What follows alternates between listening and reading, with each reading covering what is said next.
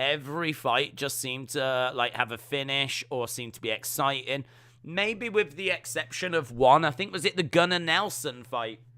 Maybe just like slowed things down. But in all fairness, I mean, I think that was needed because we'd had like a good opener with Latifi, and then I think we had the Gunnar Nelson one, and then I think we had Molly, or was it Latifi into Molly into Gunnar? It might have been. Either way, I mean, it was a stacked card, and it was an absolutely brilliant atmosphere, and I've watched loads of flipping videos about it. I've watched Paddy Pimlet's vlog, and yeah, there's just been loads. I've watched, like, Dana White's post-fight press conference. I watched interviews they did afterwards. I saw Bisping's reaction afterwards. I just couldn't get enough.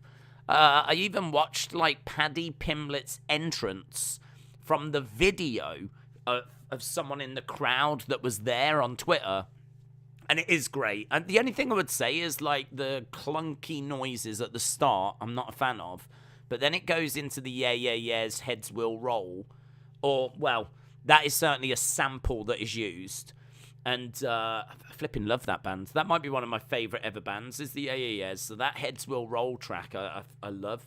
So, there's parts of that Paddy Pimlet walkout that I really do love.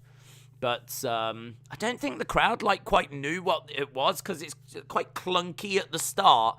And I know that when it goes off, it goes off and it's really cool. But I think it's going to take a while for people to kind of get used to that walkout track. But either way, it was amazing. And Paddy Pimlet's going to be a massive star. And I'm sure we're going to be hearing that track many times in main events and who knows what else. There is a bit of a fanfare around him. And, maybe people are getting a bit carried away. But I think that he is someone that the UFC will look after. They're going to protect. They're going to put him in there against people that he can get victories against. The test will come when, he has to step up in competition. And we'll have to see, is he the real deal? Is he the real deal? We'll find out. So I am... I don't know why I'm saying Latifi. Latifi's tonight, isn't he? Who am I thinking of? I'm thinking of... let me have a look. I might still have the London card. Got Latifi on the brain. Who was on that main card? It was Topuria. That's who I'm getting confused with. So, started with Topuria. Then it went into Molly McCann. Then we needed a come down, which would have been Gunnar Nelson. And then we had Paddy Pimlet. We had the Arnold Allen fight. And then we had Aspinall and Volkov. What a card. What a card. I mean, after that Molly fight, you need a breather. You need a toilet break fight. And we got it in the way of that Gunnar Nelson one. So, but yeah, Latifi tonight against Olenek. Silverman said, where does this money go to? I was just wondering, where does this money go to? I mean, to be honest, it'll probably go towards repairing the computer. That'll be where it'll go to. Half of it goes to YouTube, so it is always worth remembering that not all of it goes to the channel. But it'll go to half goes to YouTube, half will go towards fixing this flipping computer because it does keep glitching and I need to get it repaired. So appreciate the support, dudes. Who was it? It was Edward Silverman. Shout out to you. Right, prelims. That was last week anyway. We're talking about UFC London, but we're changing our attention now to UFC Columbus. We've got Daniel Cormier back, which is good to see. I think, wasn't it, his mom tragically passed away, which is awful, awful news. But Cormier is here. Oh, hello, we are down to 12. The Latifi fight's been cancelled. Oh, my God. I jinxed it. I got confused with Latifi and Topuria. I just got names mixed up. And then now they've gone and pulled it all together.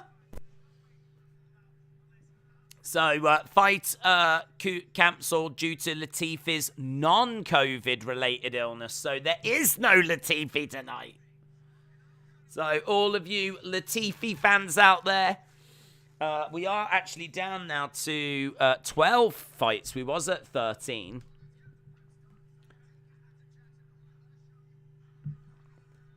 So the main card has still got 6 fights on it. So we got Mark Diakase taking on Borshchev.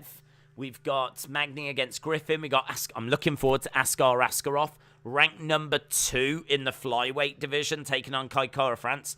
Win there, and I mean he's next in line, isn't he? Matt Brown against Barbarena. We got Joanne Wood taking on Alexa Grasso. Curtis Blaydes taking on Chris Daukaus in the main event. That'll be a lot of fun. 2 heavyweights that are in the conversation, there or thereabouts. And who is going to emerge victorious there? In fact, we should do a little poll, shouldn't we? Maia or Fiorot? I'm going with Fiorot.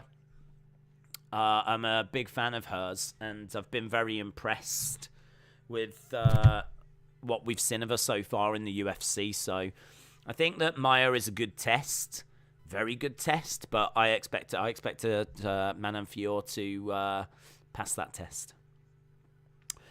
What was I doing? I was doing this question, wasn't I? Who will win? Let's see what you lot think. I'm only going to do the one tonight.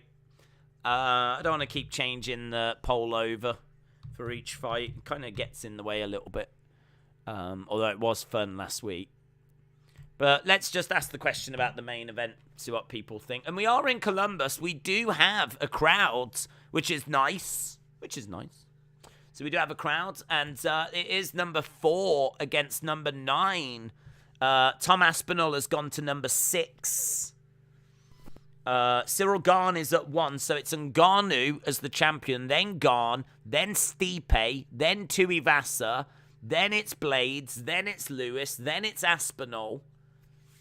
It's quite packed at the top of that heavyweight division. Great fights for Aspinall. Aspinall calling out Tai Tuivasa. Should be interesting. Decision or finish? I mean, like, Jennifer Maia, I think, has got the ability to take it the distance. I like Fiorot. I think that she is someone that's got great kickboxing. I think that she's a great striker. I think she's got the ability to find a finish. I'm going to say that Jennifer Maia's got the experience to ensure she doesn't get caught out. She's going to be out-volumed. So I'll say that it's a decision. I'll go decision. But, I mean, it's women's MMA. I mean... Bonkers says, Blaydes, please. Ben said, I considered going to Columbus tonight, but I opted not to. Oh. Gane should be at number 2. Stipe should be at number 1, says Jameson. I mean, like, honest question, does it make much of a difference? I mean, I don't know. Maybe it does. I don't know, like, matchmaking-wise, if it, like, makes that much of a difference. If you're number 2 or number 1. I kind of feel like once you're around that top 3, you're in the conversation for a title shot anyway. And if you're not in the hunt for a title shot, does it really matter who you're facing? You're just waiting for your title shot. So I kind of feel like Stipe has already lost the belt to Ngannou. Cyril Gane has obviously lost to Ngannou. Who would be next? Would it be Tai Tuivasa next? I mean, you'd have to think maybe John Jones. But I don't know if they'd give him a title shot straight away. But I know that Dana wants to get John Jones a fight this year. So, don't know. Interesting. Blaydes is a minus 510 favorite.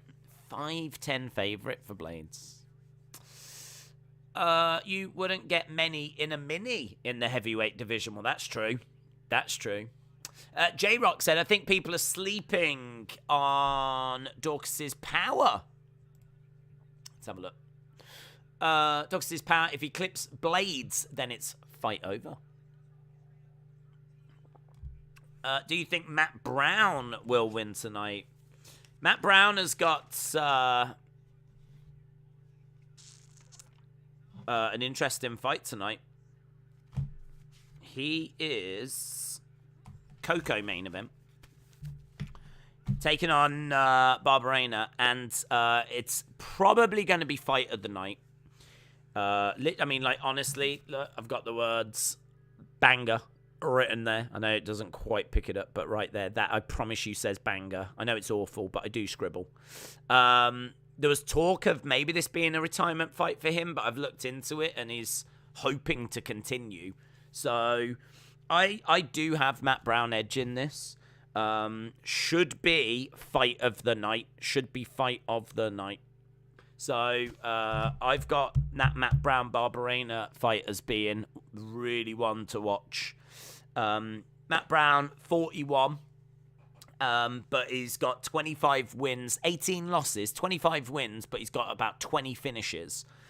Killer instinct, great power, good Muay Thai, good elbows in the clinch. Not really a combo striker, but he's got decent wrestling. Durability is a bit of a problem with him. Barbarena hasn't looked great recently. He's also got gas tank and durability questions. I kind of feel like Matt Brown is someone that I would definitely pick against if he was going up against someone of a higher caliber than Barbarena. But I think for me, these are two guys that have been through wars, that have got durability questions, that are going to go out there and just, I think, put it all out there early. I think both of these guys know that they haven't really got 3 rounds in them. And I think both of these guys know that if they're going to get a win, it's going to come early, which is why I can't see them backing off from each other. The problem you get is sometimes they do cancel each other out, but I don't think that's going to happen here. I expect these two to go for it.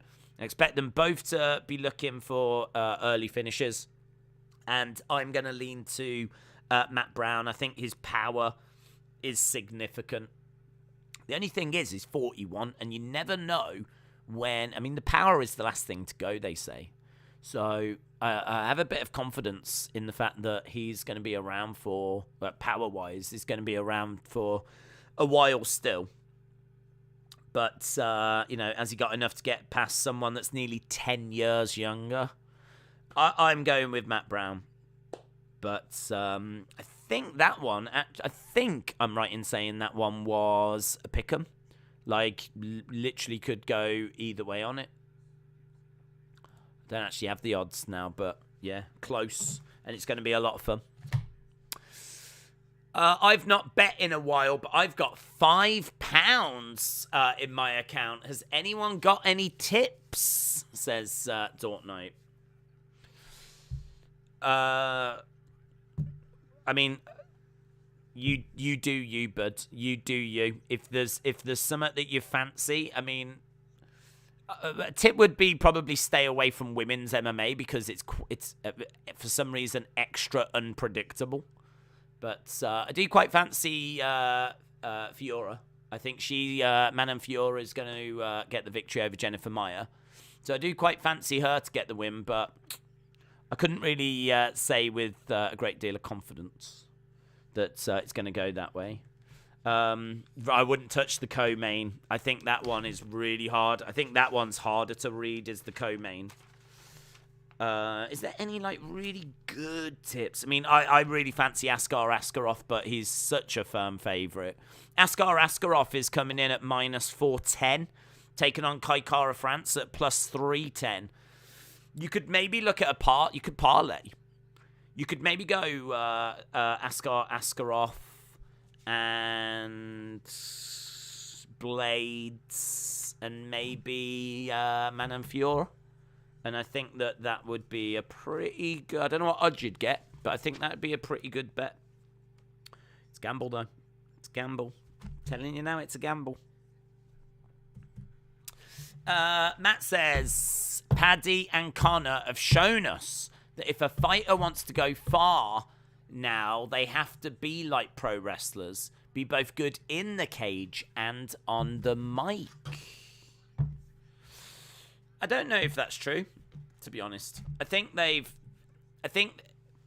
if you want to be a big star, then yes, you do need the ability to talk. I mean, it's not really a surprise. If you want to hardcore MMA fans are going to watch MMA, whatever. If you want to get casual fans, you've got to give them a reason to care. And is it any surprise that after the bus incident and all the trash talking that Conor and Khabib were doing, that went on to be the biggest pay-per-view of all time for UFC, Conor against Khabib? It's not, is it? I mean, it's all there. A heated rivalry, a hatred, the build, the trash talking. Like, you if you had two guys that were like hated each other, then you could get to that point again. There will be someone that gets, pay-per-views like Conor did. It's just they haven't. I don't think they've shown themselves yet. Paddy, I've got a concern that he's going to be good enough. Conor could back it up. Paddy is good, but is he championship good? The jury is still out. Saldaña and Souza then. Let's go to this. This is in the featherweight division. It's very close. Souza's coming in at -105. Saldaña is +115. Saldaña is tall. He's got heavy kicks. I think he's 1-1 in the UFC. He's very exciting, but he's exciting early and he does start to fade. He does have cardio issues. 14 finishes out of his 15 wins. Both of his UFC fights so far have ended in decision. Souza has got a karate style. He's also slow starter. I think that Saldaña here is going to take the first round. I think that Saldaña's going to look good in the second. I think Souza takes the third. I'm going to say Saldaña by decision, 2-1. Might not go that way. Souza has got a Brazilian Jiu-Jitsu black belt. He's got a grappling advantage. He's coming in with some weapons. It is close. I'm going Saldaña by decision. I don't think he's finding a finish. As he said, both of his 1-1, both have gone decision in UFC so far, so... They do like to put bangers on early, though. I think UFC are thinking there's a finish here. They do like to put something that's going to get the juices going as the first fight. So, I think Souza's a slow starter. Saldaña's going to look good early. 6 first round finishes for Saldaña, but he just hasn't been able to do it in the UFC yet. So, is this going to be his first finish? Is it going to be that it does go the distance? I'm thinking it goes decision, but either way, I don't ever worry about that. I don't ever worry about trying to pick how it's going to end. It's hard enough trying to figure out who's going to win. So I'm going to go with Saldaña on this one. As I said, I think that he's got the ability to find a finish. He's got plenty of finishes on his records. And even if he can't find that finish, I think he will have done enough to have taken decision. Who's got the more paths to victory? I think it's Saldaña. And he's coming in as the dog. So. And he's got a 3-inch reach advantage. I think I saw Souza with Machida. Saldaña is going to smoke Souza. Nate Diaz is going to get has asked to be released from UFC. Okay. I like to bet on a finish. Let's see, says Daniel. Souza is going to wear him out. Saldaña looked terrible at the weigh-in, said J-Rock. But I think you are right betting on UFC. It's safer with darts. UFC's tricky to bet on. It is tricky. There's either no money in it, because the favourites are such heavy favourites that you have to try and find those. This is a good one to bet on, actually. This is a good fight to bet on because there's no firm favourite. Even if you go for the favourite here, he's not Souza's the favourite, but he's not a monstrous favourite. There's if you get the right side, there's money to be made. on this fight. These are good fights to bet on. But tricky because they're close. It could go either way. Let's have a look. Let's see how it goes. We're on Fight Pass at the moment, so little bit of a delay. But we'll see how it plays out. Right, we have got Souza. Souza in the white trunks and Saldaña in the black trunks. Souza coming out, throwing hands early. Kick coming into the body.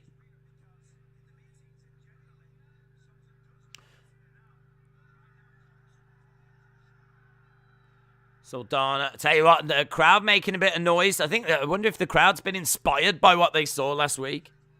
Little bit of noise already from the crowds, which is good considering this is an early prelim. Both guys in the middle, throwing a lot, but not landing much. They're kind of out of each other's range at the moment. So 8-2 for Saldaña at the moment. Good tidy work by Saldaña. Nice kick to the body. Souza seems to me to be, you know, if you're playing the game and you just like smashing one of the buttons and you just throw in, that's what Souza's doing at the moment. Souza's just like throwing a lot, but it's like someone's just spamming the button. He's not actually landing with anything. Like 24% of his shots have landed. That's it. That's a really good point by Bisping. Bisping says because we're not in the apex, this is a bigger cage, and that does change things.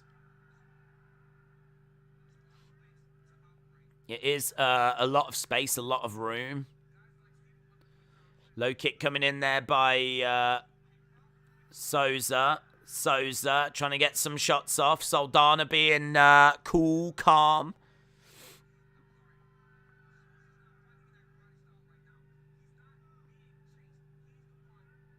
Souza standing his ground in the center. Saldaña's doing a bit more of counter-striking. Saldaña on the outside. He's being very watchful. I think Souza's game plan has kind of surprised Saldaña a little bit. Not seeing the usual karate stance from Souza.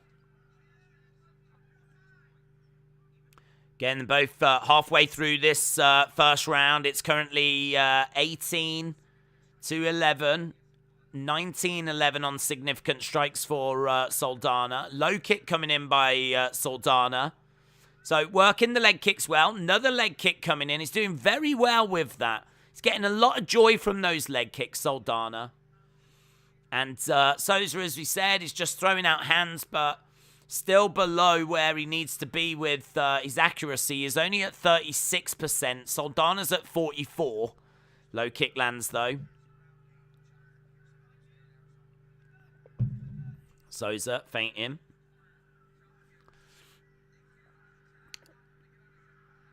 USA chants from the crowd. Crowd are good tonight.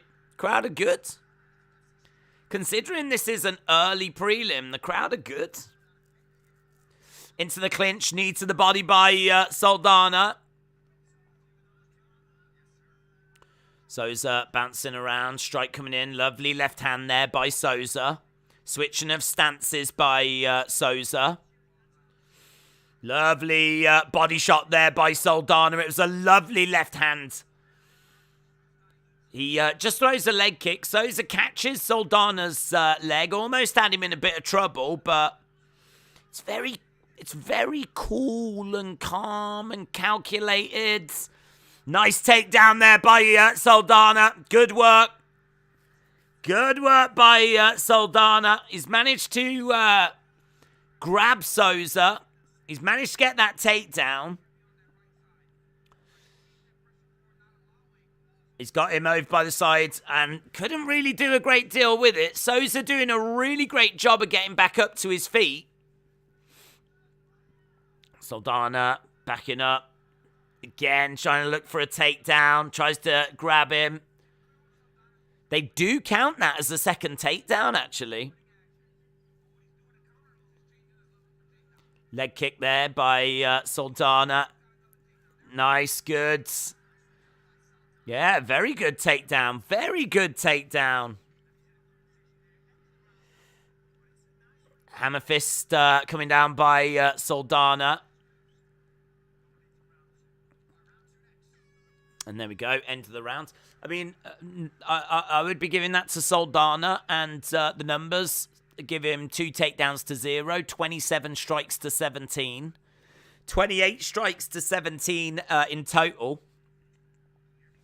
That was largely kept on the feet. When it did go down to the ground, it was Saldaña that was taking it down to the ground. Didn't keep him down for long, but they're all just little things that nudge it in his direction, if you will. So I would be saying that was a Saldaña round.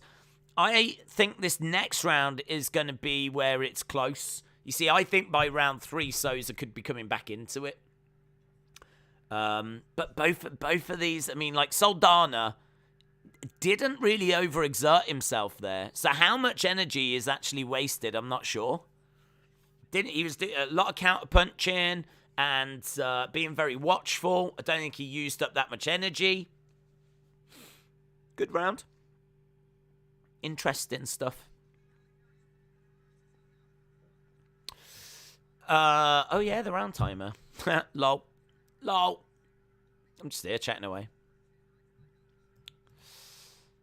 Right, round 2. I've got no room. Why have I got no room? UFC London has taken all my room away.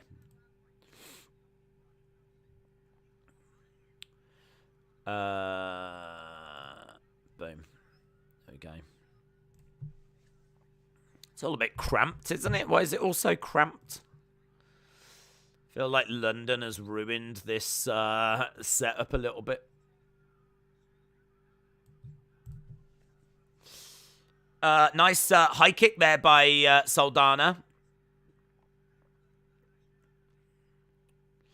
So, as we said, this is the round that... Kick coming in. Nice strike there by Saldaña. Souza still well into this fight. Saldaña lunging in with a shot to the body, but couldn't quite land it. Souza in the center at the moment. Ooh, went for a Molly McCann. Went for a little spinning back fist, spinning back elbow type thing, but missed with it there, Saldaña. Nice left-hand jabs coming in. He's landing with those, but this is definitely a Souza round at the moment. He's getting those leg kicks off, and Saldaña is... yeah, he's only 2 ahead now. Nice, looking for a takedown. Couldn't quite execute it, though, Saldaña. Both these guys in the middle, trying to drag Souza down. Can't quite do it at the moment. They're on their feet. Saldaña, oh, he does get the takedown. That's good. Good work by Saldaña. Just kind of really forces him down, but he's managed to get him down to his... yeah,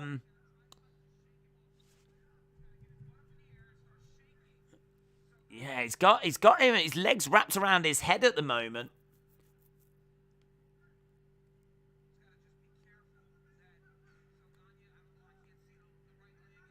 I don't think he's going to be able to get anything here. He's looking for, surely, a triangle, but... No. Souza's been able to just drive Saldaña up against the side of the cage. The problem that Saldaña has got is that he's definitely lost the early stage of this round on the feet. So he's got to be making this part of the round count. And I don't know if that little sequence there is going to be enough for him.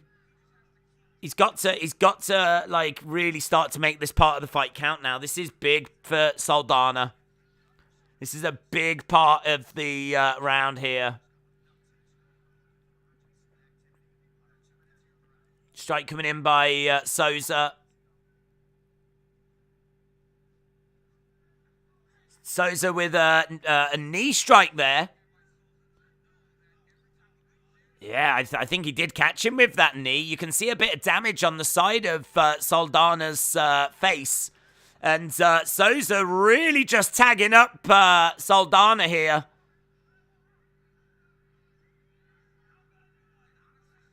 How bad do you want it? Someone, I think, just shouting Saldaña. Souza's going to take this round. The problem he's got is that I would think that Souza will take the third as well. This second round was the round that I was thinking Saldaña would be able to edge. And then the third is what Souza would take. But it looks like Souza's taking this second. Low kicks coming in. Looks like we're going to be 1-1 going into a third. Nice strikes coming in. Kick coming into the side of the body. Shouting to Souza, you've got to want this. He's working hard, Souza. He's doing a really good job. Throwing some good hands, getting through. I mean, the gap now is 3 in favor of Souza. In this round, it's 29. So the first round was 27-17 Saldaña. This round, it's 29-17 Souza. Yeah, striking advantage, and there's been nothing here by Saldaña. He tried that takedown, but he didn't even really get anything from it. So 1-1. 1-1. How is this going to go? Very, very interesting fight. Very, very interesting fight. Are you okay for this potentially 7.5 hour stream? What? 7.5 hour stream? This won't be 7.5 hours tonight. We're going to be... main card starts at 11. And then... I can't see tonight being 6 hours, to be honest. Probably end before 6 hours. Probably be 5 hours, summer. But yeah, main card is scheduled to start in 2.5 hours. They're really firing Bruno Souza up. Saying, give it to him. Give it to him, Bruno. You've got to want it, Bruno. You got to dig deep, Bruno. 1-1, but we know the judges are unpredictable, said Patrick. I've got Souza by decision, says James. Well, here we go. 1-1. How's it going to go now? Who wants it? It's right there. Yeah, Saldaña's got to up the output here. I mean, Souza is the person that I would expect to take the third, and it seems like the live odds are reflecting that as well. They've got Souza at minus 330, and I can understand that. All the little tweets coming in have got it 19-19 after 2 rounds. So it's right there for someone who wants it, who's going to take it.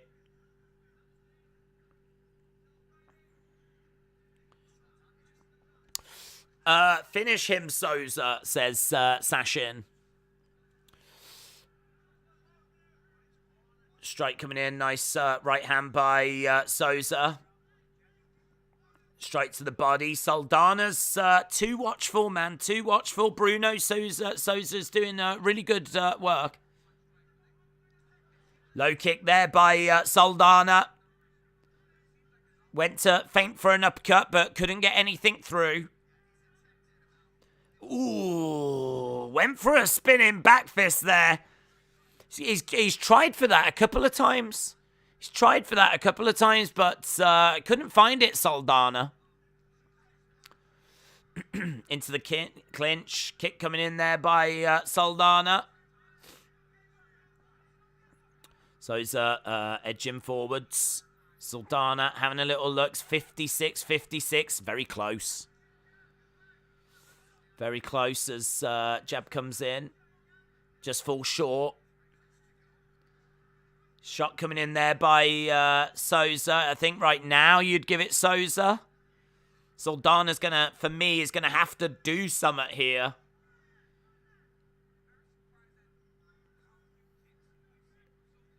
Still low output. It feels very cagey. Heavy kick to the body was nice there by Saldaña. And a good left hand. That's good. Another heavy kick there by Saldaña. Doing all right. We're getting a few little moments. Again he's gone for that spinning back fist, and for the third time he's missed it. That one, he threw so much behind it that he nearly took himself off balance. Saldaña is calling the crowd to get behind him. He's trying to call on the crowds. He's definitely trying to get himself into the fight. Stats are showing that it's still really close. 26 leg kicks by Saldaña, 9 by Souza. Saldaña's kind of worked the three areas a lot better. He goes, gets taken down though. Souza's got Saldaña down. He manages to get right back up to his feet, but is that going to be significant? A takedown in a round where there's not much to separate them. Again, Saldaña's asking the crowd.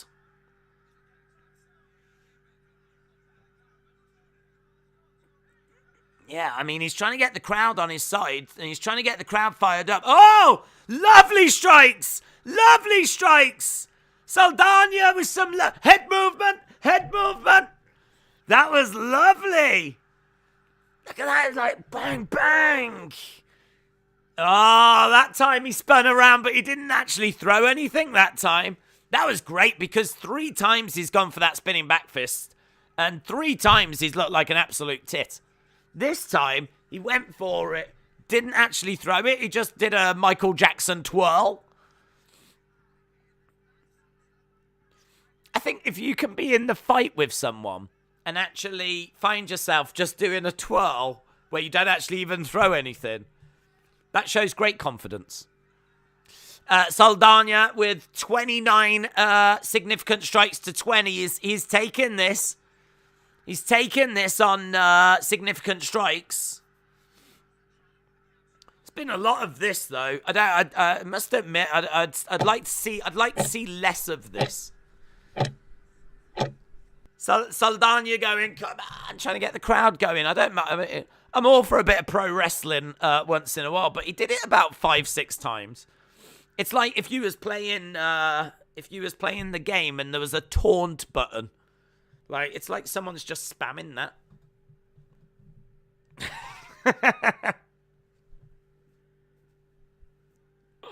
Taunt, taunt, taunt, taunt. I enjoyed that fight. That was good. I mean, not a technical masterpiece, but one of those fights that was just, you didn't know which way it was going to go. It was close. I went Saldaña decision before the fight. After seeing the fight, I'm sticking with it. I think he might have just done enough. But close. 2 rounds to 1.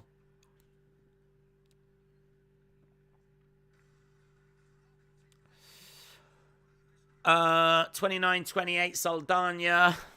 I'm a bit embarrassed for Saldaña. For his showmanship, but with such a laid-back style. Yeah. Here we go. All 3. 29-28.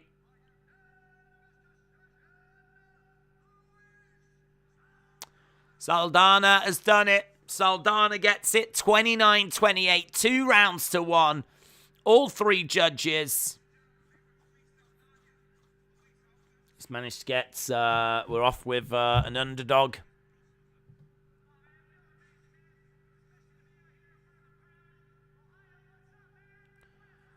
Won 6 of his last 7 fights. It was a very competitive fight. It was a very good fight, actually.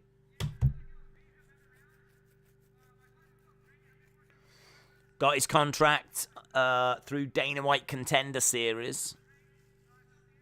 Good crowds, by the way. Good crowds. You got to say that. Good crowds.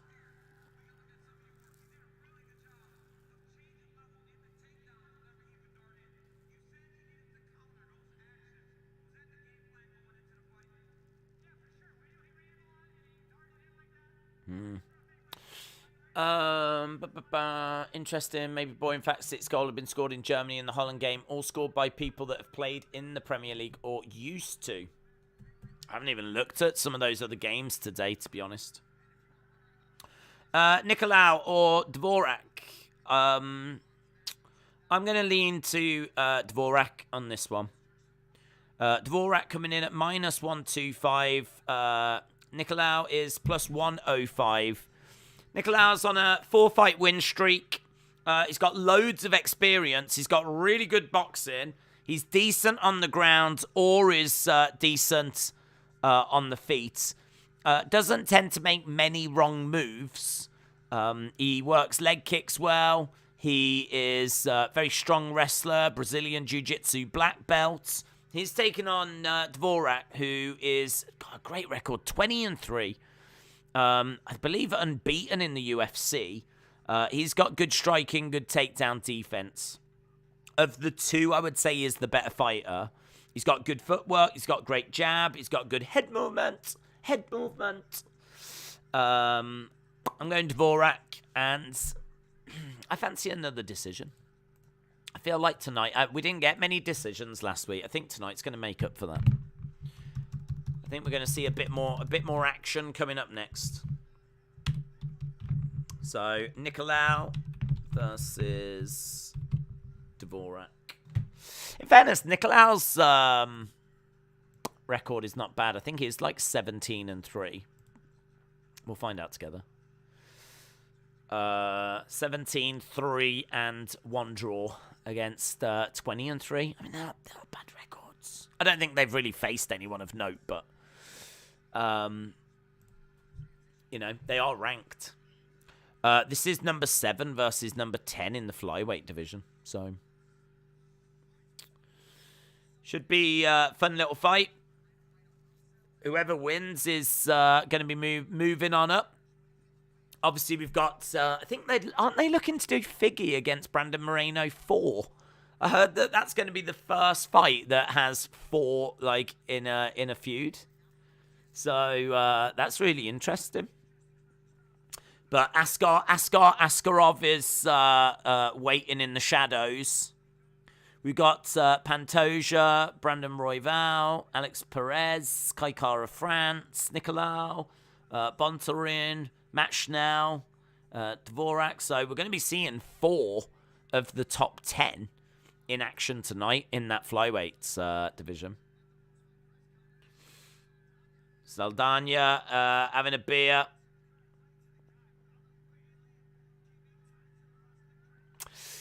David Dvorak by unanimous decision. How are you watching this? The fights haven't started, said Jason. These fights are on Fight Pass. So if you have UFC Fight Pass, and who doesn't have UFC Fight Pass, so you can watch all the old fights, then it's on there. These are the early prelims. I think they start on TV in about 15 minutes. So you might get to it just as this fight is reaching its conclusion. I expect this to go decision.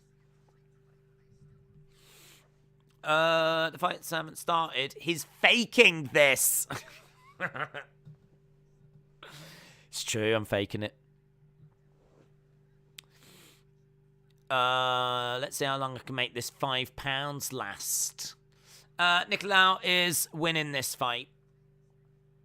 If the first bet loses, it's a lesson in gambling. Indeed. Gyro Lamb said, have you got any money on tonight's fights? I don't. Do you know, I am thinking of starting up again. the thing is, I'm all right when it comes to, like, predicting fights and the way that things are going to go. I don't get them all right by any means. I mean, if I did, I wouldn't be here. I'm telling you that now. I would be on a beach with some kind of cocktail inside a coconut. You know, one of them kind of things, yeah? A couple of girls, like, with the fans. The whole shebang. But I'm not. So, but whenever I do actually put money down, it just horrifically always goes wrong. I mean, I'm the kind of person that would put money down on, like, Amanda Nunes to win, go big, and that's when she flipping loses type thing. I didn't, but that's the kind of thing that repeatedly happens to me. So, no, I don't. But because I don't, I find my accuracy is better. Sod's law, innit? Sod's law. Fine until there's money actually involved. Fake it till you make it. The fights don't start for 2 hours. This is all fake, says Jason. It's true, guys. I can't. What can I say? What can I say? It's true. I've been rumbled. There isn't even a UFC show tonight.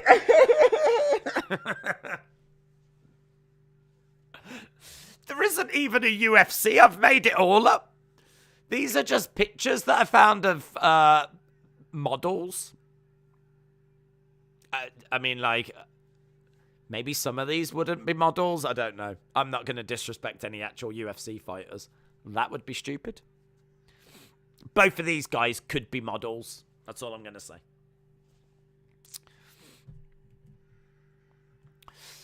That's the same as me. I end up losing, but I know how fight's going to go, and somehow I lose money. I don't know what happens. I honestly don't know what happens.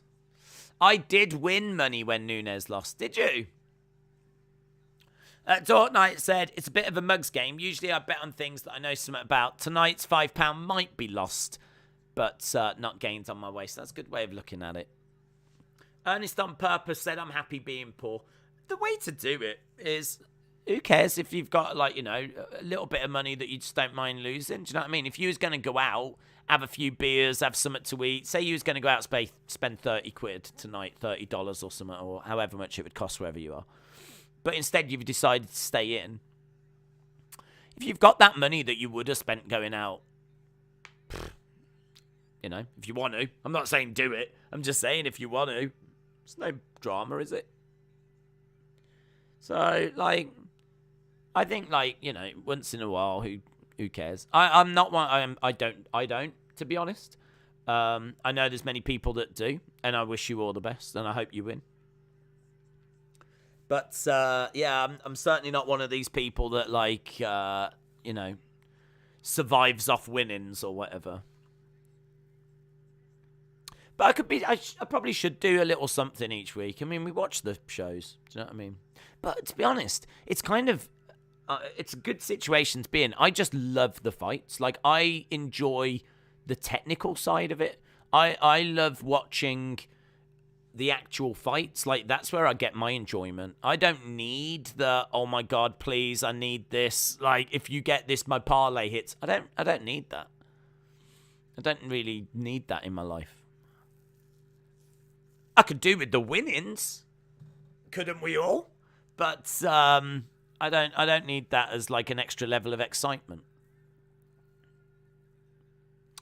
Right, both fighters are inside, and Bruce Buffer doing Bruce Buffer things.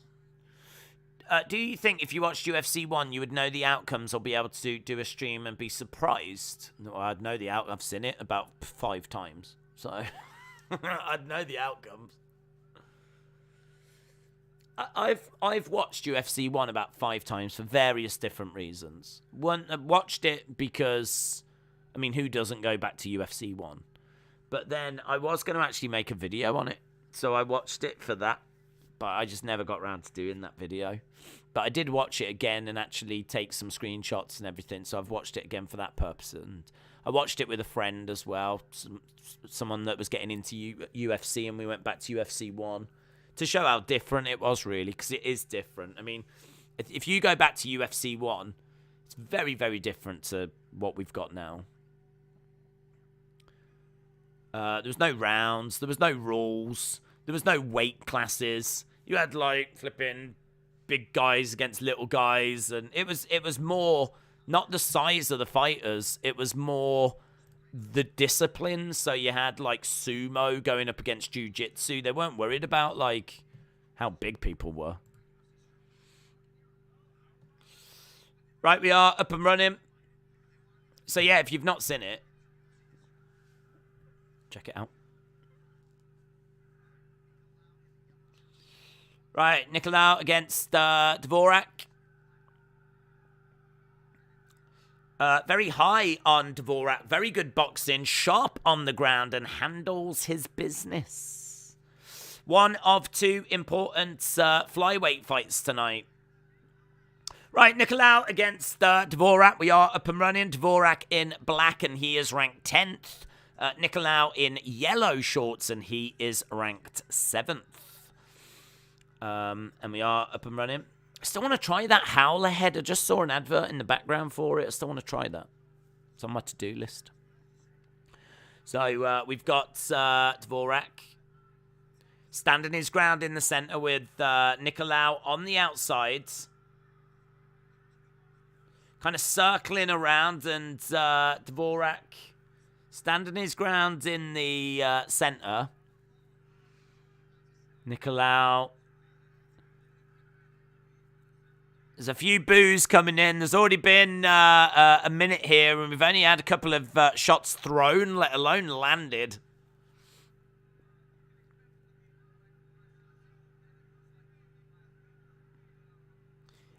Cormier said, you can expect the crowd to be a bit restless if it's not quite like London last week.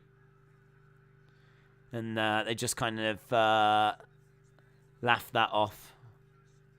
But at the moment, we have literally just got the two of them just circling around, talking about loving the technical side of it. I'm not sure what you can take from this. Very good at moving sideways. That's what I'm taking away from it. Both guys can move sideways like a dream. Do something! Nice right-hand jab coming in there by Dvorak, but just falling short. Both guys have landed one shot each. Instead of bouts, I want to see cheeses. Nikolau on the outside. There's nothing to separate these two at the moment, because neither guy's done much. Although I can see that Dvorak must have added a flurry. I'm just having a little look. Still, that flurry hasn't come yet. There it is. There it is. Couple of shots. Lovely little uppercut in there as well by Dvorak. That was nice. He saw an opening and he got a few shots through there. Nikolau is on the outside, just literally skipping from side to side. Dvorak is the one that's trying to close that range and get some shots through. Dvorak's definitely looking more dangerous here.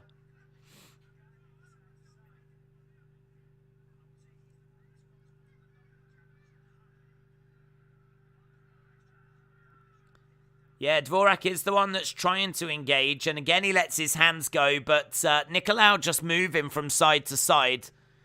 Bit underwhelming at the moment. WTF are these two doing? I think it's more Nikolau's fault, to be honest.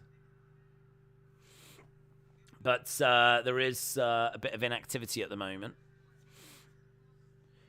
Looks like there must be another little flurry coming up because the scores are just slightly ahead of the action that I'm watching. There we go. Goes into the clinch. Good work by Nikolau. He grabs Dvorak. Knee to the body. Dvorak with right hook shot. We're into the final minute of round number 1.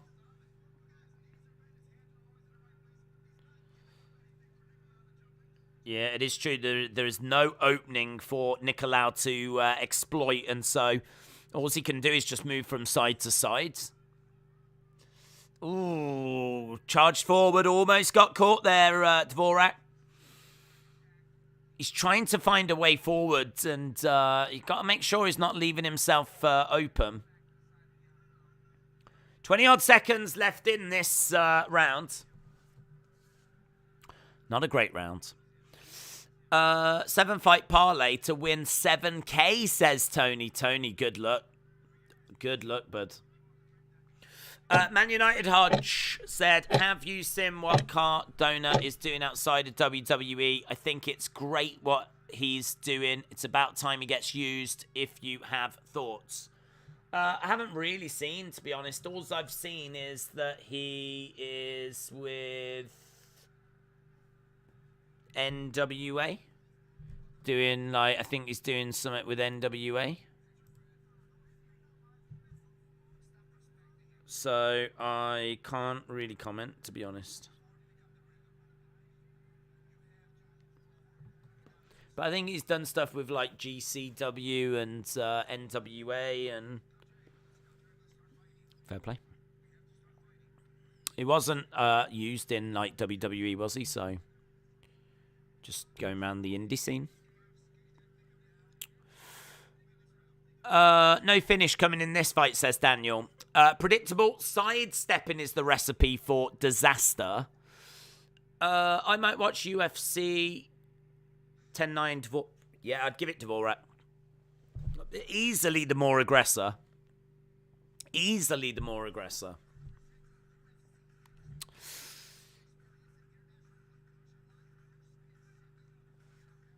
Right, we are underway. Round number 2. Not the most exciting of rounds, sadly. That, I think, is more Nikolau's fault. And I would be giving that round to Dvorak.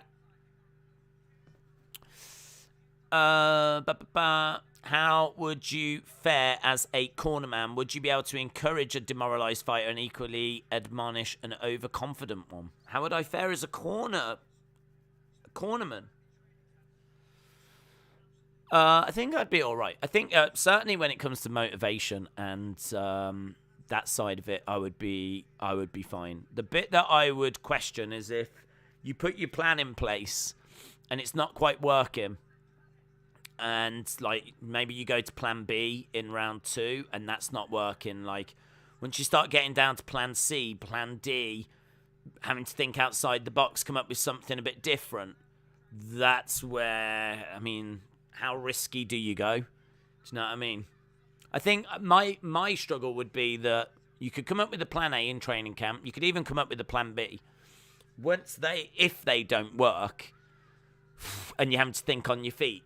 I mean, that, to be honest, is where I'd be like, man, I don't like it. This isn't what's meant to be happening. Should we go back to plan A? But actual, like, motivation and that side, I'd be great at that. I got no problems with picking up a fighter that's struggling. I'll go for, like, you can do it, Rocky. You can do it. I've seen enough Rocky films. I know what you need to do. You just gotta believe, Rocky. You just gotta believe. He's a bum, Rock. He's a bum. You can beat him. I don't know what I'm doing. I think I'm smoking a cigar. Is that allowed? Don't know. Left-hand jab. Nice right hand coming in by Dvorak. Kick coming back by Nikolau.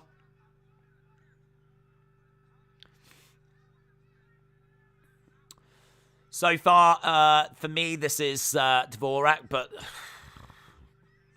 not much in it. Halfway through the fight, halfway through the round. Edging forwards into the clinch. Nothing there. The two break apart. We're a lot more in the center in the second half, though. Second round. In the first round, there was a lot of like skipping around the outside. Now, Nikolau has decided to kind of stand in the center. And we're not seeing that sideways movement anymore. They've managed to stop that. I'd be good at that. I'd be like, you know that sideward things you're doing? Don't do that. That sucks. Don't do that. No more of that. Nice shot coming in there, though, by Nikolau.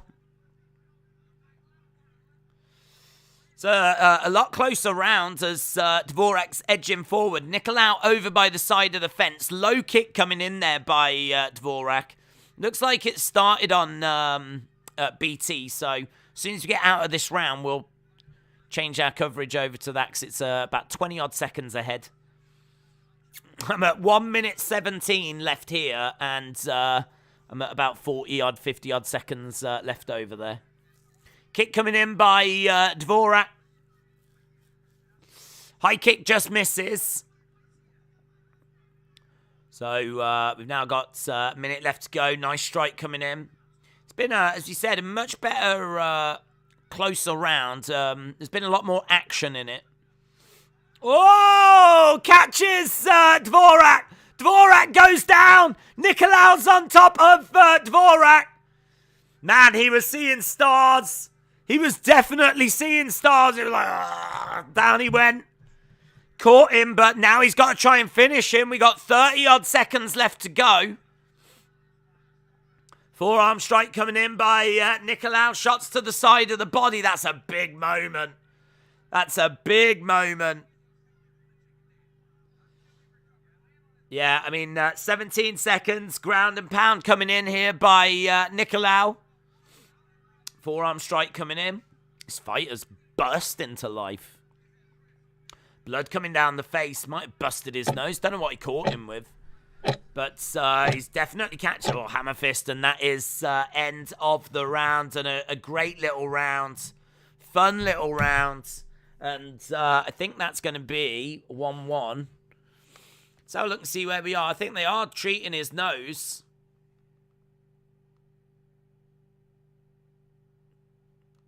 Yeah, I think they are treating his nose. So they've just got, just having a look at a replay here. It catches him right on the head. Right on the temple. It's right here. And he stumbles backwards. Boom! Oh! Look at that. Lights out, mate. Lights out. So, yeah, he stumbles back and he is proper gone for a moment there. By the time he hits the ground, he's back in the game, though. Shot coming into the body by Nikolau. Lovely third round underway. Oh, my God, that was a lovely left that just caught the chin. Blood coming down the nose of Dvorak. Kick to the body. Strikes coming in as well. Low kick. He catches that leg, but Nikolau able to move out the way. Oh, again, there's a right that gets through by Nikolau. Nikolau just looks really, really dangerous with his hands right now. I think we're in a situation where it's 1-1, and whoever gets this round is going to take this fight, and Nikolau just seems to have woken up. Looks like a completely different fighter from the one that was skipping side to side in that first round. We've got Dvorak trying to edge forwards. Nice left hook shot, but doesn't connect with it. Kick to the body, doesn't get through. Strikes coming in by Nikolau. Dvorak edging forward again. Again, shots coming in by Dvorak. Into the clinch, but Nikolau able to get away. Right in the center at the moment. Both guys really just trying to find that opening. Dvorak's managed to drive Nikolau back against the cage. And he's grabbed him.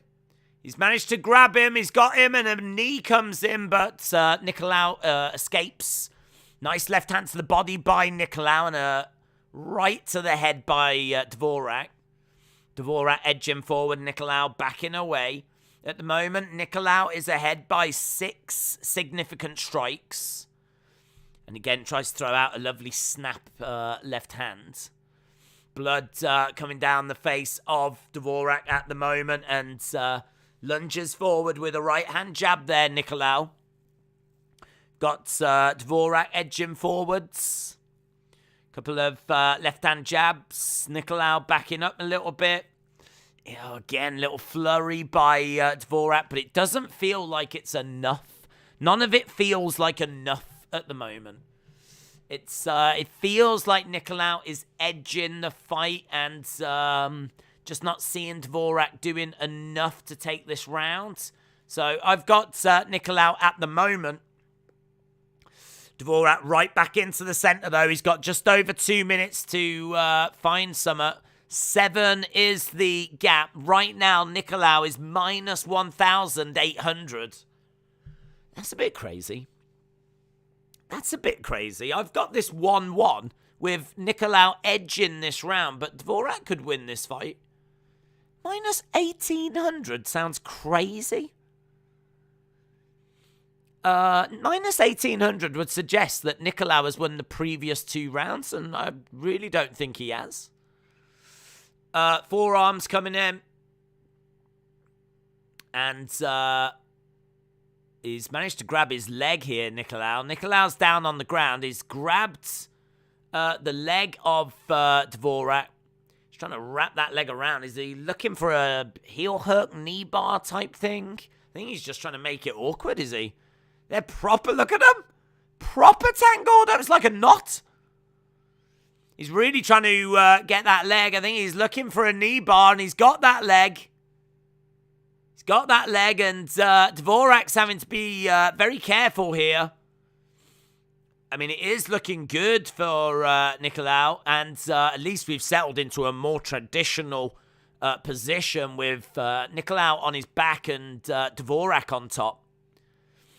So we've got Dvorak in full guards. He's got to do something. He is running out of time. Strikes coming into the side of the head. Nikolau turned on Dvorak's check engine light.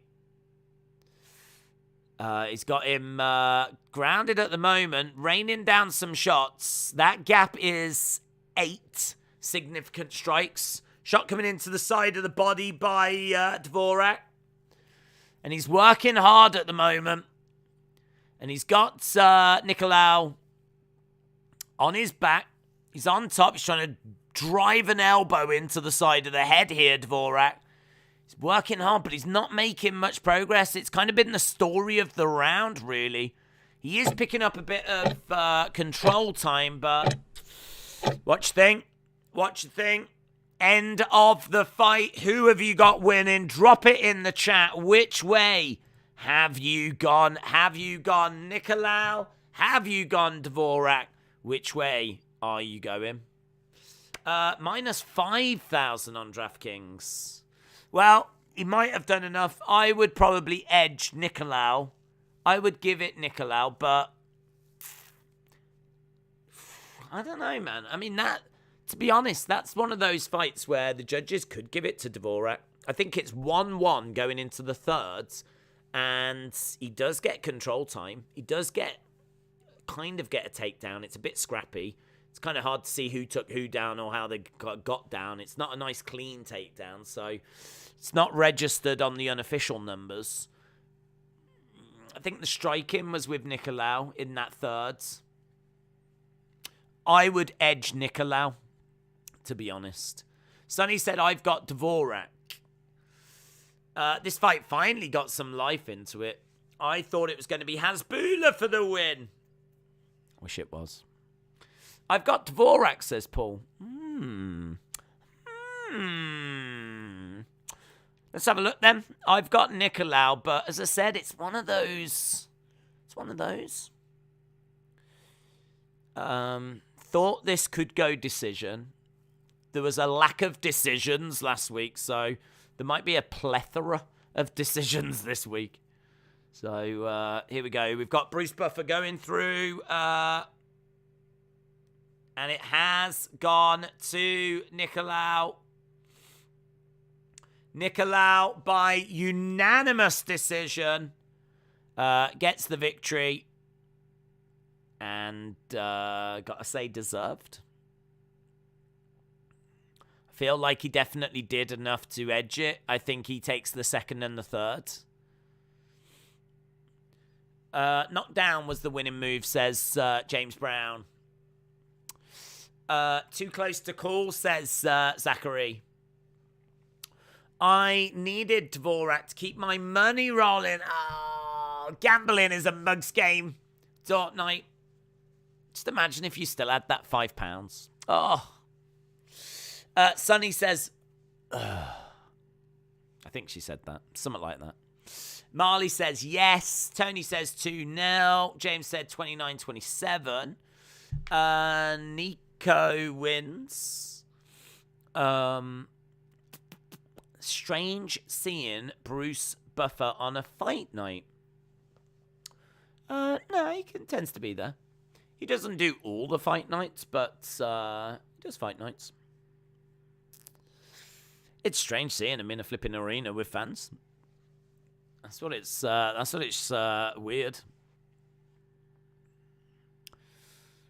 I am 0-2, says Hayden. Don't worry about it, Hayden. You'll bounce back, mate.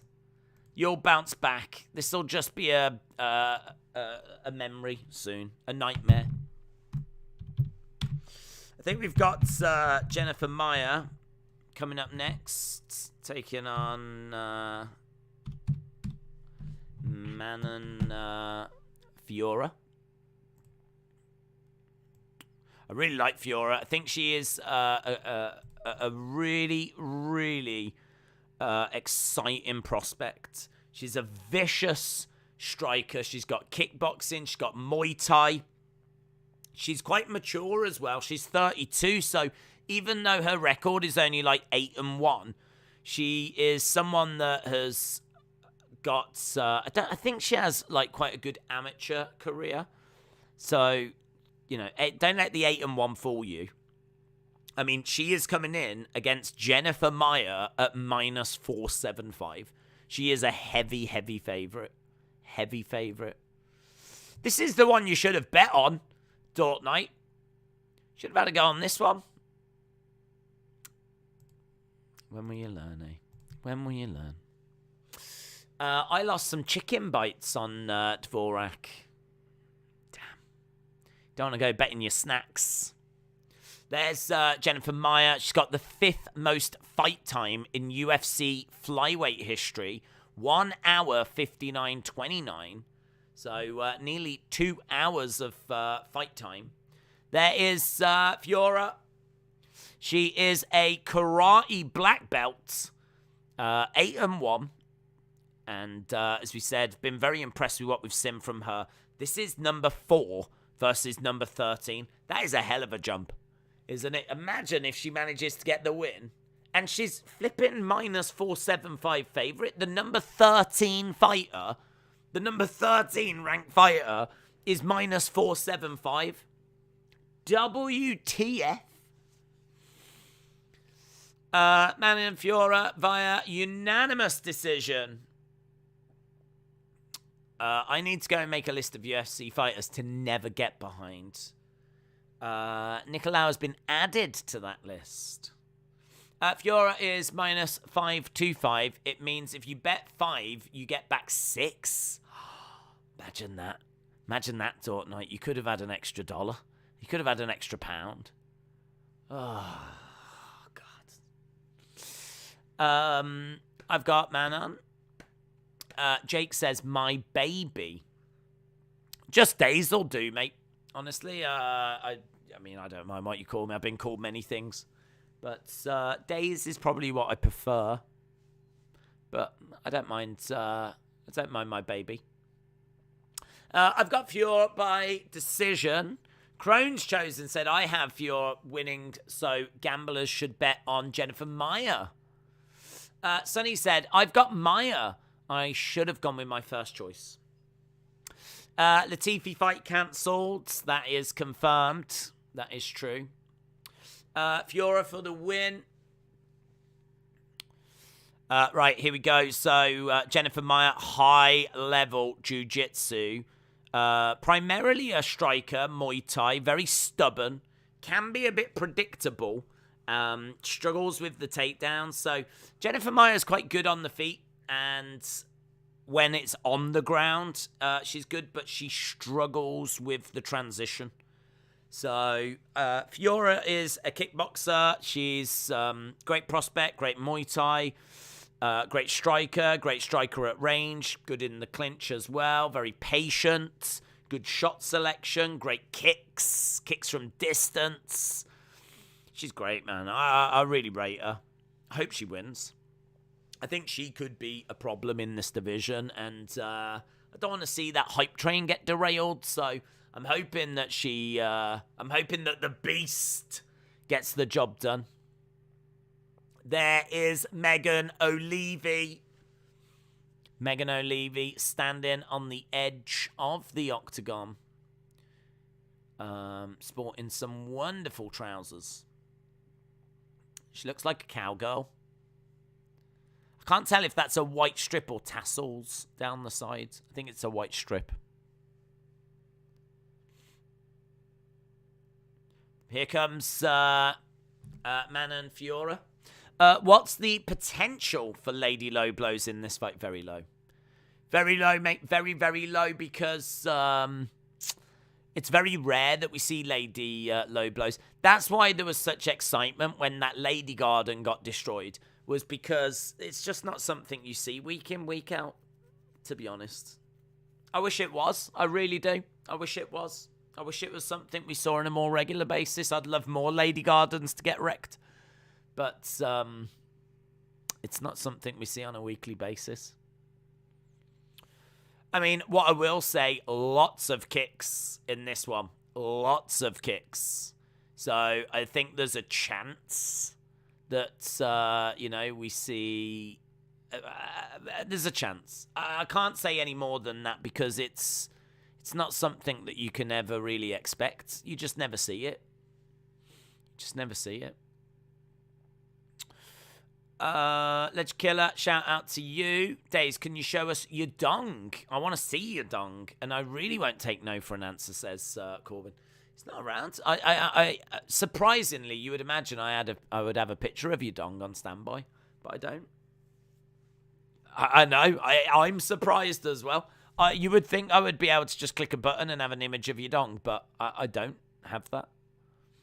I do have images, but I actually don't know what they are. I've got an image of a crown. Where does that go? Okay. And I've got an image of... I might not have an image of your dong on standby, but I do have another image of Hasbulla when he met Khabib. So that's on standby. Of course, that's on standby. So that's with Islam Makhachev as well. Makhachev's the one in the green trousers. Makhachev's the one pointing. Yeah, I've got that on standby. I didn't even know that was there, I didn't even know that was there. I love the fact that's just lurking in the background all the time during the streams. I love that. That's good. I'm just looking to see if there's any others. There's not, unfortunately. Ah. I got $5 on Maia. $21 would return from 5. Some good plus money on Maia if you're risky. Maia gets a hold of Fiorot, hoping that she drags her to the ground. Fiorot's braids are as stiff as your dong. I thought your dong was quite flaccid in his last appearance. Oh, can't wait to see your dong again. They are best friends. Haley's Comet and a Lady Garden Destruction are once-in-a-lifetime events. This is true. I mean, honestly, you can't be expecting these things on a regular basis. Right, here is Jennifer Maia. Stepping inside. How old is Jennifer Maia? She's 33. I don't know why. She looks older than that. She looks older than 33. I don't look at Jennifer Maia and see a 33. I see a 43-year-old. Like, no offense, Jennifer Maia, if you are watching, but you do look older than 33. Don't we all, though? Hey, I mean, I'm 21. Can't believe it. Right, Fiorot is from Nice in France. She is the -475 favorite. Days, get your head out of the gutter. Don't know what you mean, mate. Don't know what you mean. Have you got any video games? You should make a video about an old video game. I do have some video games. I feel like most people have video games in their possession, but I don't have many and I don't play them, is the truth. I have a PS4 and I genuinely couldn't tell you the last time I turned it on. Genuinely don't know. So I just don't play video games. I don't have the time. I stream. I stream all the time. And if I'm not streaming, I'm doing like UFC research or something. Right. Here we go. I'm looking forward to this one. This was a fight that jumped out to me when I first saw the cards. This is one that's tasty. I'm up for this. Got the ring girls. It's the only reason I tune in. Check in with them. Right, here we go. Fiorot is out of the gate. She's in black. We've got Jennifer Maia in white. Low kick coming in by Fiorot. And we've got Maia looking quite solid, staying quite compact.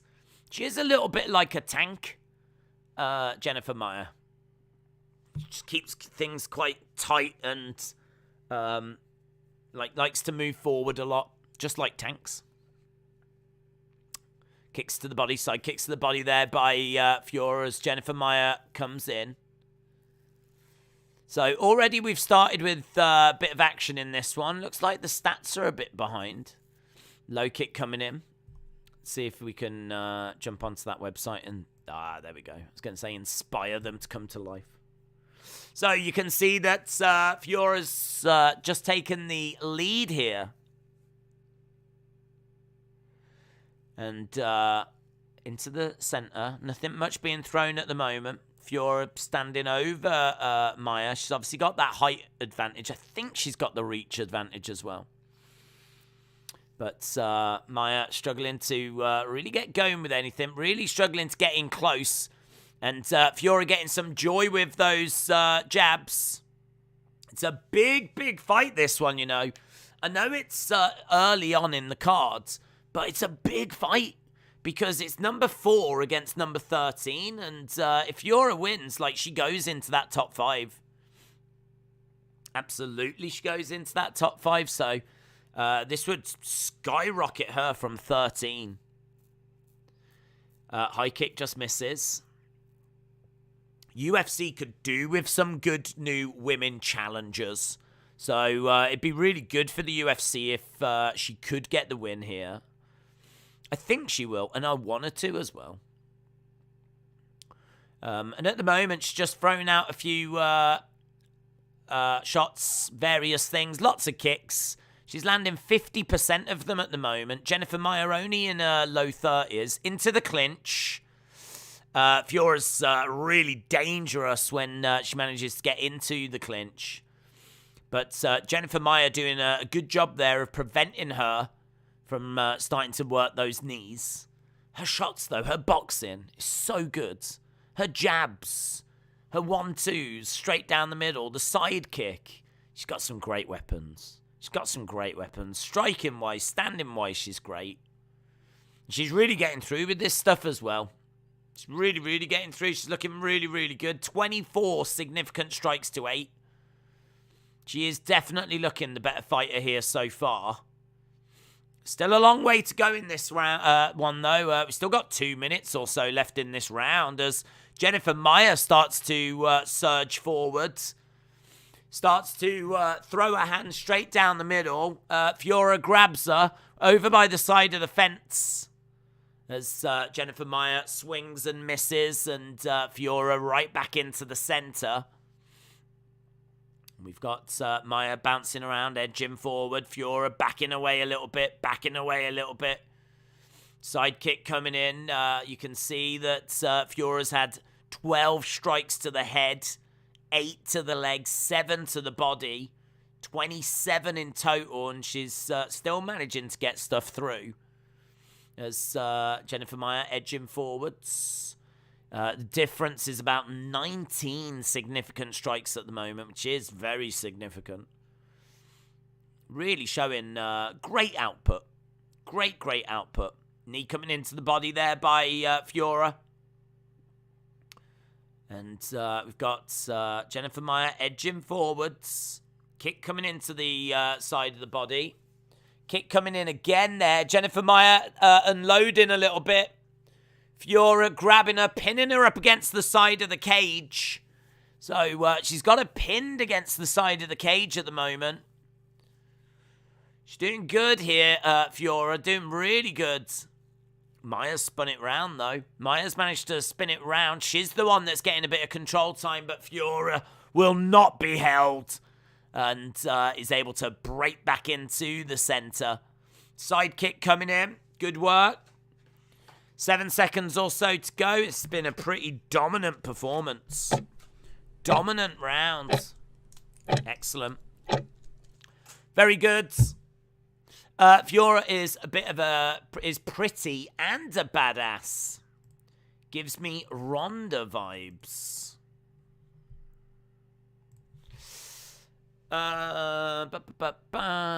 This is going to be the decision streak continuing. Yeah, well, that was the end of the first round. That is a Manon Fiorot round for me. Maia could win if she takes it to the ground, says Tim. That is something she struggles with, though. Actually, when she gets it down there, she's very, very good. She's high-level jiu-jitsu, really high level. But she just struggles to get those takedowns, and actually getting the fight down to the ground is the problem. Trying to get in close enough to get a takedown on Fiorot is going to be an issue as well. How do you get in close enough to even get this woman down? Because her shots just absolutely pepper you. Whether you go in like low or go to the fence or however you try, it's going to be very, very difficult to achieve. Side kick coming in by Fiorot and takedown by Fiorot. Fiorot's managed to get... wow! That's great. She manages to get Jennifer Maia down. So, really great early start to round number 2. What, did you see that? Looked like a hip toss. Just like a lovely judo throw. Oh, this woman, man. She is a problem. She is a problem. So, Jennifer Maia is down with Fiorot on top. She's looked very impressive in her UFC fights, Fiorot, and she's looking great here. So, I mean, this is really good for her because she takes that first round easy. And now in the second round, she's managed to get that takedown and she's getting loads of control time. I mean, Jennifer Maia's not going to be, she's going to be used to being on her back. She's going to used to, you know, when you do jiu-jitsu, you learn how to cope with being in these positions. So it's still very dangerous. Anything on the ground is going to be dangerous, but both women get back up to their feet. Jennifer Maia showing just how comfortable she is. Down there, she did very well off her back. Very, very well. She's managed to get Manon Fiorot up against the side of the cage. And she's looking to drag her down. Fiorot knows that she cannot afford to go down. I mean, I must admit, this is a little bit of her own doing, actually, Fiorot, but she does really well to not get put onto her back. That's really good. That's really good. Jennifer Maia tries to drag and Fiorot down, and Fiorot's actually in full guard now with Jennifer Maia on her back. Jennifer Maia's fine in this position, but not what she wanted. She absolutely wanted to try and get Fiorot down. Yeah, this is interesting. This is a really interesting fight. I think this is a closer round, but for me, I'm still going with Fiorot. I think she's edging it. I think she, I don't know where we are with significant strikes, who's maybe edging that, but definitely control time is going to be with Fiorot. Both women back up on their feet. Strike coming in by Fiorot. Got Jennifer Maia starting to edge forwards. Fiorot on the outside throws a nice right hand. Side kick there by Fiorot. Nice right hand coming in by Fiorot. So she's still got a lot of output coming in as Jennifer Maia is moving forwards. Vape Ross Vape said, you said she's used to being on her back. How dare you, sir? How dare you? Listen, she is. If there's one thing I know about Jennifer Maia, she loves being on her back. And she's right there again. Look, she loves it. That's how much she loves it. She was right. Oh, high kick by Jennifer Maia. That was great. She came right back up and threw a high kick. And I don't think Fiorot was able to block all of it. I think some of that got through, you know. I think some of that got through, but it's not going to be enough to give her the round. Side kick. She keeps coming forward. Jennifer Maia's like death. She won't go away. Keeps stalking you. It's like It Follows. Just keeps moving forwards and you can't escape her. You can't outrun her. And again, she still moves forwards. Fiorot looking for a high kick of her own. Side kick to the body, trying to keep her back. Jennifer Maia letting the hands go. She's got really good cardio. Good conditioning. Fiorot looks like she might have gassed a little. Jennifer Maia, not at all. So definitely give props to Jennifer Maia for that. Fiorot side to side, and that is the end of the round. That is the end of the round. Round number 3 coming up. I wouldn't mind being on the bottom of Fiorot, said TJU.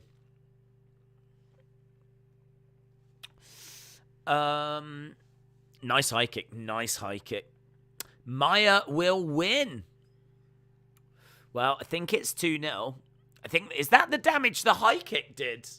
Seeing like a real bruise bump coming up here that they're having to try and iron out. I think we might see a replay of it. It was beautiful.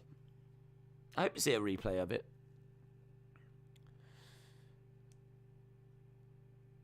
I don't know what we're seeing a replay of. Oh, the takedown. Oh, God, that was nice. That was nice. Oh, there's the high kick. Oh, man, she took all of that. She took all of that.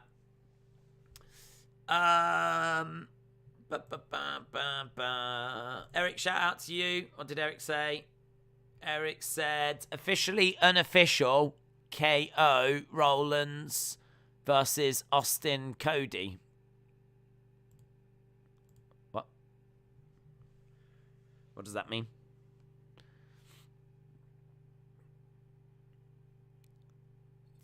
What does that mean? For WrestleMania, a tag match.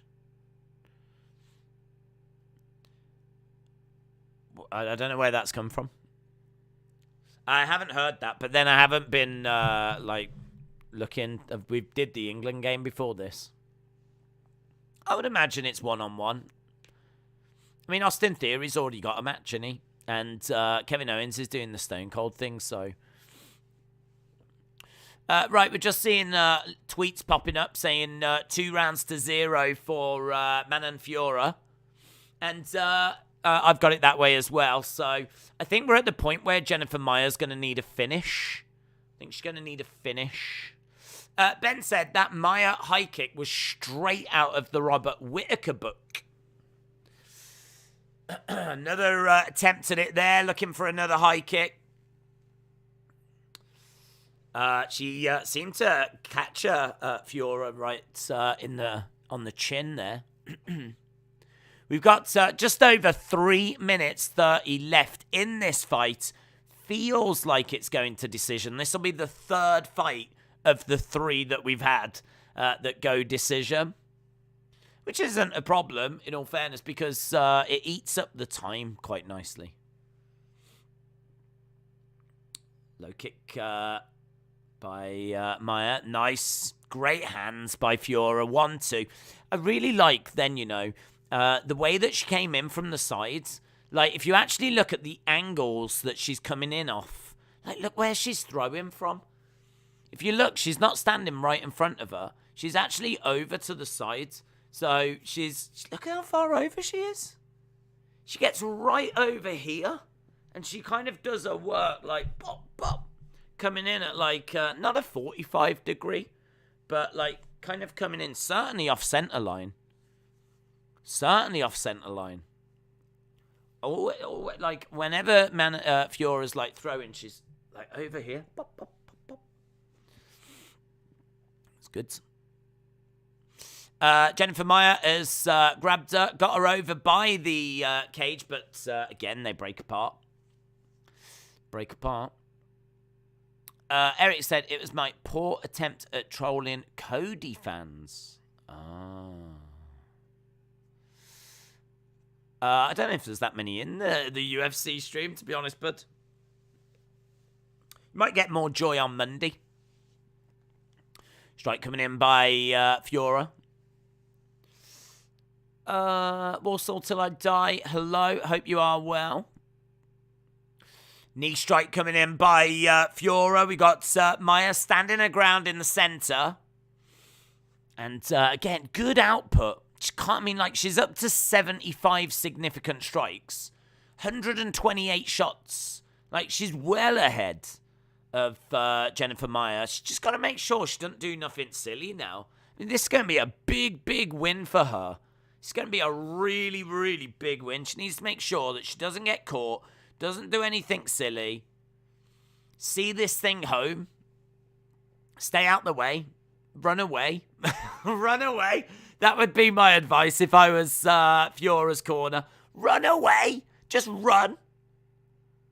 Run for a minute. She's Jennifer Maia grabbing Fiora, driving her up against the cage, but Fiora spins it round. This fight is fire. Jennifer Maia has got Fiora back, swinging, letting the hands go, but not getting through. Unofficial numbers, 80-25 on significant strikes. 80-25.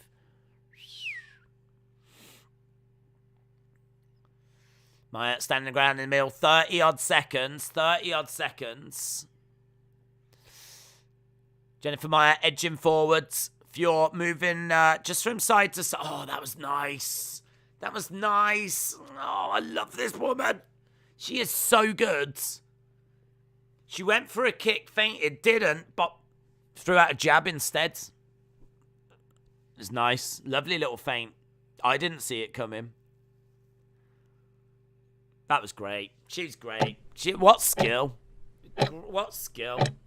Love where she throws from. Love her kicks. Love her feints. Works the whole body. She's done it, isn't she? She's done it. End of the fight. She's done it. There's a new queen. And her name is Molly McCann. Her name is the Meatball. That's the new queen. Looking forward to seeing what is up next for her. How do you feel about tag teams in UFC? I'd be down for seeing it. The honest answer should be, nah, that's silly. That's not a sport. But my answer is I'd be down for seeing it. Imagine if you had two fighters representing like a gym, like say American Top Team, and two fighters from, I don't know, Shooter Box or something. And like literally like first team to get a finish. You just put all four in there. You don't tag. It's just all four going at it in the same octagon. It'd be super dangerous. You'd have arms and knees flying around everywhere. It would never get commissioned. But God, would I watch it. And other people would as well. Imagine the Diaz brothers together. Oh my God. Imagine the Diaz brothers as a team. God. Damn, man. Or you could have Poirier and Masvidal against Colby Covington and, I don't know, Donald Trump. I don't know who would partner with Colby. But you could do some fun fights if you did it. But a lot of people would be like, this isn't the sport, man. This isn't what I watched. But you got to remember how UFC started. UFC started with no weight divisions. It was absolute carnage. There was no rules. Now there's rules. Blah, blah, blah. Man and Fiorot won, by the way. A triple threat UFC match. Yeah. Do it. They do it in Russia. It's on YouTube. 4 people at once. Do you know what? I have never seen that. I've never seen that. I've never seen 4 people at once. I'd watch the hell out of that, though. I love the idea of the Diaz brothers together. You have to tag. I'm telling you, you would watch it. You could throw the cage partner over the cage. I was so wrong on Fiorot being pretty. I take that back. Oh, my God. I didn't see her face until now. I mean, you could have just kept that to yourself, Retribution. You've thrown it out there now. This is it. This is who everyone is going to remember you having a crush on. She's all right. I've seen worse. Every idea starts as a stupid idea. That's true. A triple threat team of DC, GSP, and the Eagle. Who won? Fiorot won. Fiorot won by decision. Oh, this is the battle of the hard-to-pronounce names. Kisriev against Tuliulin. Kisriev against Tuliulin. That's what we've got next.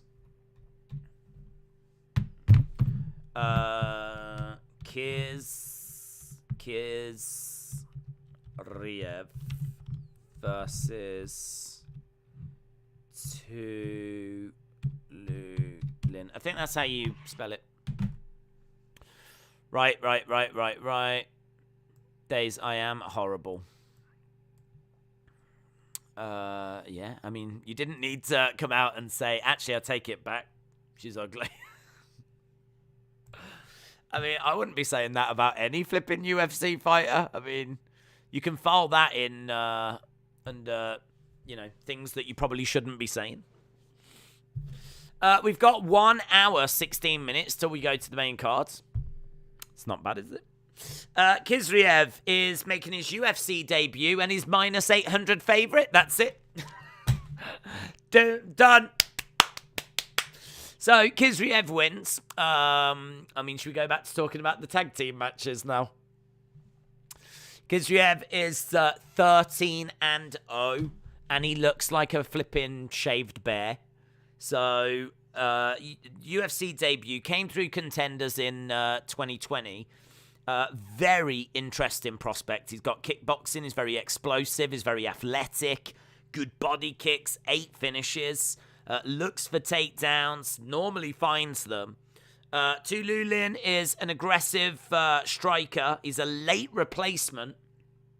So I don't know that he is someone that is really UFC quality. He is making his UFC debut. He's got all right power. Aggressive striker. Can be a bit wild. Kisriev is winning. I mean, that's it. It's done. Kisriev wins. It's over. It's done. I've got Kisriev round 2. This is going to be watching a kid get beaten by their dad. Yeah. Tuliulin looks like Shia LaBeouf if he was Russian, says Stratton Klein. Fun fact, I don't know what Shia LaBeouf looks like. So, because I think he was in those god-awful Transformer films. And that's it. That's the only thing I know him from. And maybe he's, I don't know, Mr. Captain Potato Head or something in Marvel. I don't know. I don't watch them. So, I can't comment. But, if you're telling me he looks like a Russian Shia LaBeouf, then I agree. Kisriev is going to win this. I think he is going to win this.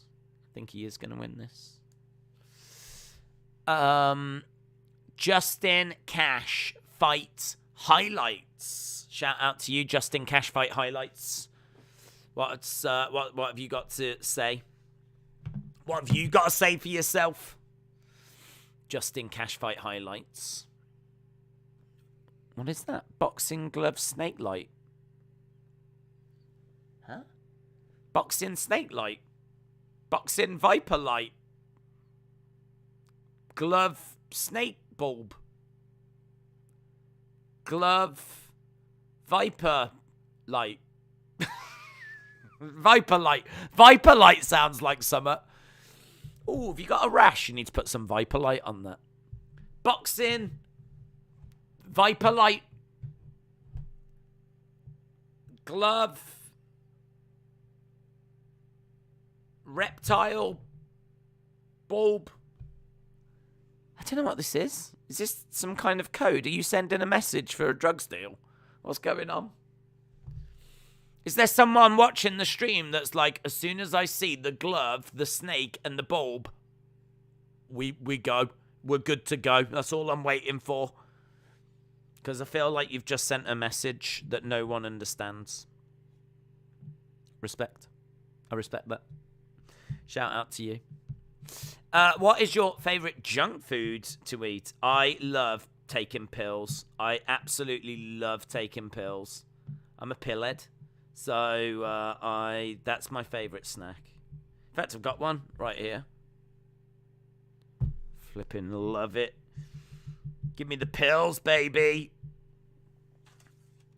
Oh, yeah. Feel more awake. Pro Plus. Tick. So, there we go. Keep out of the sight and reach of children. Guys. Children can't even look at the... If you're a child, you better be looking away now. Because it says on the back, keep out of the sight of children. That is how much of a rebel I am, look. Keep out of the sight of children. There might be a child watching this. There might be a child that's watching this, and I am showing it off. If there is a child out there... Look at that. Look at this.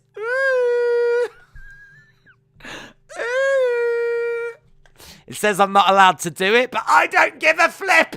Woo! Keep out of the sight of kids. Look, kids. Oh. That's right. Rule breaker.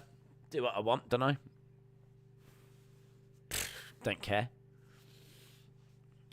Here's Kisriev. Days got them talking emoji street talk. Indeed.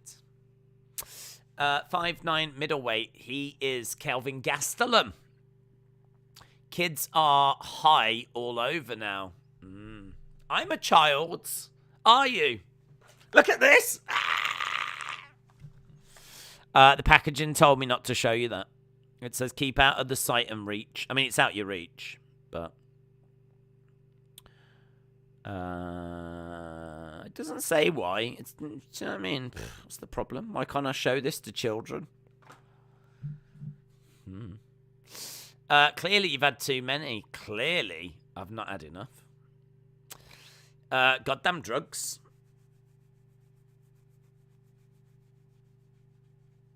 Edward said, Days, I've got a joke. Give it to me. Give it to me, she yelled. I'm so wet. Give it to me now. She screamed. She can scream all she wants, but I was always keeping the umbrella. Very good. Well done. I don't know what any of that means. You'll have to explain it to me when I'm older. Kisriev is minus 1,250. You're a pill popper. Yeah, man. That's how we get through these Saturday nights. Gotta remember, it's late here in the UK, guys. Gotta remember that. I mean, right now it's 10 to 10. Do you know what I mean? I'm a boomer. I normally go to bed by 7. You're at God, you decide, says Jordan. Nah, it's fine, kids. You're alright to look at it. Right, here we go then. Kisriev against Tuliulin. And Kisriev is in black, and Tuliulin, as we said, this would be a hell of an upset. They just showed Kisriev is now actually minus 1,250. Minus 1,250. If you want to win $100, you would have to bet $1,250 to win 100. That's how crazy the odds are. So, but look. Anything can happen in MMA. Matt says, in the spirit of the multiverse, soon you will have to stream alongside with your 7-year-old self. Would younger Days behave himself? If I had to stream with a younger version of me. Takedown by Kisriev. I think I was quite good as a kid. I always used to get dragged around flipping antique shops because my parents sold antiques for a good number of years. That's what they did for a living. So I had to go to like antique fairs, and it was just boring. It wasn't even fun antiques, just plates and cups, and it's boring. It's boring. So yeah, it was dull. So, yeah, I think young me would be all right just sitting here. Certainly if young me got to sit here and watch action like, you know, good UFC action or like the WWE stuff that we do. So, Kisriev is in control. There's not much to tell you about, really. They're over by the side of the fence, and Kisriev has tied up the feet quite nicely. So, he's in control. He's got the feet tied up. And now he's letting his hands go a little bit. Oh, really throwing in some shots there. And he's definitely winning this round. Elbow to the side of the head by Tuliulin. Strike coming in by Kisriev. And he's got Tuliulin in a seated position. Days is an antique. That's true. I'm a boomer. I'm a boomer. Strikes coming into the side of the head. Kisriev still in control as Tuliulin trying to get back up to his feet. And he's round the back. He's standing over Tuliulin at the moment. Trying to drag him down, and because Tuliulin trying to get back up to his feet is doing what he can to prevent that. Good work. It's really good work by Kisriev. Knees coming into the thighs of Tuliulin. Kisriev all over Tuliulin at the moment. Did you ever go on an Antiques Roadshow? No. No. They would never. I mean, Antiques Roadshow is if you don't know how much something is, so you take it into the experts. My parents were the flipping experts. So they wouldn't need to go on an Antiques Roadshow. Like, they either knew the answers to what they had, or they had friends that could tell them. And they had expert friends that could tell them. So there was never a need for them to go on an Antiques Roadshow. Shots coming in by Tuliulin. I sold antiques. I was a pimp at a rest home. It's very good. That's exactly what my parents were doing as well, so. Shots coming in by Tuliulin. Look, Kisriev with some, a kick to the body. Tuliulin's woken up and chosen violence here. Look, these two swinging at each other. Nice shot, heavy shot there by Kisriev, but Tuliulin is stuffing a takedown. Ooh. Someone's turned up to fight. I mean, look, Kisriev's taken this round, but Tuliulin has stuffed a takedown and thrown a few shots, and trying to get a takedown of his own is showing that he's not here to just make up numbers. Nice shot coming in there by Kisriev. Yeah, I don't mind this at all. I mean, I don't mind this from Tuliulin, making a bit of a fight of it.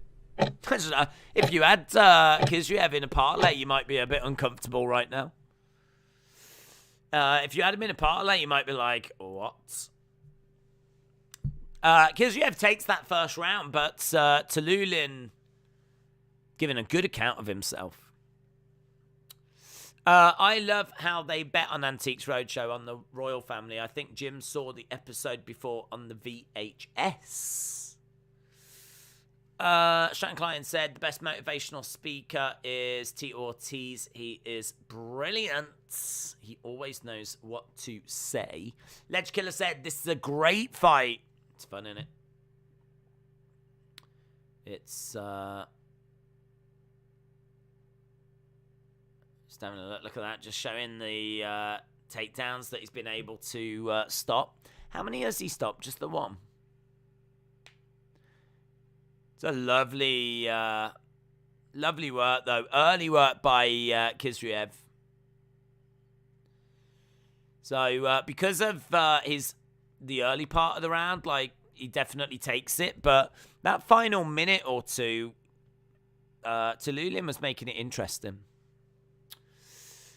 This is my first stream back ever since I took a break because of the Bryce Mitchell Edson Barboza robbery. Hashtag Barboza was robbed. Oh, dude, you missed a hell of a card last week. A serious card. Serious card. High kick.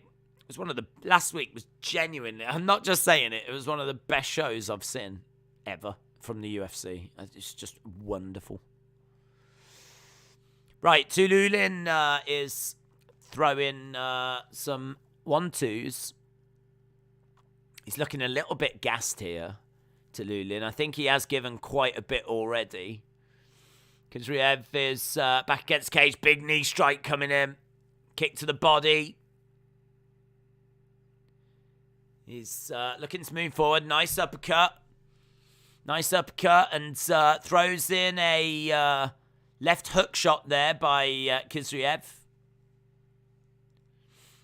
Tuliulin is edging forwards.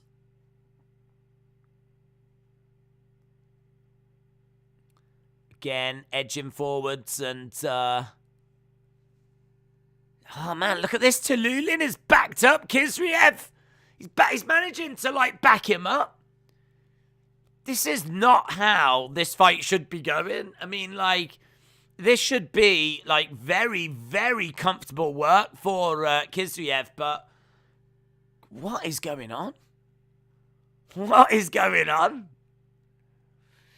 He's managed to get him, though. He's got him down. He's got a rear naked choke applied. This is good by Kisriev. That is tight. That is tight. And he's out. Kisriev wins. Kisriev wins. Wow. Finally.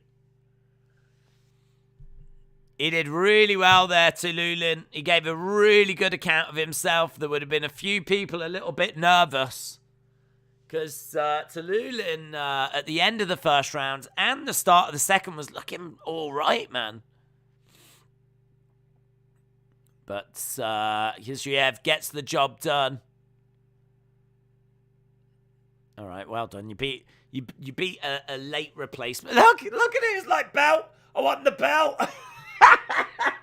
Dude, you've only just beaten a last-minute replacement and you struggled to do that. I want the belt. Who's got the belt? Title shot next. Title after that kind of a dominant performance. Title shot. Title shot. I swear to God, he's just climbed up the cage and just done that. Yeah. Do it. Book it. Book it, Dana. Let's get going. Why are we waiting around? I think next opponent is going to have to be Adesanya. It's going to have to be Israel Adesanya. Kisriev against Israel Adesanya. Lol. $1 win. Yes. Cha-ching. Get in. Everyone should have got that. Everyone should have got that. The chat should have erupted in mass celebration. Like, who was going to be picking Tuliulin on that one? You all should have got that. Right.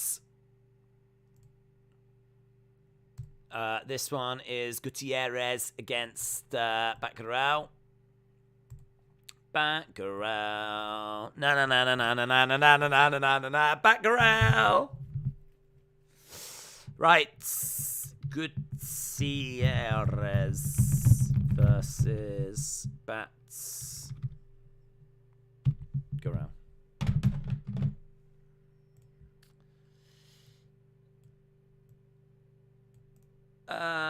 Yep, give it to him. Give it to him. After a dominant showing like that. Title match. Winner by submission. Earned it. Earned it. Edwards, that's disgusting, Edwards. And you should be ashamed of yourself. You should be. I hope you're ashamed right now. 50 G's, Dana White is up next. What happened to Tuliulin? He got choked out.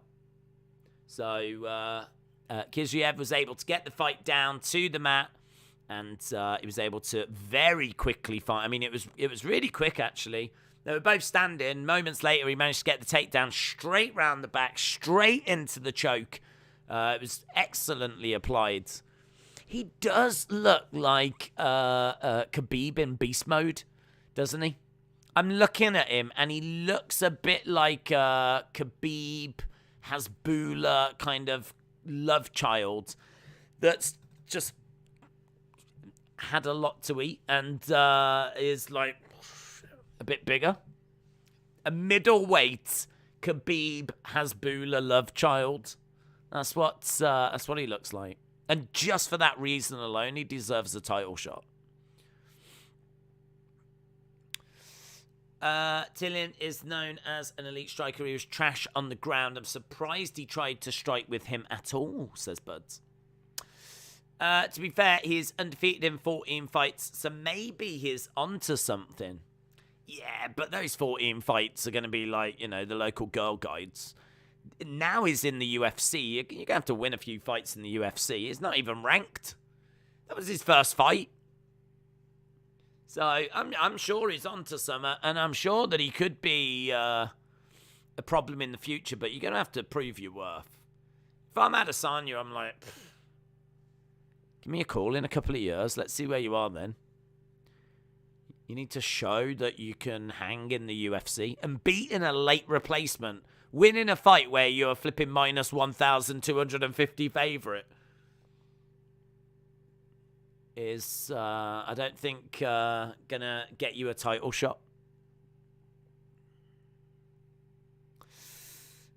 Batgirl Dana. Chris Gutierrez via split decision. Is that fight next? Might be.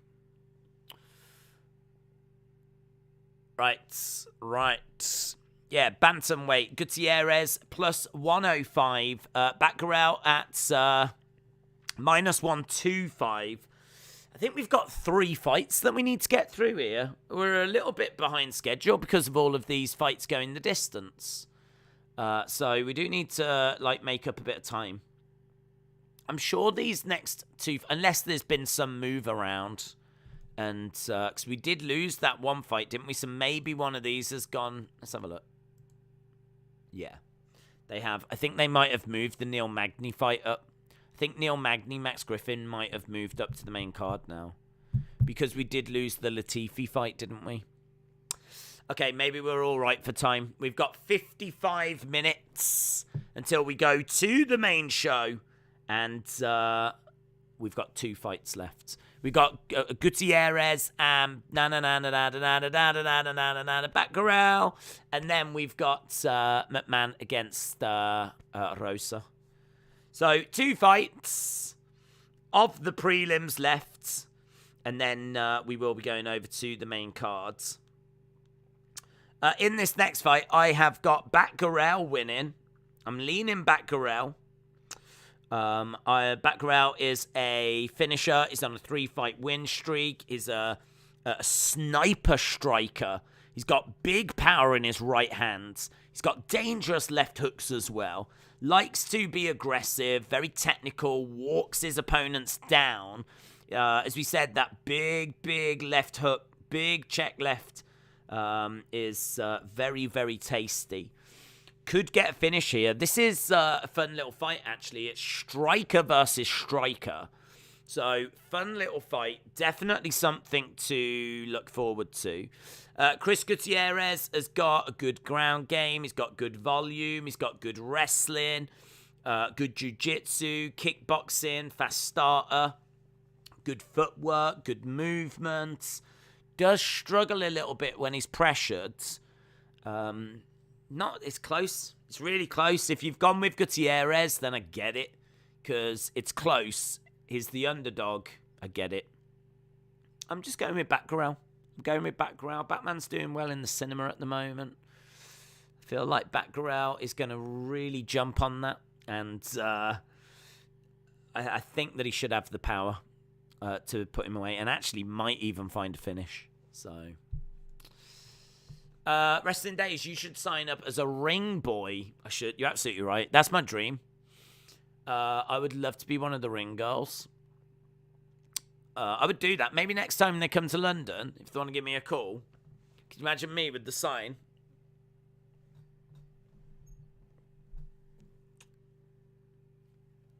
It's easy. I mean, I just don't get what the problem is. I've had no training in that whatsoever, apart from all the years of ring girls that I've watched. I wouldn't do that. Everyone does that. You'd have to think of something a bit different. I think what I'd do is probably show, like, a right nipple. I've never seen a ring girl do that. Probably just, like, instead of like that, maybe a bit of a... I'd probably do that. And I really think that I would capture the imagination of social media. So I think that I would be an excellent addition to the UFC ring girl roster. So I just need to know where to send my application. Batman was massively overhyped and it was boring. I watched it last night. Oh. What percentage of the polls do we get right? I have no idea, to be honest. We should probably keep track of it. We can start tonight. How about that?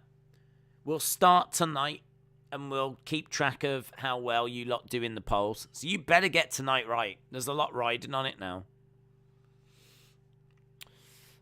Maybe he never fought bums. You don't know. Also, never doubt up-and-coming Dagestani fighters. I think that anyone outside of UFC is got to be questionable. So I think that, UFC is the best of the best. So Now is when you get tested.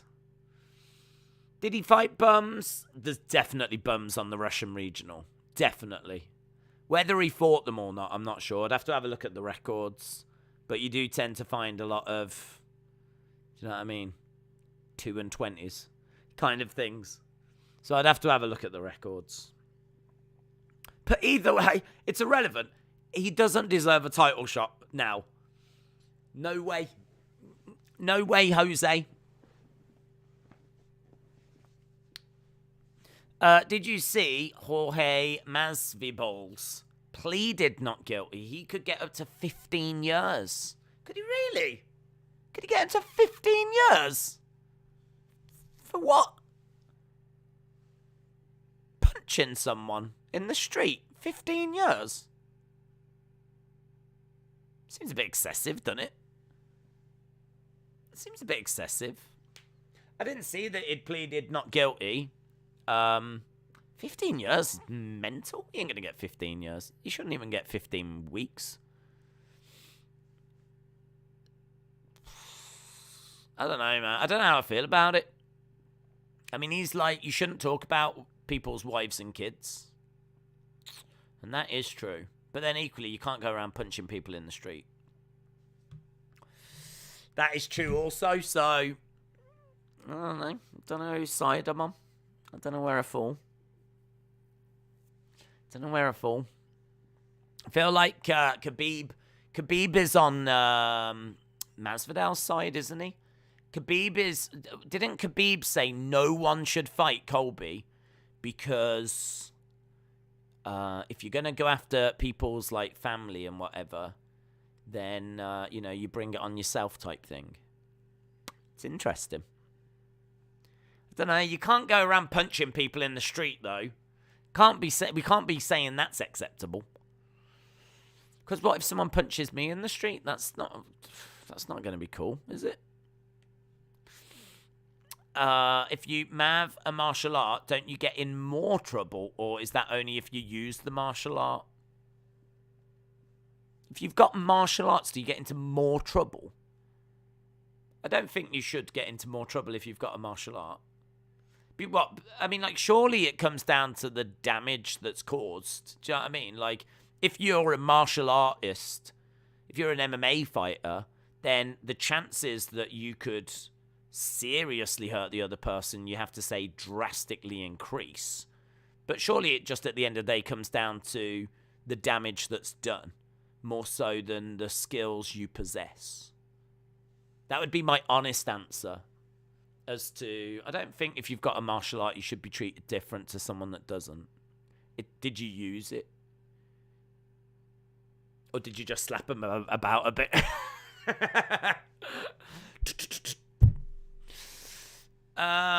No, it doesn't deserve it yet. Well, I'm glad we're on the same page. Foster Flint said, all Colby said regarding Masvidal's kids was that George was a bad father and a deadbeat.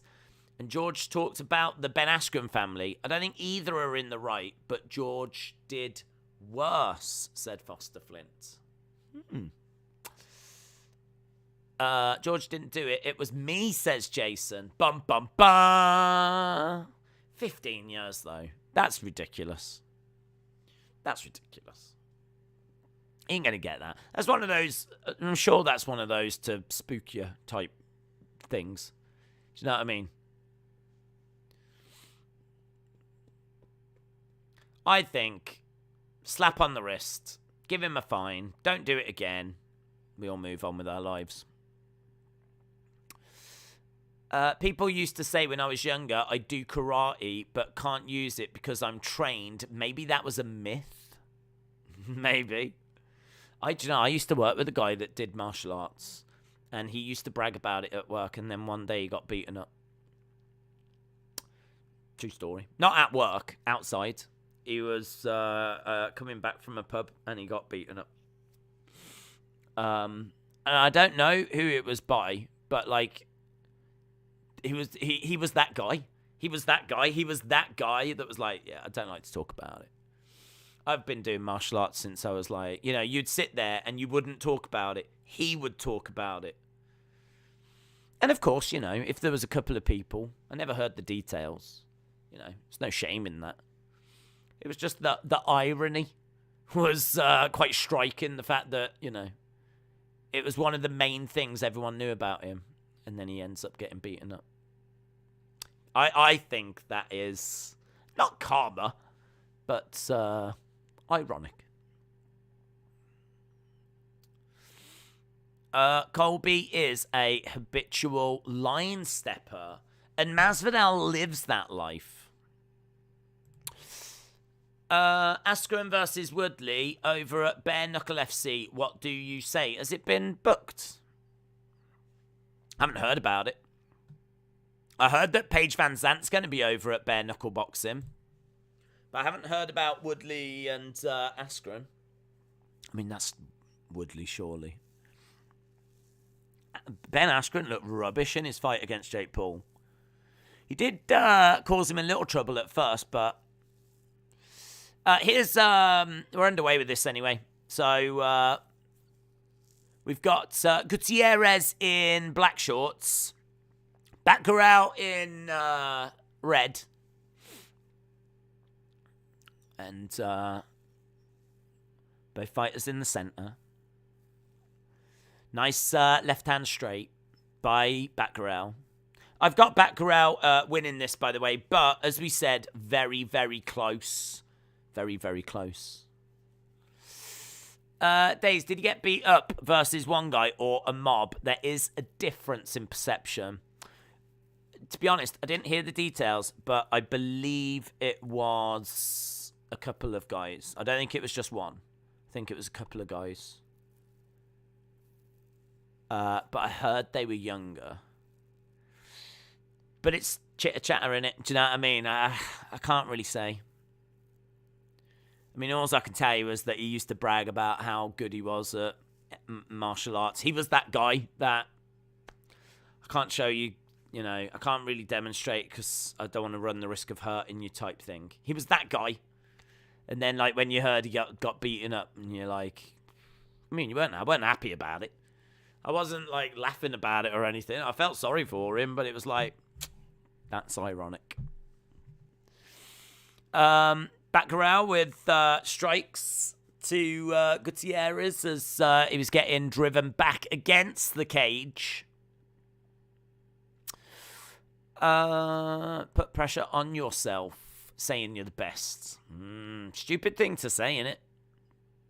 Stupid thing to say. Even just bigging up your skills, really, is a stupid thing. Just go humble. Sit down. Be humble. Listen to the words of Kendrick Lamar. Batgerel in the center.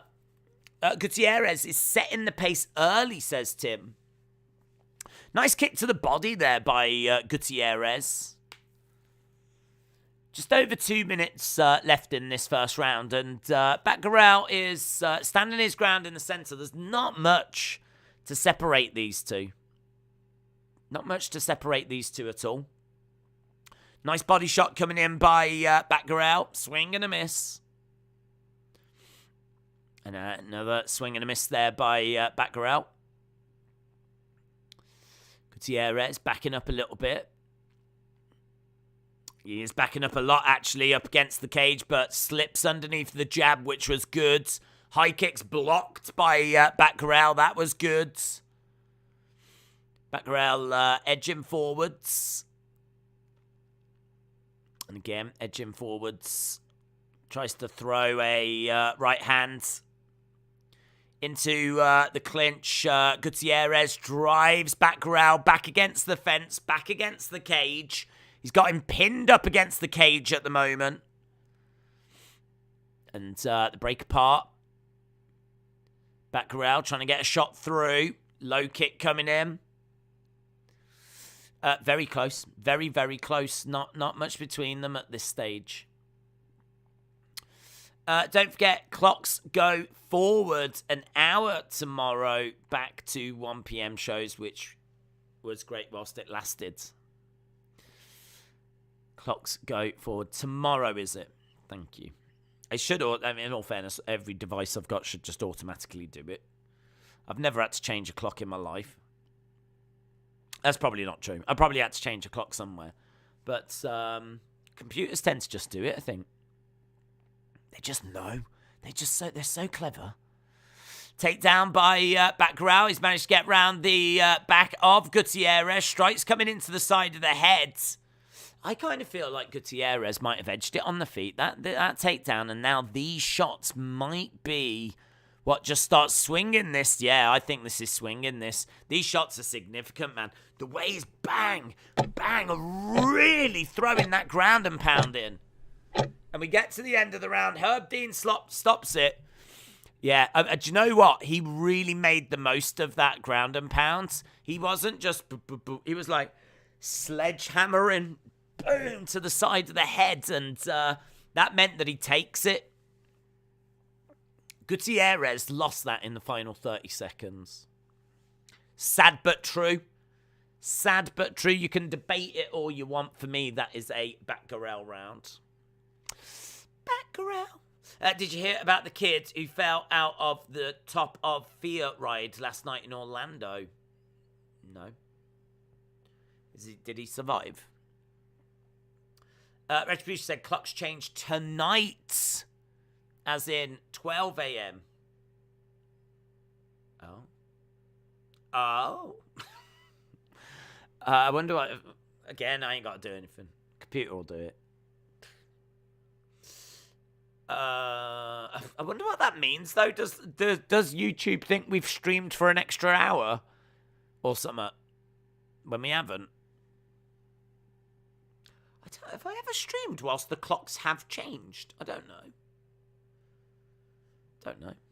That'd be great if YouTube just chucks an extra hour of, like, watch time on, just for no reason. Oh, everyone must have watched for an extra hour that I didn't realise. Thanks, YouTube.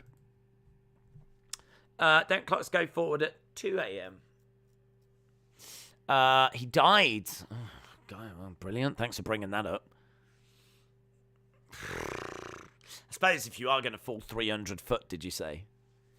I mean, it's probably not looking good, is it?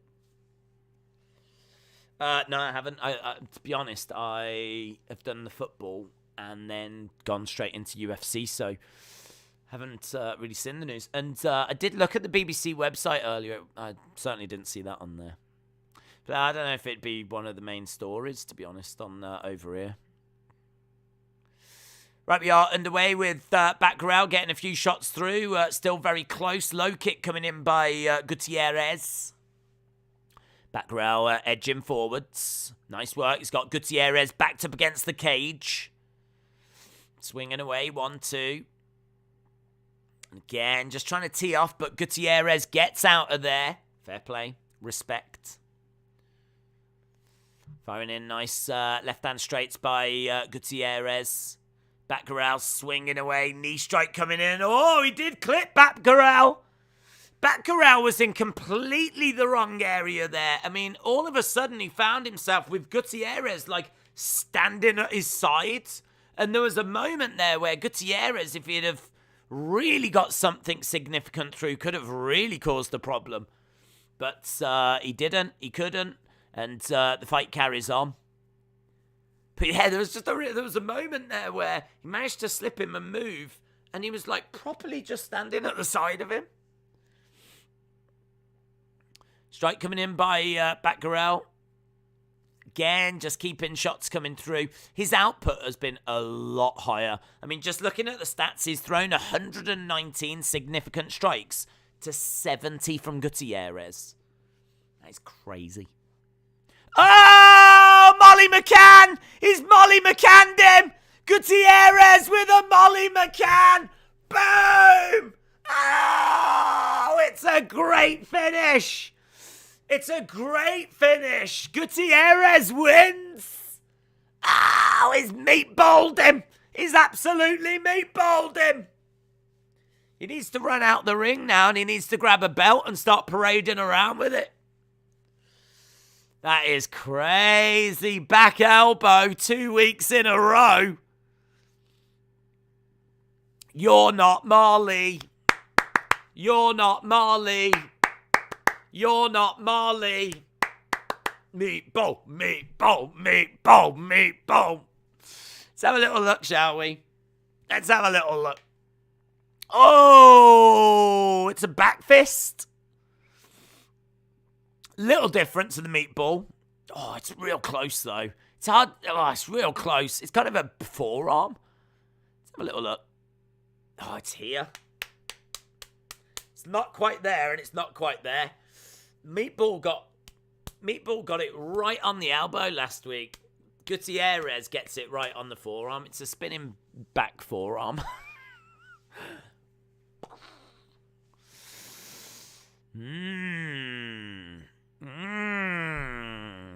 Well, there we go. Deaded. In all fairness, Herb Dean came over straight away. Didn't end it straight away because he didn't actually knock him out. He had to work a bit of ground and pound. Ooh, gut in, man. Gut in for Batgerel. WTF. It's out of a million lucky strike. Right when I called decision, I should have put some money down on Gutierrez. Every bet tonight, I wanted it to be the other fighter, and I just keep going opposite. That's the way it goes, man. That's the way it goes. Winner by TKO, Chris Gutierrez. Gutierrez gets the job done. It's lovely. That's the best finish of the night so far. It's no meatball. Not having that. It's no meatball. Stopped it too early. I don't know. I think it was alright. He didn't stop it. Like, when the back fist, elbow, forearm connects and thingy goes down, Herb Dean could have raced in at that point and stopped it. That might have been too early because he wasn't actually out. But Gutierrez jumps right on him and just ground and pounds. And I don't think Batgerel was offering much in the way of defense. Certainly wasn't offering anything back in the way of offense. He goes down. Gutierrez, right, look, just seeing Reaper. Oh, my God. Oh, they just showed it in real time. Damn. He kind of jars him to the side so quick. I swear you can see his soul coming out. I swear. The way that he spins around and connects and it, bosh. He jars him that quick. Like, I swear you can see, like, his soul actually leave his body. It does, thankfully, go back in again. But, wow. I consider myself a humble person, says Robert. That's good, Robert. There's no need to brag about being humble, Robert. My friend's mum was a professional boxer, so her hands are listed as dangerous weapons. Hang on, let's go into what? That was interesting. Let me read it. Foster Flint said, my friend's mom was a professional boxer, so her hands were listed as dangerous weapons. So when she hit a cop, I forgot why she did, she got more punishment. Maybe Masvidal could get into more trouble.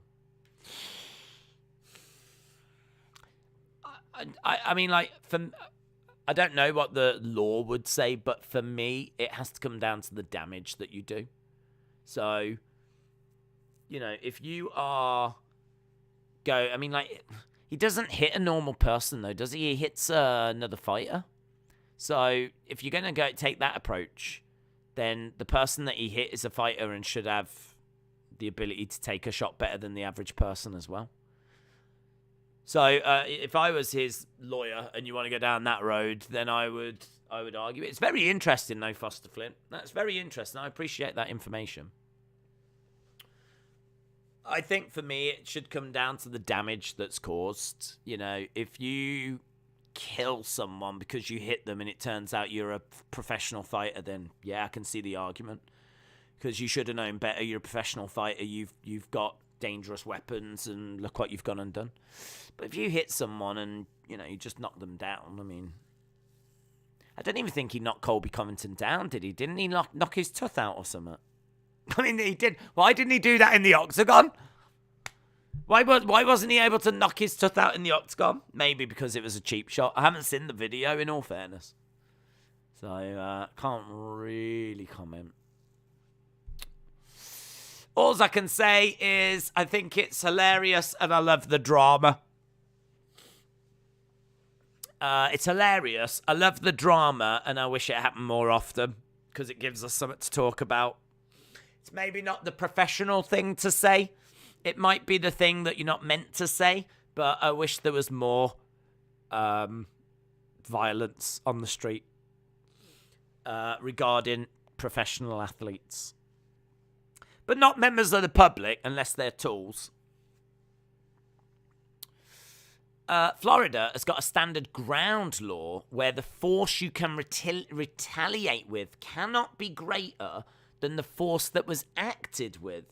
For example, you can't retaliate with a gun if you get punched.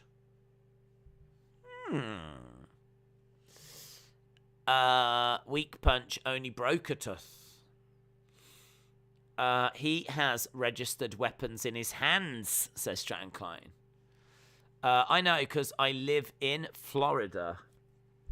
It's an interesting conversation.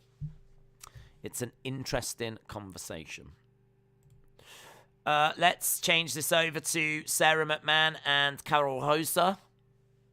So this is our main event of the prelims. Main show coming up after this. McMahon is a Olympic level wrestler. She's got good jiu-jitsu. She is, I think, 6-6 in the UFC. She's quite experienced, but yeah, I think she's about 6-6. Sets up takedowns with a strike. She's very strong. She's a veteran. Should get plenty of control time. Taking on Carol Hosa, who just keeps moving forward, and she's a great prospect. I really want Rosa to get the win here. I really, really want Rosa to get the win here. So I'm going with her. It's a wrestler versus striker / jiu-jitsu. Rosa's got, she's a better striker, better on the feet. She is Brazilian jiu-jitsu black belt. She's going to look for guillotines, or she should look for guillotines. As Sarah McMahon's coming in, it's no-brainer. So should see some guillotine attempts. Knees as well. Straight down the middle. Makes a lot of sense. Good inside leg kick. She's going to have a bit of a strength advantage. I'm going with Carol Hosa. I've got her winning this. And I hope she does. Hayden said, I've got Rosa by decision. Tim said, I've got Rosa by unanimous decision. Tendai said, I'm tired of Herb and his early stoppages. Seems there's a few people that are upset about Herb and his early stoppage. I thought it was all right. I'd have to have a look at the replay, but my initial reaction was, it's all right. Will Hosa take it? Yes. Yes, she will, says Gloomsinger.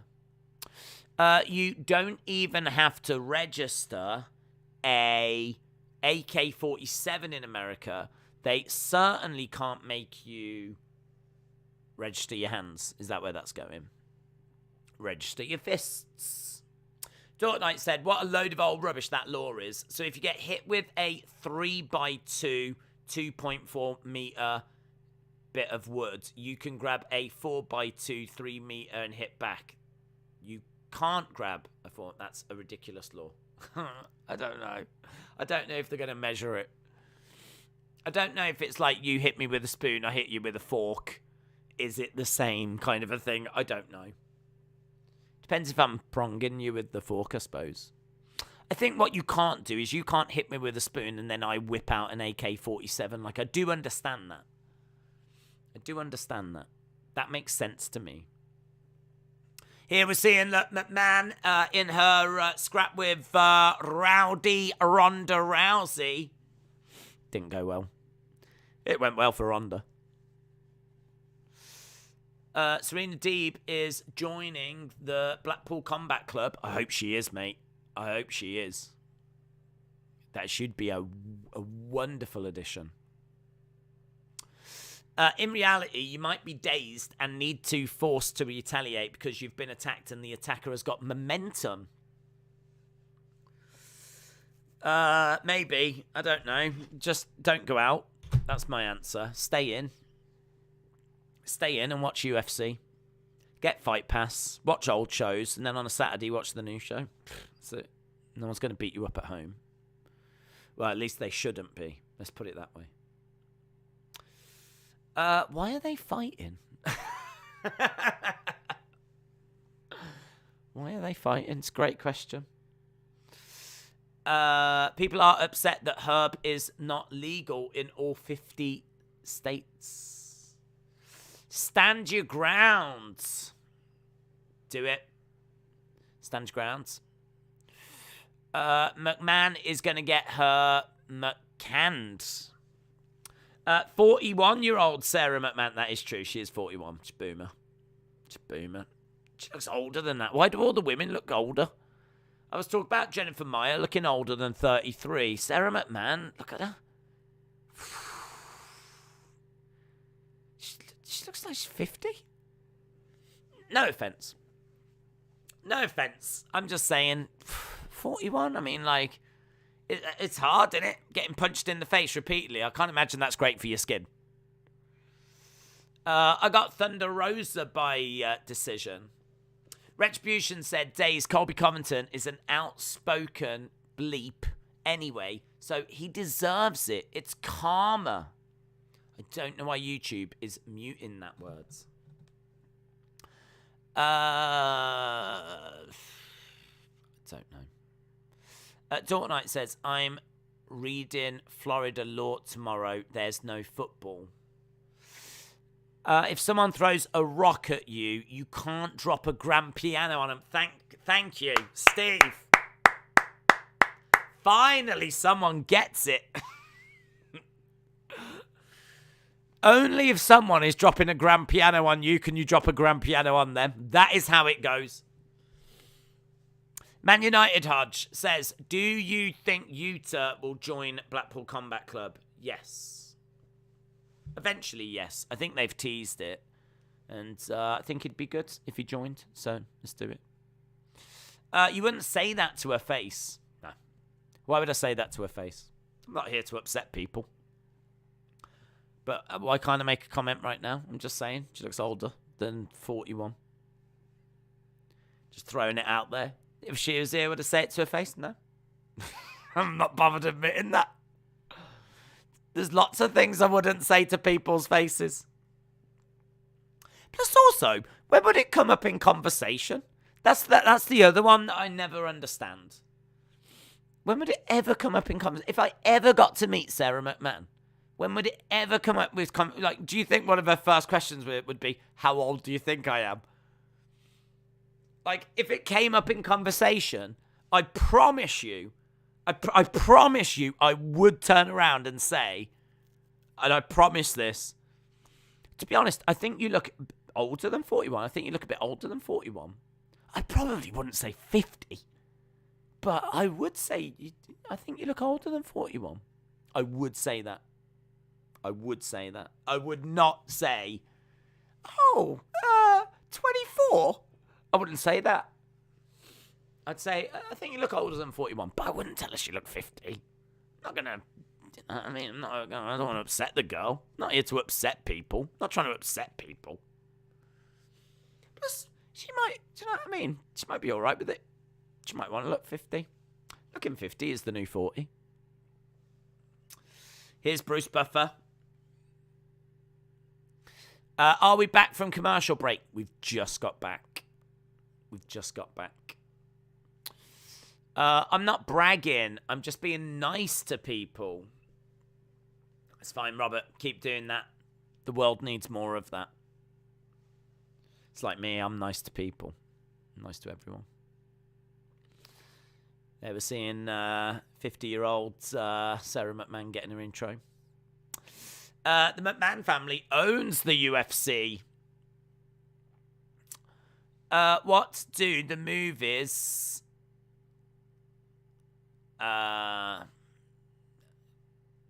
Okay. I feel like... have you gone for, like, the adult joke book, have you, Edward? You should never say that to a woman, and it's got nothing to do with being tough. It's true. Why would you ever want to? Why would you ever... Never crossed my mind to, like...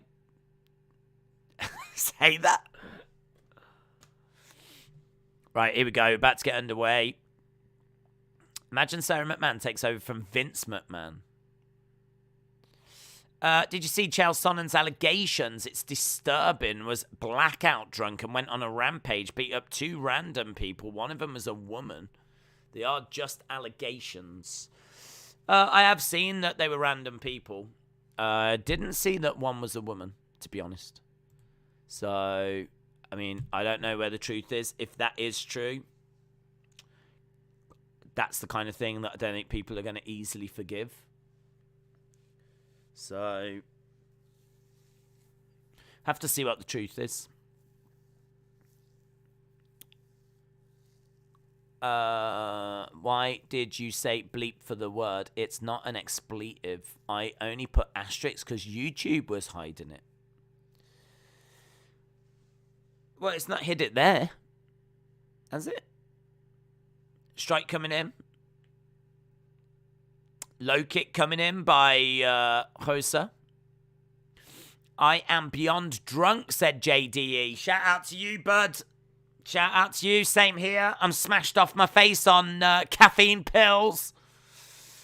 We've got McMahon charging forwards. Let's go. Have you ever been beaten up by a 50-year-old woman? No, but I get a feeling I might be one day.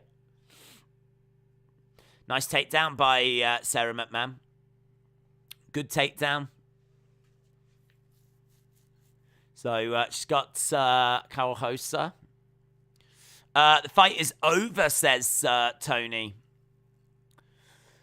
Tony is confident that McMahon is going to maximize this position that she's in. She is in a very commanding position at the moment.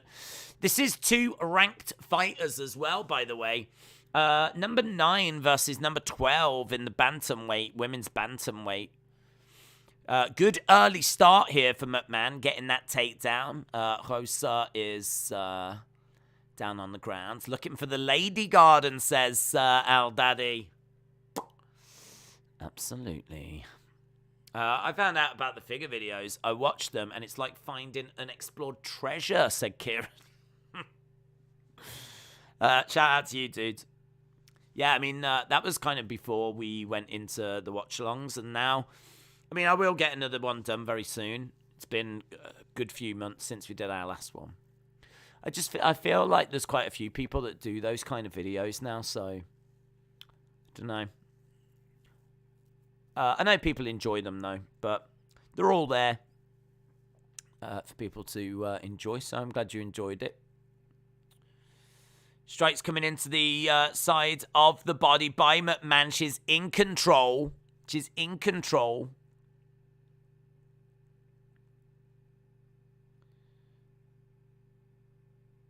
So, Souza on the ground with McMahon on top. Shot coming into the side of the body by Souza. Shot coming in by McMahon.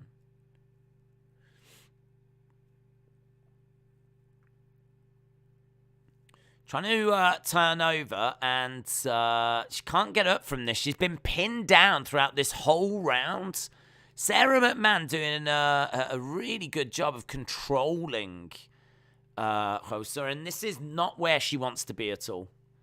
I mean, that's understatement of the year. She can't do anything down there. And this round has gone. It's going to be a Sarah McMahon round. the shame of being held down by a 50-year-old for a whole round. That's the kind of shame that it's not easy to escape from, to be honest. 2 minutes 39 she's had in control time. 2 minutes 39. Trying to get some... Wow, she's just holding her close, actually. She's just trying to hold her close so that she can't get that ground and pound going. So, yeah, Rosa on her back. We're not making much progress here. We've got about 30-odd seconds to go. 30-odd seconds to go. Chat said, are you into the boxing? There's a good fight on tonight. I am into the boxing, but to be honest, unless we can actually watch it, I don't pay any attention to it. I don't do the research on it. I might look to see who the winner is or try and catch highlights or something, but actually, doing the research, looking at the undercards, going back through previous fights, I would do that if we had the ability to watch. But Saturday nights, man, our focus is heavily with the UFC. Days, I've decided to sell my vacuum cleaner. All it was doing was gathering dust. If you hit me with your dong, I'll hit you with my dong, said Charlie. Retribution said YouTube was hiding it randomly. Sometimes it hides it, sometimes it isn't. It considers some sentences as spam. Okay. JDE said, did you hear about Triple H retiring? I understand why, but I wanted the dream match with AJ. I heard about it. It's a shame. I wanted him to have one more farewell match as well. I really think he should come out at WrestleMania, which is next weekend, and cut a promo saying thank you and to the fans and everything, and then have the locker room come out and just applaud him. Because who doesn't know Triple H? Do you know what I mean? One of the biggest names in the history of wrestling, Attitude Era wrestler, and yeah, he announced his retirement the other day. If anyone thinks it's okay for a man to punch a woman, then you are a complete a-hole, says James Chadwick. Right, we've got McMahon throwing in some knees and driving Rosa back. Rosa needs to capitalize on this. Days, I was kidnapped by mimes. They did unspeakable things to me. That's quite good. I don't mind that one. Oh, man, I tell you what, Sarah McMahon here. A lot of the stuff you said about her in the chat was uncalled for, to be honest. I think a lot of you have been a bit nasty about her. She is showing that even at the age that she's at, she has got skills. So nothing but respect for Sarah McMahon here, because she dominated the first round with the wrestling. And now in this second round, she's throwing hands and she's looking pretty good doing it as well. And looking for another takedown. Trying to get it and getting it. Look at that. Oh, my God. Some of you should be ashamed of yourselves. Absolutely ashamed. Go on, Sarah. Go on, Sarah, love. You have to shout. She can't hear very well. Go on, Sarah. You're doing good, love. Yeah, the bingo's next week. She's got her down. She's round the back of Rosa at the moment. Retribution says, please win, Rosa. Well, she's struggling. She's struggling. Hayden's cheering for Rosa as well. We've just hit 64 minutes of fight time. Well, and we're probably about the halfway point. We've got another 6 fights coming up on the main card. It's a pretty stacked main card. I don't know why they wanted 6 fights on the main card. I think it's always better when there's 5, to be honest. I think 6 is always a bit crowded.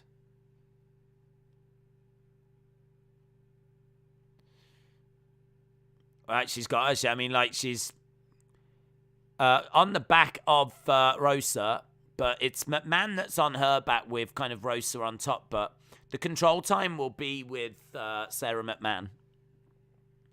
So a very dominating position, lots of control time. She's even managed to outstrike Rosa. Sarah, man's the man. I've got 2 parlays riding on her right now.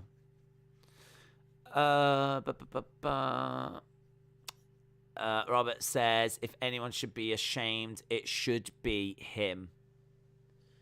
Who? James Chadwick. James Chadwick should be ashamed of himself. Don't know why, James. I'll have to get answers on that, bud. But I think that's who Robert was talking about. I think Robert's saying that James should be ashamed of himself. I'm not trying to cause trouble in the chat, but there's not really much else to talk about because 3 minutes 44 control time for McMahon in round 1, 2 minutes 40 odd in round 2, and there's still a minute and something to go. Right now, I mean, like, why is no one's making any progress? At what point does the ref not just stand them up? This would be my question. At what point does the ref not just go, yeah, we're not getting anywhere here? I mean, you two are just, like, lying on the floor. You've reached a bit of a stalemate, like. Either way, nice little spin by Rosa, and she's managed to get back to her feet. McMahon still got a hold of the arm, though. She's trying for an arm bar, and this is a bit of a concern for Rosa. She got 30-odd seconds. If McMahon does get an arm bar from this position, like, this fight could end very, very quickly. So Rosa in a bit of trouble, even though she's managed to kind of get to what looks to be a better position. It might not be. And right now we've got about 10 seconds to go. She's just throwing in knees to the side of McMahon's body.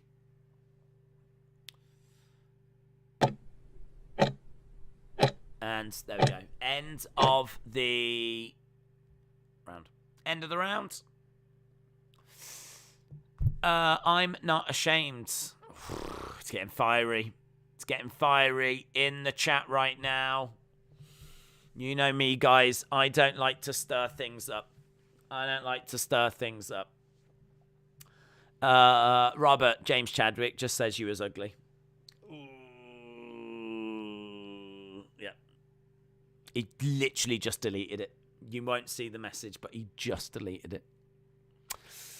What do you think? What do you say back to that, Robert? What do you say back to that? Girls don't tap, they're made of rubber, says Alexis. Well, 2 rounds to 0 for Sarah McMahon here. Right.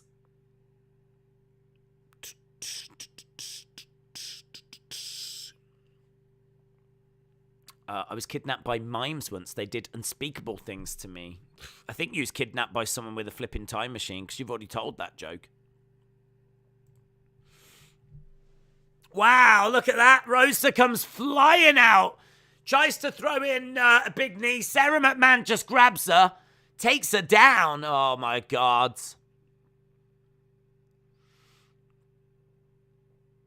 This is the most controlling performance, dominant performance I have seen from a 50-year-old since Frank Sinatra in Vegas. What a commanding performance this is by Sarah McMahon. Ref is supposed to make them stand.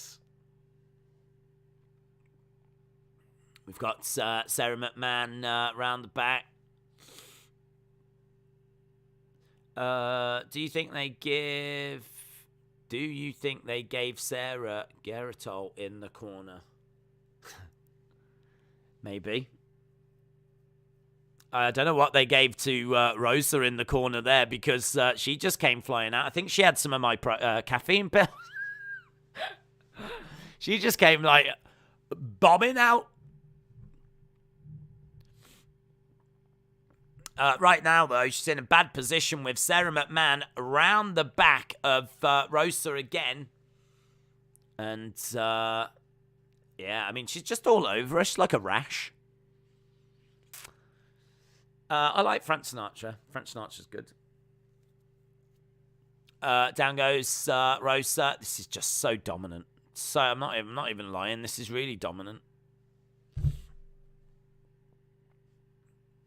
Strikes coming into the side of the head by McMahon. James, I don't believe you would say that. He did. I was upset as well.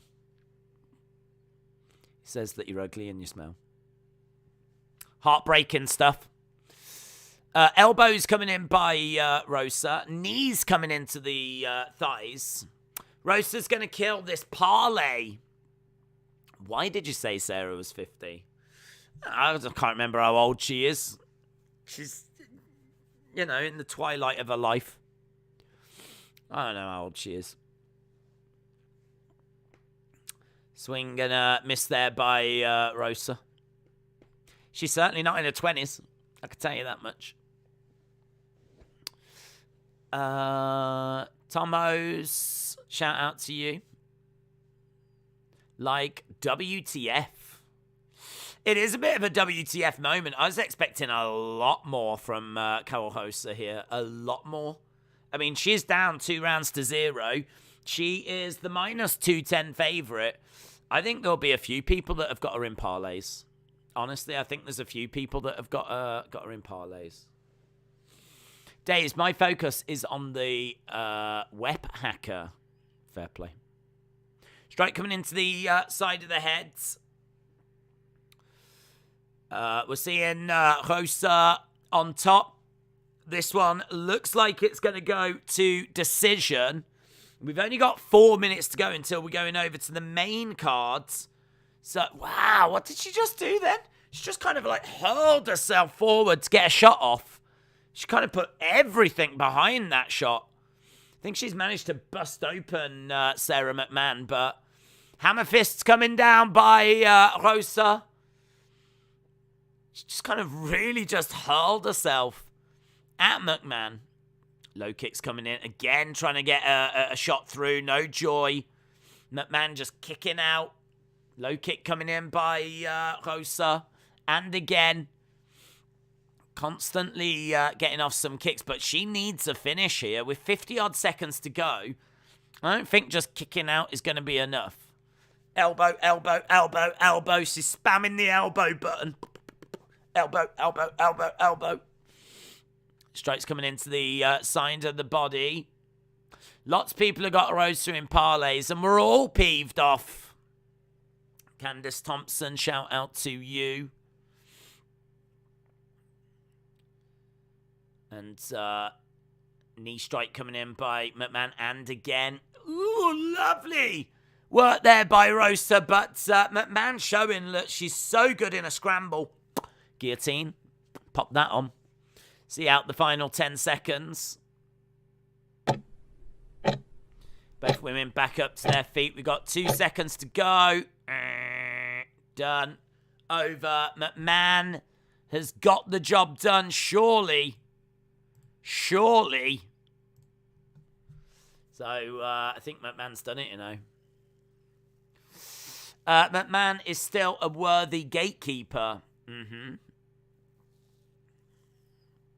Edward said, no one in here will speak badly about me because they know I'd knock them clean out. James says, Edward, you obviously don't know me very well then. Actual shots fired. 2-1 to McMahon. Yeah, I got it. 2-1 McMahon. 2-1 McMahon. Not the most gripping of fights. But got the job done. Certainly good if you're a McMahon fan. If you're part of the McMahon clan. I said it, Days. Do not underestimate the boomers. I know. I keep falling for this, don't I? I keep falling for this. I keep writing off the boomers, and the boomers will just not go away. Don't know what is going on with the boomers in UFC. But they flipping love it, don't they? That is going to go down very well in a lot of old people's homes around the world. It's going to give a lot of old folk hope. And you love to see it. Hope comes from many different places. And there's a lot of people that are going to get a lot of hope. It's one of those, well, if she can do it, Ethel, then we could give it a go. And I love to see that. Anything that's going to inspire that older generation, I'm a big fan of it. Let's not play dominoes this week, Ethel. Let's learn ground and pound. Ethel. God, I wish there was someone in the UFC called Ethel.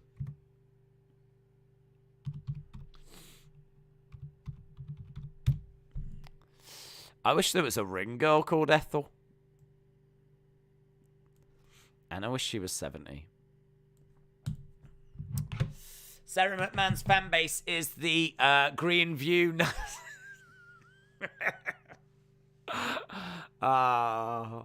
It's all a bit of bants. Finbar said, I say you're nearly 40. Shows what you know. I'm 21. Who you got in the main event? I have got Curtis Blaydes.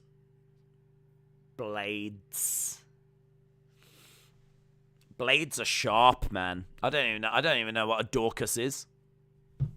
It's that simple. You go by the name.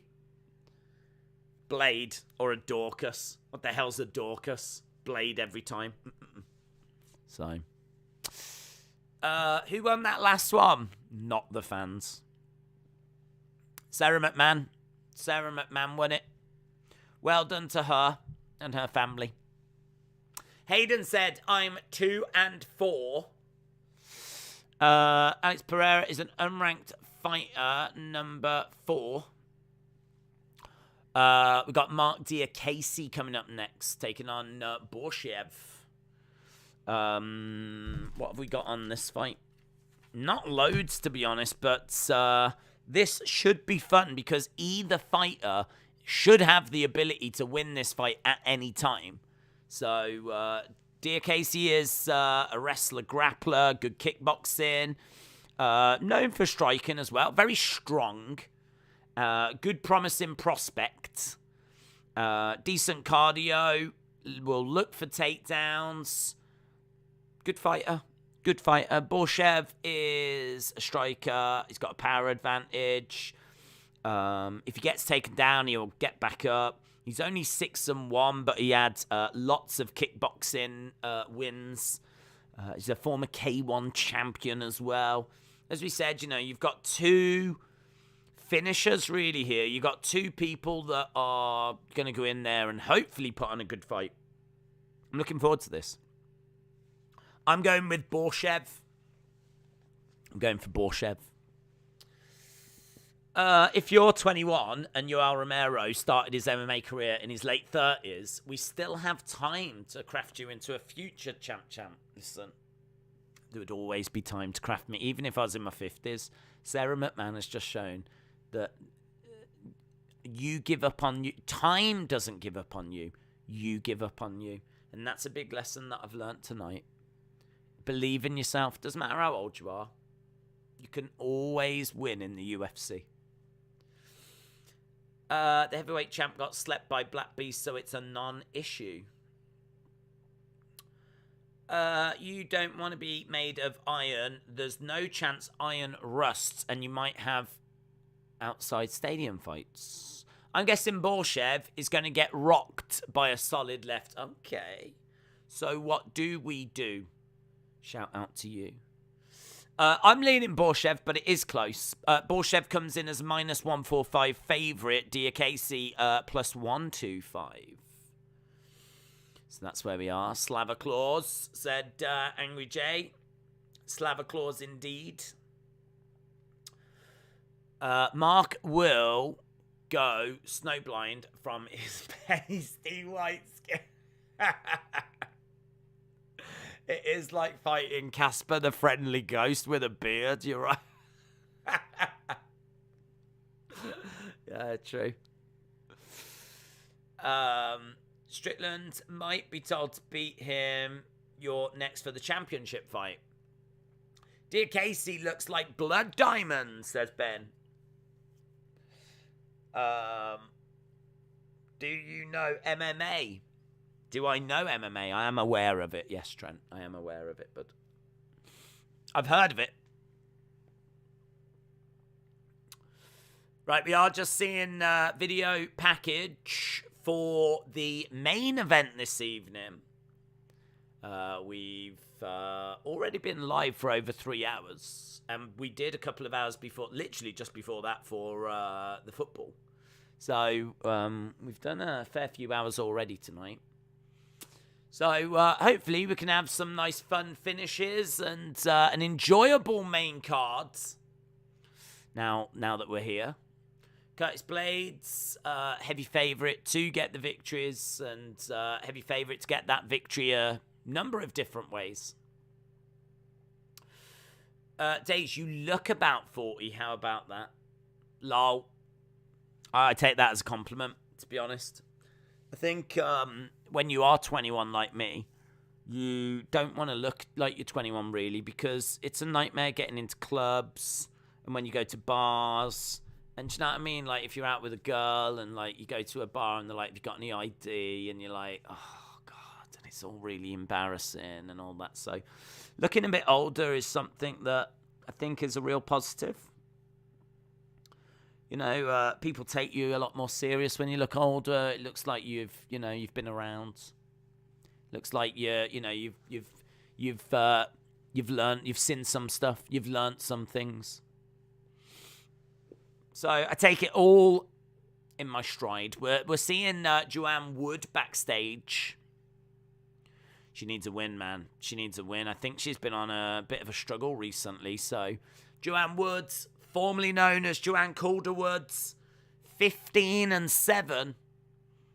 She's got to kick on. She's got to find that win. She's got to find that victory. I hope she gets it tonight. I'm upset I can't hear your commentary for the next legendary Aussie to take America by storm, says Ash. Well, if they're coming into the UFC, you will hear that legendary commentary. I look forward to seeing Tim in action. I'm kidding. I'm going to say you're 35, Max.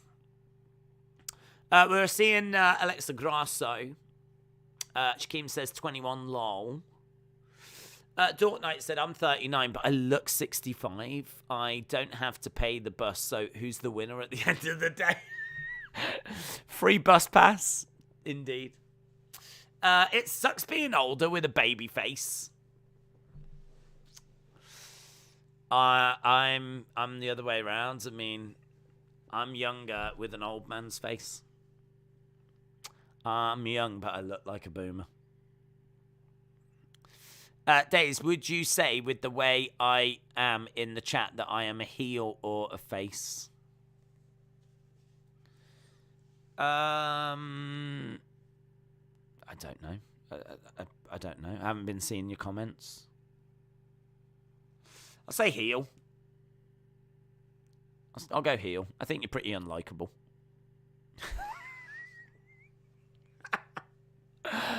Oh, Matt, I don't know why I've got one. I'm on one today. Same to you, Days. As they say, life only begins at 50. There we go. We're laughing. All of us are laughing. Unless anyone's here that's over 50 and, well, you know. I'm sure you've got memories. Are you going to any WWE live? I'm not, unfortunately. No. She can be fast-tracked and fed to Valentina. What a reward for Alexa. White Lotus said, I'm 57, but I've got a young wife. Do you know what? White Lotus wins. White Lotus wins. We're all sat here talking about, is it better to be young? Is it better to be old? White Lotus comes in and goes, well, I'm 57, but my wife's younger.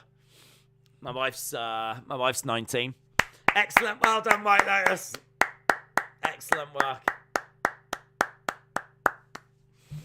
Fair play. That's legal here in this country, 19. That's fine. I mean, people would still have a bit of a little look. You mean that's not his daughter? That's not his granddaughter. But it's fine. In America, I don't know if that would be allowed, to be honest. I don't know. Different rules, isn't there? Sonny said, I'm going to be 21 this year, but I look like I'm 14 or 15 or younger. We've got a lot of young bucks in our community.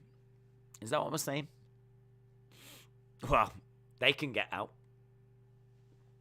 Stupid young bucks. You're only old if you've forgotten how to have fun.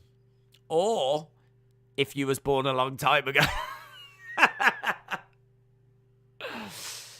J-Law said, feed her to Valentina. Nah, we're only bantering, guys. It's only bants, innit? It's just Saturday night mad bants. That's all we're doing as we're waiting for this first fight to get going. Mark Diakasi going to be in action against Borshev. 19. 57 versus 19. I respect it.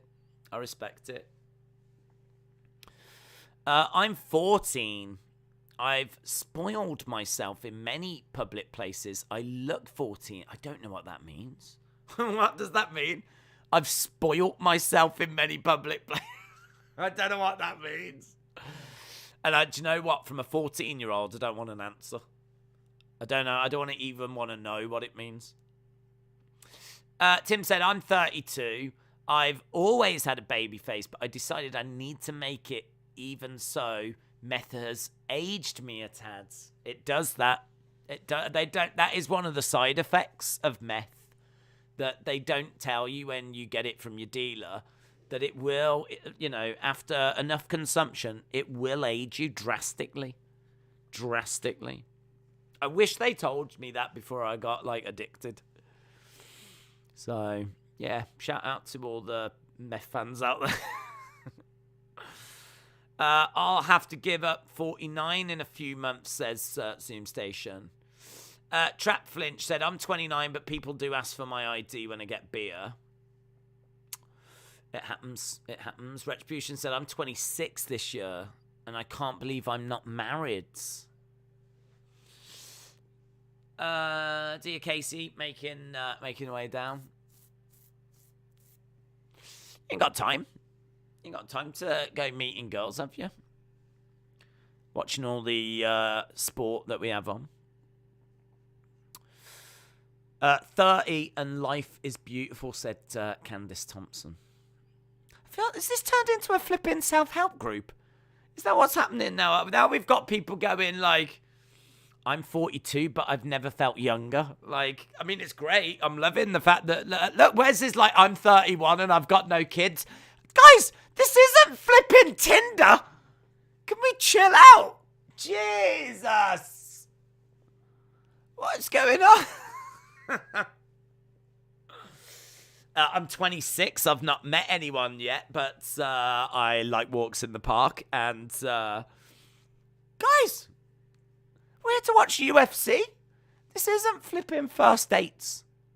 This isn't The Bachelor.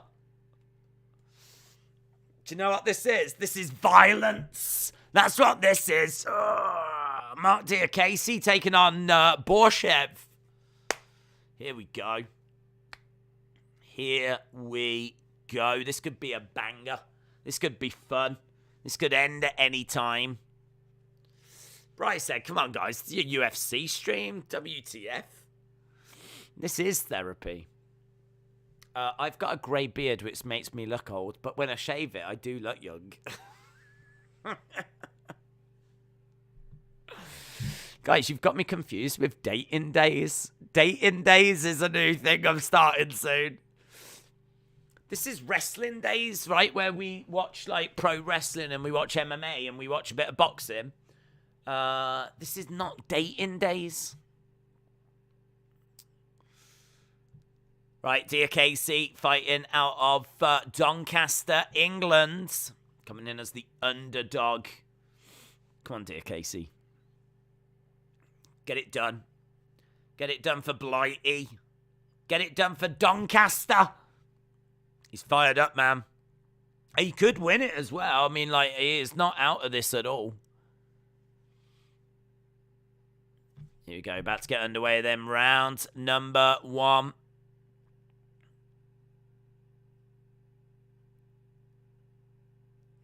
Boom. Right, we are underway. Diakese against Borshev. Borshev in red. Diakese in black. Diakese driving Borshev back against the side of the cage. Got 6 fights on this main card. 6 fights on the main cards. This is therapy. Right, Diakese has got Borshev up against the side of the cage, looking to try and get Borshev down. He's really struggling to get him down at the moment. He's really, really pulling on him. Spinning rounds. No joy at the moment. In the clinch. And Borshev, again, he can't get him down, man. Diakese spinning him round. It's just no joy at the moment. No joy at the moment for either guy. Again, going low. Just really pulling and working and grabbing the leg. And, man, the way that they're able to avoid getting taken down is very, very impressive. Very, very impressive. I don't know if they're actually... Yeah, they've counted Diakese as having 3 attempts so far. But right now... oh, nice body shots coming in. This is good. Good work by Borshev. Good work by Borshev. And Diakese having to show some good evasive action. Gets back up to his feet. We're over by the side of the cage. Diakese in control. Drops down low again. Again, coming back up to his feet, trying to take down Borshev, and he gets him down. Borshev in a seated position over by the side of the cage. Diakese in control, so finally we get a takedown after a good 2 minutes or so of trying. Matt Carney, shout out to you. I'm 40 and soon my cells will degrade and all my muscles will allotropies and I will weaken and die in a mess of biological matter. I would say that's one of your more positive messages that you've sent. Appreciate it, Matt. Appreciate the mental images that you've just given us all. Takedown. So, again, 1 out of 5 at the moment. 20% for Diakese. Diakese definitely losing on the striking, but getting somewhere with this takedown and getting somewhere with the control time. And they've actually registered 2 takedowns for him. It'd be good if he could get a few shots going, though. Borshev with elbows to the back of the head. Be very, very interesting to see what you guys think and who you guys think. Ooh, again, slam down. Slams down Borshev. So is that going to count as a third take? It is a third takedown. 3 takedowns for Diakese. Borshev's takedown defense has seemingly eluded him. Diakese round the back. We've still got a minute to go. See, this is where it's... How does 5 significant strikes compare to 3 takedowns? This is where MMA scoring is very, very difficult. See, for me, I would say that 3 takedowns is more significant than 5 significant strikes. So I would be leaning to Diakese, and he's going to have control time as well. I mean, who is dominating and dictating this fight? You've got to say it's Diakese. So I'm giving this Diakese at the moment. 30-odd seconds to go. Work some dirty boxing, says Pajman. So, yeah, we've got Diakese on top of Borshev. Borshev is on his back. Diakese on top. Diakese shot coming into the side of the head. And again by Diakese. And that's end of the rounds. End of the rounds. I thought Borshev was supposed to be better at wrestling. WTF, lol. He is someone that is a good striker. He's for me is known for his striking. Can be taken down. Known for his kickboxing. I mean, I don't know. I don't know that Borshev's better at wrestling.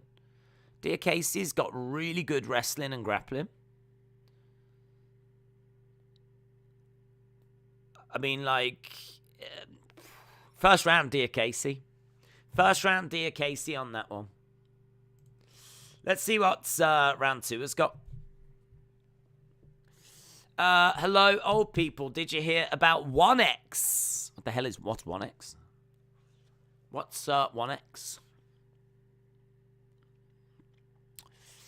It depends how damaging those strikes were, said 450 Hooligan. That's a good point.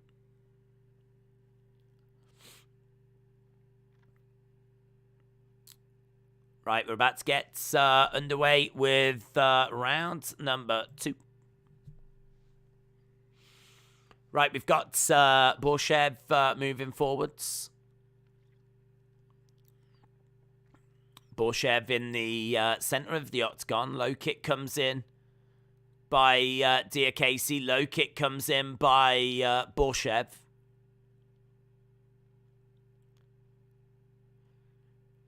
(10-9) Diakese. Great game plan. 10-9 Diakese. Smart approach.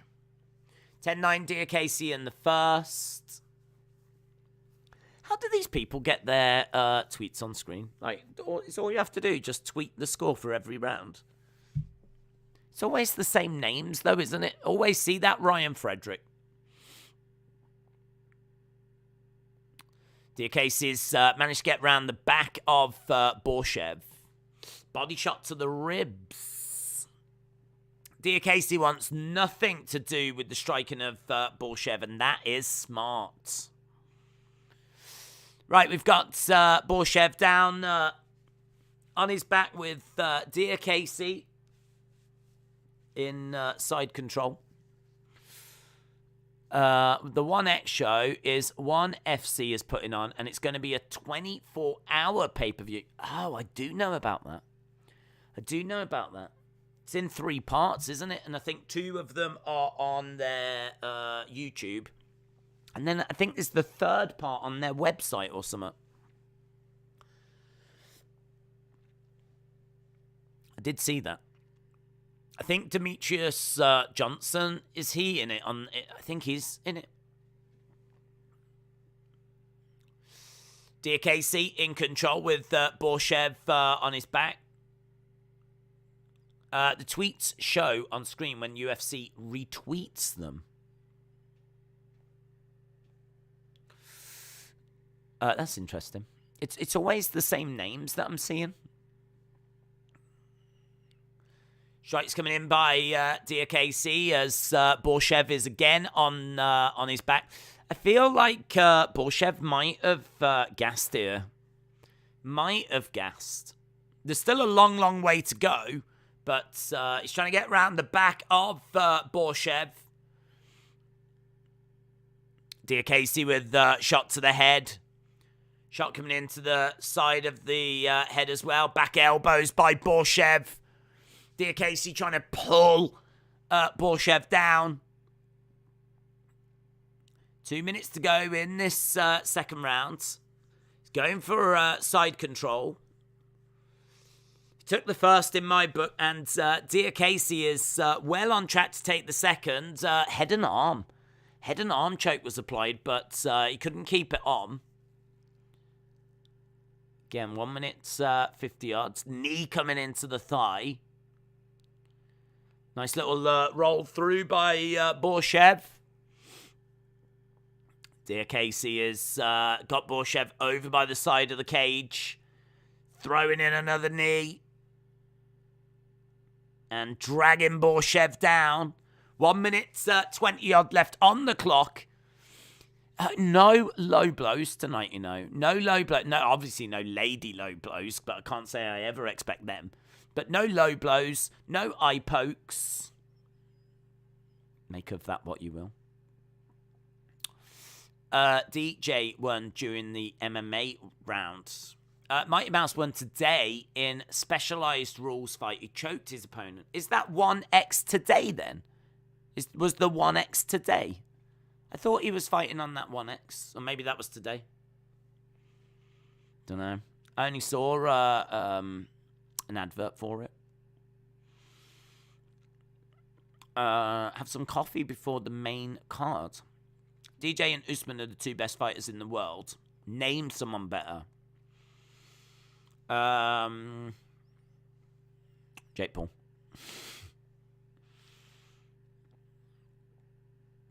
Knee coming in by Diakese. He is dominating this. 20 odd seconds to go. Mighty Mouse won today in the specialized rules fight. He choked his opponent.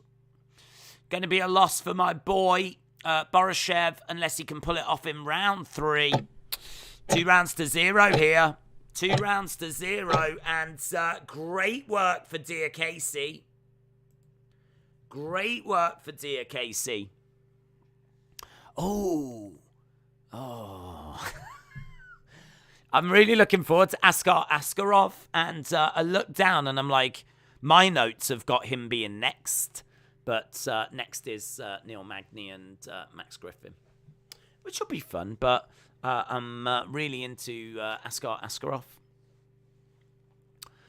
Josh Warrington wins in round 7. Mark said 1x was this morning.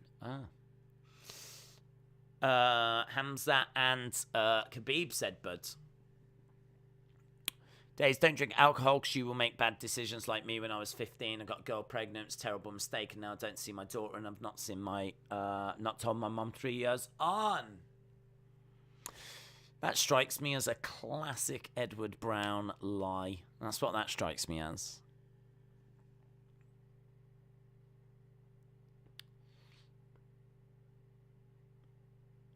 Here we go, round number 3. So, as we said, 2 rounds to 0 to Diakese.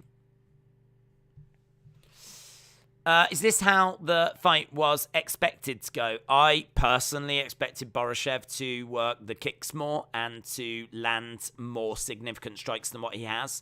I did expect Diakese to be able to get Borishev down, but I didn't expect him to get him down and control him to the point where he would be winning this fight. So it's going a way that it could have gone. This is definitely what could have happened, and it's what has turned out to happening. But I quite fancied Borishev to be able to work his kicks and prevent. I mean, I personally didn't expect 7 takedowns now. 7 takedowns by Diakese. He's just managed to get one at the start of the third. But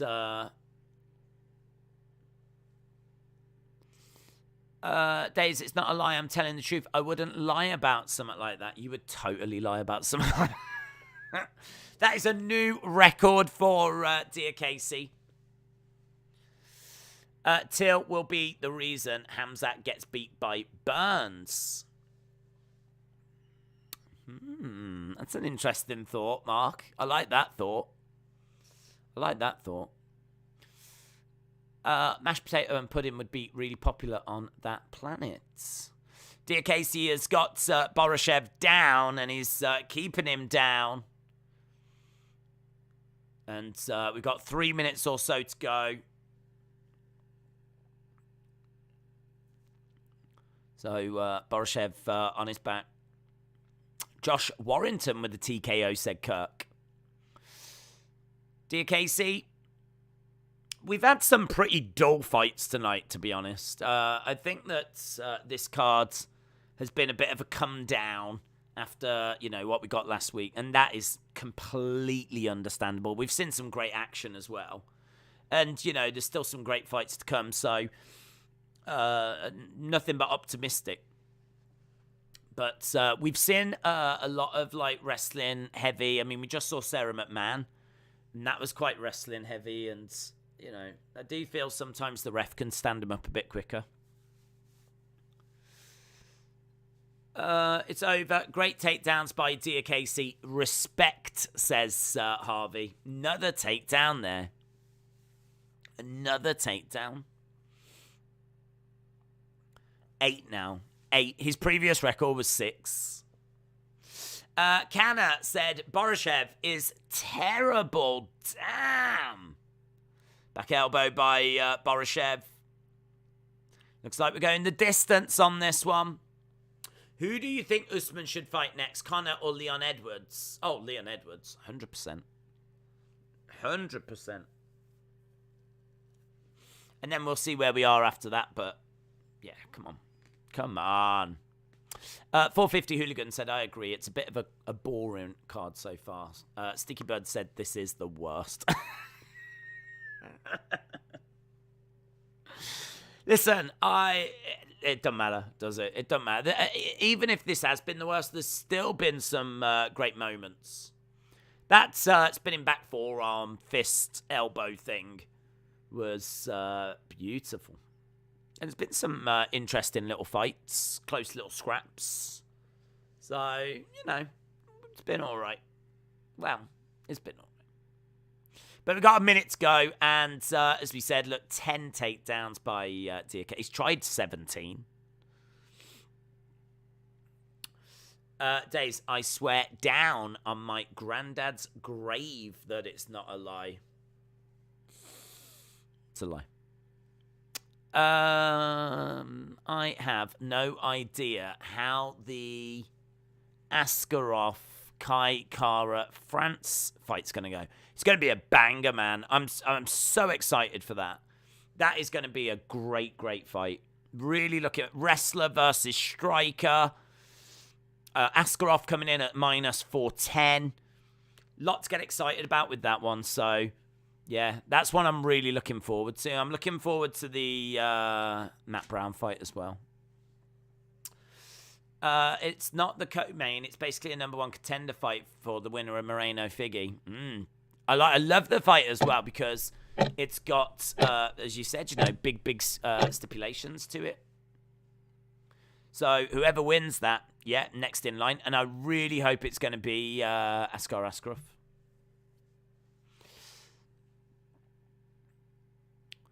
How many fights in a row will Conor be permitted to lose? How many fights in a row will Conor be permitted to lose? I mean, look, Conor's got so much goodwill in the bank. Not only goodwill, but money that he's made the UFC. They will bend over backwards for him.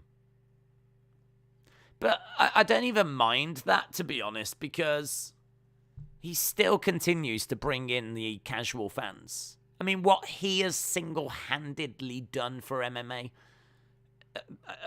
has got to be immeasurable.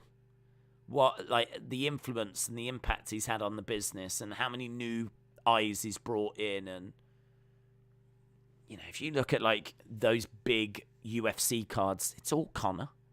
It's all Conor. So, I get that people don't like it and people don't like him. And I'm not really... I like Conor in the sense of his talking and what he brings, the showmanship. I enjoy all of that. When he's in there and fighting, I mean, there just isn't another fight that feels like a Conor fight. So, I don't know. I'm a bit split on it.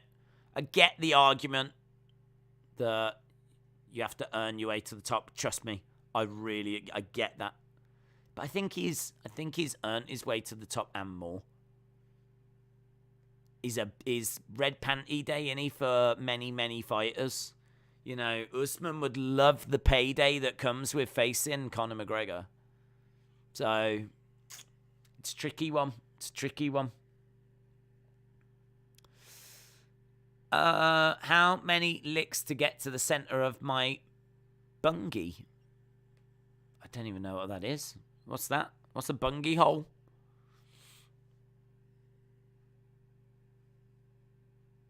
What is it? My comment about the fight days was that I don't know how it's not the co-main, considering it's number 1. Okay, yeah, that's fair. Dear Casey said, let's wrestle. Yes. I love the animated guy. I don't know his name. But I love those animations on YouTube. Stop the fight! Titanium shin bone. Let's wrestle. Head movement. I feel like these quotes are all memes now. In my head, they're all memes. If you were to have a top 5 favorite fighter, what would it be? Top 5 favorite fighters. Dun dun dun dun dun dun dun dun dun dun. In at number 5, it would be top 5. What is it? Favorite fighters. Okay. Oh, easy. Anderson Silva at 1. Michael Bisping at 1. Thug Rose at 1.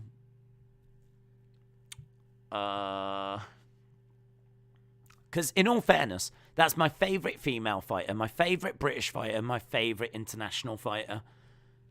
Them 3. Anderson Silva, Michael Bisping, and Thug Rose. Them are my 3 faves. Then I'd have to put Conor in, just because of the spectacle that he brings. Like, watching his rise and what he achieved, and the excitement, and how many people he brought into MMA, I'd have to put Conor in there. And I mean, Brock was good for me. I really enjoyed watching Brock. But I really enjoyed watching Ronda as well. So I did enjoy watching them too. GSP's hard to turn down, to be honest. GSP is hard to turn down.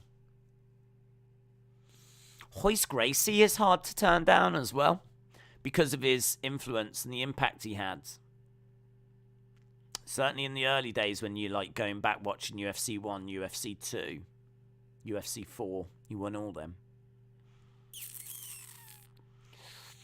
I don't have much crazy love for like Tito Ortiz, Chuck Liddell, those kind of fighters. I don't really have like the emotional attachment to them. So,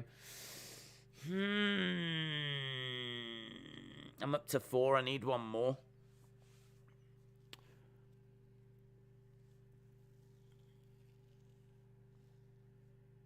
I'll go Brock. I think Brock was a massive reason that got me more into UFC. So I have to say that was a big, big part. So I actually got into UFC in the early 2000s. And I got into it because everyone at work was like into it. So it got me into it. And I like fighting anyway. I don't know. Cage fighting was always a bit like dirty. Do you know what I mean? Cage fighting. Don't know. Just never really gave it the time. It wasn't boxing. Didn't have the prestige of boxing. It didn't. I don't know. Just didn't. You didn't get it. I just didn't get the appeal. I think I'm kind of like a lot of people. You know, cage fighting. But I watched it. And I got into it. But it wasn't until Brock that I was really into it. And then I was in. So I'd probably have to put Brock in. I think he did a lot for MMA. So I can't remember who I've picked. Thug Rose, Bisping, Anderson Silva, Brock, Conor. That would be my top 5. I'm quite happy with that. Hard to leave out GSP, to be honest. Hard to leave out GSP. And I did always enjoy watching Demetrius Johnson. Khabib was good, but I just don't think that he was around long enough with the belt. So he wins the belt from Ali Quinta. He defends it against Conor. He defends it against Dustin, and he defends it against Justin. I mean, they're 3 high-quality title defenses, but I would have liked a little bit more for me, personally. I can understand people saying, yeah, but he cleaned out the division. Well, didn't clean out Charles Oliveira, did he? And Charles Oliveira's come in and filled that. I mean, I feel like Khabib against Charles Oliveira is a monster fight now. Now that there is someone that is, the next guy. He is the guy that came in and filled that void. So I would definitely say, that would be a monster fight. So he misses out probably just because just a few title defenses short. But I did enjoy watching him. Just doesn't make my top 5. But said I've been watching since about 96. Oh, that's amazing. No, I wasn't watching then. I was about 2002-ish. I can't quite remember the year, to be honest. It was around that kind of ballpark. Early 2000s. But as I said, that's not every show then. That's like, checking in with it, finding out about a few fighters, all that kind of stuff. I was a casual. But, when Brock came in, I was like, okay, let's go. Right, we have got, didn't see Anderson Silva failed drug test. Surely that ruins his legacy. He failed 1 drug test. And that was against, was that Diaz? I think that was against Diaz, and it got turned into a no contest. So, and I think Diaz failed a test as well. I think they tested both fighters, and they both failed. Diaz, I think, was just for marijuana, I think. But I think Anderson Silva was for something a bit more serious. To my knowledge, that's the only one he failed. And by that point, his run with the belt was over. So, I don't know. You can look at that and say it takes a little sheen off. And you can look at the fact that he really struggled after he lost the belts. And you can say that run takes a bit of the sheen off as well. The Anderson Silva that's facing Adesanya. The Anderson Silva that's in there with Bisping. The Anderson Silva that's facing, Hall at the end or whatever. These fights, it's not the same Anderson Silva. It's not the same Spider, but...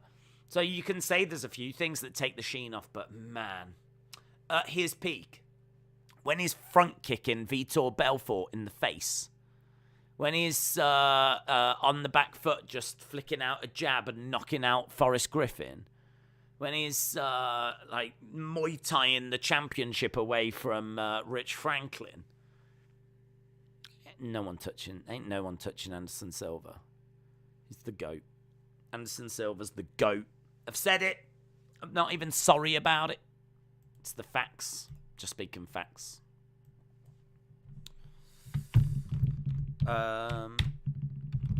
Magny versus Griffin. Silva used the steroids to heal his injury faster. Right. What an injury it was. Jeez. Right. We've got Magny against Griffin. Magny with great volume. Pressure is a bit slow. Is a point scorer. Workhorse. Very methodical. Good clinch. Good work rate. Throws lots of jabs. Can lack a fight IQ when pressured. This fight likely goes decision. I'm feeling decision on this as well. Lots of decisions tonight. It's decision central. Max Griffin, improved striking, very aggressive, tight boxing, very durable, hard to beat. He is someone that needs to get going. If either of these guys are gonna do anything, you got to win this fight. So, Neil Magny, 34, Max Griffin, 36. It's now or never. Now or never. One of these guys is going to be still, in the hunt. One of these guys is going to really fall away. Big fight. I've got Magny winning on volume. When Silva was front-kicking dudes like Vitor, he was untouchable. I have to have Forrest Griffin in there for the significance of the fight against Stephan Bonner. The company might potentially have gone bust without them two. It's true. It's true. Gloomsinger says, Hulk Hogan, leg drop on all of yous. I've got Magny by decision, says Hayden. Griffin wins. All the dogs have won tonight, says Daniel. I'm sticking with Magny. I'm sticking with Magny. I mean, it would be if you'd parlayed all the dogs. Ooh. Imagine if you'd done that, parlayed all the dogs tonight. Who let the dogs out? Who let the dogs out? Who let the dogs out, indeed? Can you recommend anyone that can talk through who is the best UFC fighter of all time? Are there any books or articles that are worth reading? Probably. To be honest, I don't know. I can't say I've seen books about who the best is. I know the UFC had an encyclopedia that obviously broke down all literally all the fighters. It's a great book, actually, the UFC encyclopedia. Maybe a bit dated now, maybe a few years out of date, but really good, interesting book, really good read. But I wouldn't recommend that for, I'm sure if you just go to Google, type in best UFC fighter, you'll get a breakdown of, the best fighters. I'm not just saying it. Normally, Anderson Silva's at number 1 in those lists. Normally is at number 1. With GSP at number 2. Could be about number 3. It's normally your top 3. Or some kind of variation of that, but normally Anderson Silva is at 1. Wrestling with Andy, hello. Was you a fan of BJ Penn? He was the first favourite that got me into MMA. Yeah, I was. I liked BJ Penn. He always struck me with the way he looked. He didn't look like an MMA fighter. He wasn't like this ripped monster. He was just it was a bit podgy. And kind of had a different aesthetic. So I did always enjoy watching BJ Penn. And what a great fighter as well. What he was able to achieve. I think he's in the Hall of Fame, isn't he? I think BJ Penn went in the Hall of Fame. So, respect to BJ Penn. I wouldn't say one of my favorites, and surprised that he's the one that got you into UFC. I can't say I've heard many people say that before, that BJ Penn brought them in type thing, but fair play. Tyson said, Days, do you prefer WWE, AEW, or UFC/boxing? It's hard, innit? I think they all serve different needs. I think right now UFC is the best promotion out of all those that you've mentioned. I think they're putting on the most entertaining shows, the best fights. Maybe tonight's not the best example of it, but I think that they've been putting on for the past few years, actually putting on the stuff I've been enjoying the most. During the pandemic, the stuff I enjoyed the most was UFC. The stuff I'm enjoying the most so far is UFC. So right now, if they said you can only watch one thing, I'd be choosing UFC. But historically, it's hard for me because I grew up with wrestling. I grew up with pro wrestling, so I love WWE. It's just like a safety blanket. It's a comfort blanket. I just watched it my whole life, so people that don't watch it don't get it, and that's fine. And people that did watch it that have left now, like, that's fine. But yeah, for me, I still get something from it. So no disrespect to WWE, but I think even WWE fans would agree this is not its golden period at the moment. But it's a great period for... Oh, he slapped him! Griffin with a lovely strike. So these two were just throwing shots at each other. That's a lovely strike by Griffin. Magny goes down. I was just watching it, and they were just throwing hands at each other, and Griffin was getting through with more, but he just put Magny down. That was nice. That's a warning there to Magny, and Griffin showing that he's got some volume. So Magny on the outside. Body shot. He's got back up. The way he went down, bang, it looked like he'd put him to sleep, but I don't know if he did, actually. And then as he hit the mat, he kind of came back around, but he was right back in the game, Magny. So he does get put down. I mean, Griffin is winning this round comfortably. Low kick there, and Magny is... Look at Griffin run. Griffin was doing it, like, having to hightail it out of there. Nice shot coming in. Low kick coming in. Nice jab coming in. That's a lovely left hand. Low kick. Griffin, 93. He's landed 13 out of 14 low kicks. Magny edging forward. Low kick there by Griffin. Again, edging forward. Switching stances.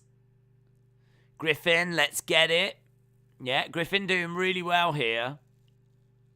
He's doing really well, but Magny back on his feet, and he is getting through with stuff, Magny. Feel like there's not enough time, really, in the round for him to take the round, unless he's going to find a finish, but...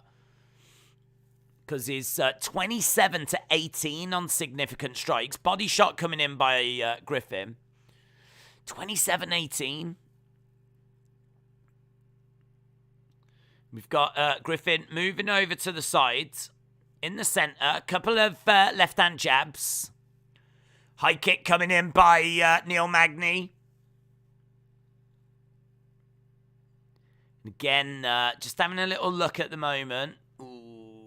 Griffin throwing hands, but Magny moving out the way. End of the rounds. Good round, that, for Griffin. Very good round. Why was GSP such a big star? Why was GSP such a big star? He wasn't as big as Conor and Ronda, but he was big. Why? He wasn't a trash talker. Because he had the belt and he kept successfully defending it, didn't he? He had a lot of successful title defenses. And he really was, very, very dominant. Very dominant. I seem to remember, like, he suffered, I want to say 2 losses. One of them was a shock against Matt Serra. Massive shock, which he managed to avenge. And... just went on, like, a crazy run, and he just looked really dominant. He was just a dominant champion. He was a great fighter. He was a fighter's fighter as well, so he was very skilled. Very, very skilled. So, I think he was the kind of fighter that other fighters really appreciated. And, yeah, I mean, he never, as you say, he never quite got to the... success levels of, say, a Conor with selling out pay-per-views and all of that, but he didn't need to, really. I always feel that GSP is like, when you talk about the GOATs, And you talk about Mount Rushmore, you are chiseling GSP into the side of that flipping mountain. He's always, and then like he went away, came back in a different division, like wasn't it like 4 years later, and beat Michael Bisping for the middleweight title. That was his final fight. You know, he's a 2-weight division champion. So not only was he dominant in his division, but came back, beat Bisping for his belt, and took the middleweight title, and then left again. So, I mean, it's pretty impressive stuff. His numbers, his stats are impressive. So, like, that kind of dominance, you got to remember, like, the average person's, like, trading win and losses on a regular basis. There's only really a select few that have that ability to just keep churning out wins. That's what makes your Usmans, your Khabibs, your GSPs, your Demetrius Johnsons. That's what makes them really, really stand out. Think about the heavyweight division. Where's that unstoppable heavyweight monster that churns out win after win after win after win? Like, you just don't see that. I think Stipe is regarded as the best heavyweight that UFC has ever had. But, I mean, he wasn't able to achieve what, you know, Khabib has done, or certainly not what Anderson Silva did. I mean, Anderson Silva, didn't he have, like, I've got the number 13 in my head, so I don't know if he had, like, 13 successful title defenses or what it was, but it was somewhat crazy. Anderson Silva's the top for me, but, yeah, nothing but respect for GSP. Nice left hand straight coming in by Griffin. Side kick coming in to the side of the body by Magny. Griffin's still got this gap. There was an eye poke, you're right. Ref did just have a word there. So we've got an eye poke. Add 1 to the collection. Do you think that Adesanya is trying to talk himself into a fight with Till? He's beat nearly everyone aside from him and Cannonier. Maybe he's bored of rematches. I think that is something that he could be potentially interested in. Yeah, I mean, what else? What other challenges are there for him? I wonder if he'd go up and take on Glover Teixeira. I wonder if that's a fight that interests him. I mean, he went up and struggled against Jan Blachowicz. Problem is, if he gets, like, held down, he now knows that, like, how hard it is to get back up. I tell you what, look at this. Griffin is swinging away. Like, this is a good fight, actually. This is a really good fight. These two swinging away. 49 strikes to 30. We've got a real banger on our hands here. Please acknowledge smiling Sam Alvey and the Happy Warrior as the male and female goats of MMA. I mean, that's undisputed. No one's disputing that, mate. When it comes to happiness, they're on the Mount Rushmore. We've got Griffin being driven back against the side of the cage. Neil Magny has now passed George St. Pierre for the most fight time in welterweight history. 5 hours 28. There we go. Talking of GSP, there's one of GSP's records that's just gone. Oh, man, some heavy shots coming in by Magny. Really nice work. This gap is down to 14. We'll have a look at significant strike by round. It'd be really interesting to see how significant strikes by round looks. Nice left hand straight. 50-odd seconds left to go. Jones and Izzy is going to be in the works, so Jones won't be heavyweight. Is that true? They're trying to get Jones and Izzy. Nah, Jones was looking like a beast. Jones had some size to him. I saw those pictures of Jones on, I don't know if it was on Instagram, but there was images of Jones. He definitely got to heavyweight level. Definitely. I don't think he's dropping back down to light heavyweight to take on Adesanya. What a fight that would be if they did it, though. Oh, my God. What a fight. That's a mega fight, innit? That is an absolute mega fight. 3 seconds left to go. 2 seconds. End of the round. I think they showed that Magny was, again, struggling. Let's have a look. Let's go down. I want to have a look at this stats by rounds. Yeah. Oh, actually, he ends it quite close. So, 26-18 in round 1 to Griffin. Round 2, 31-25. But right at the end, I think he's got some clinch shots in. He's actually made that round 31-30. I feel like Magny was having to play catch-up throughout that second round. And in the eyes of the judges, he might not have made it. What do you say? What do you say? I mean, I feel like it's 2-0 to Griffin, to be honest. I feel like it's 2-0, but I could definitely see some referees giving it 1-1. I could definitely see it being given as 1-1.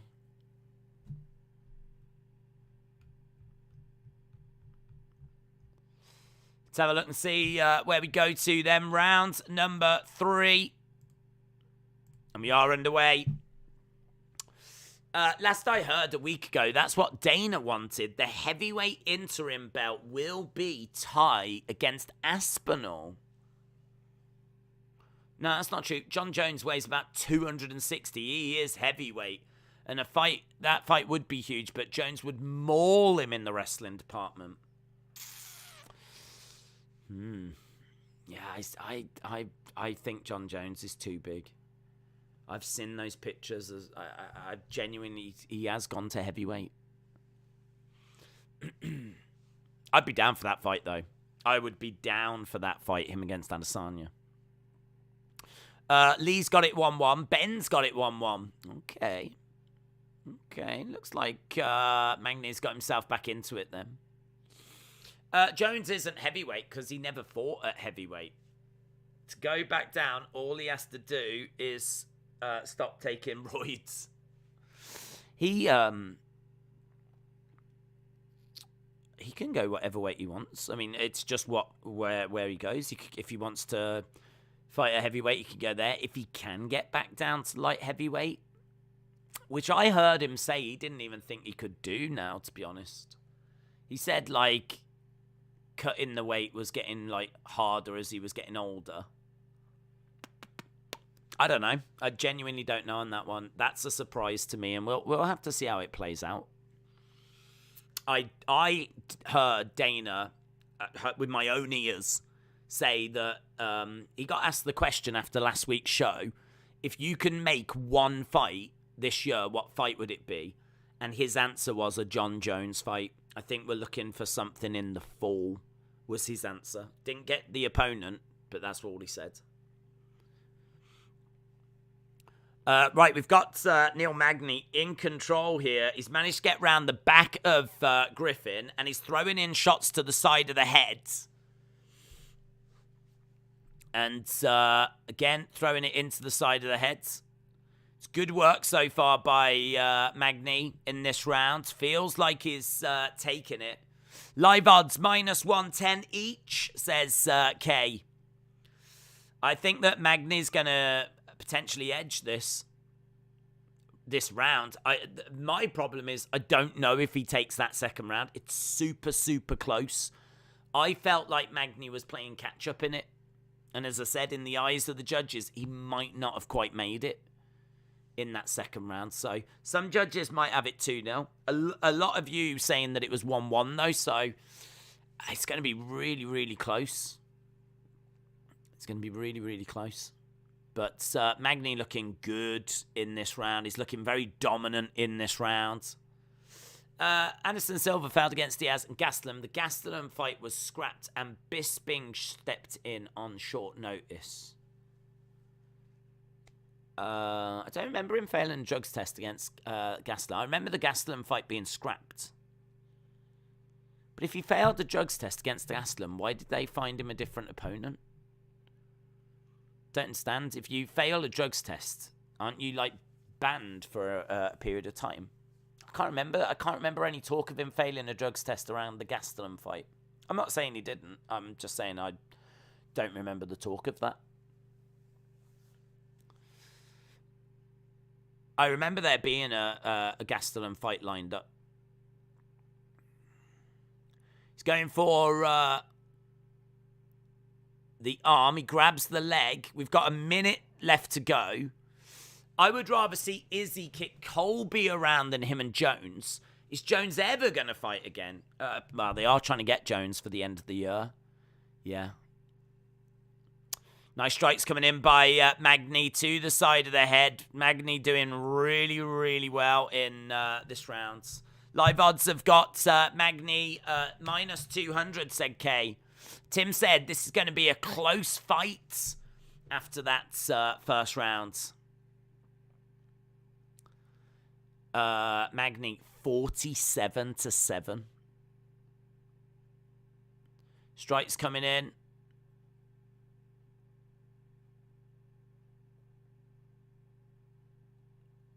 He took D-pills. Wasn't that what he said after the Diaz fight? You're only banned if you're not Brock Lesnar, says Buds. There we go. End of the fight. It's gone to decision. Which way is it going to go? I had Magny by decision before this started. I genuinely don't know right now if he's done it. I don't know if he's done it. It really depends. So, for me, Griffin takes the first, easy. Magny takes the third, easy. Who takes the second? Who takes the second? I think the second is hard. Brickwood said 2-1 Griffin if it is decision. Daniel said the thing with Izzy is when he went up a division to light heavyweight, he took the kickboxing approach. Not putting on muscle, believing his technique. He can't do brag if he goes up again. Decision time. Yep. Which way has this one gone? We're about to find out who is getting this one. Right, rounds. Fight number 9. Already an hour gone on the main cards. And we're up to our third fight. After this one just went to decision. Right, waiting to find out which way this one goes. I think we've got Askarov next, which is great. I'm really looking forward to this next one. We've got actually some really good fights coming up. I'm looking forward to Askarov. I'm looking forward to Matt Brown. I'm looking forward to... Yeah, these next 4 fights are fire, man. I'm looking forward to these next 4 ones. Right, we're still waiting to find out how this fight has gone. 29-28 Griffin. 29-29 draw. Griffin is going to get the dub. It's really close. It's really close. Whoever loses, there'll be people saying robbery. But I've got no problem with either guy winning this. No problem at all. I don't think either way is a robbery on this. So, waiting to... Alright, it's gone to Neil Magny. It's gone to Neil Magny. Looks like they gave him that second round. But it was by split decision. It is worth mentioning. It's not unanimous. Judges were undecided. It was very close. So, Neil Magny wins by split decision. I don't think I explained clearly. Gastelum and Anderson were scrapped because Anderson failed a drug test. So Bisping stepped in against Kelvin, and it was his last fight, and Bisping got KO'd.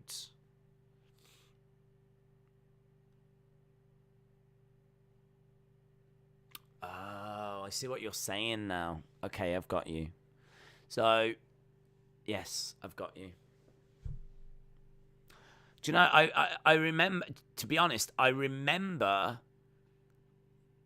think I know now why I haven't heard about that.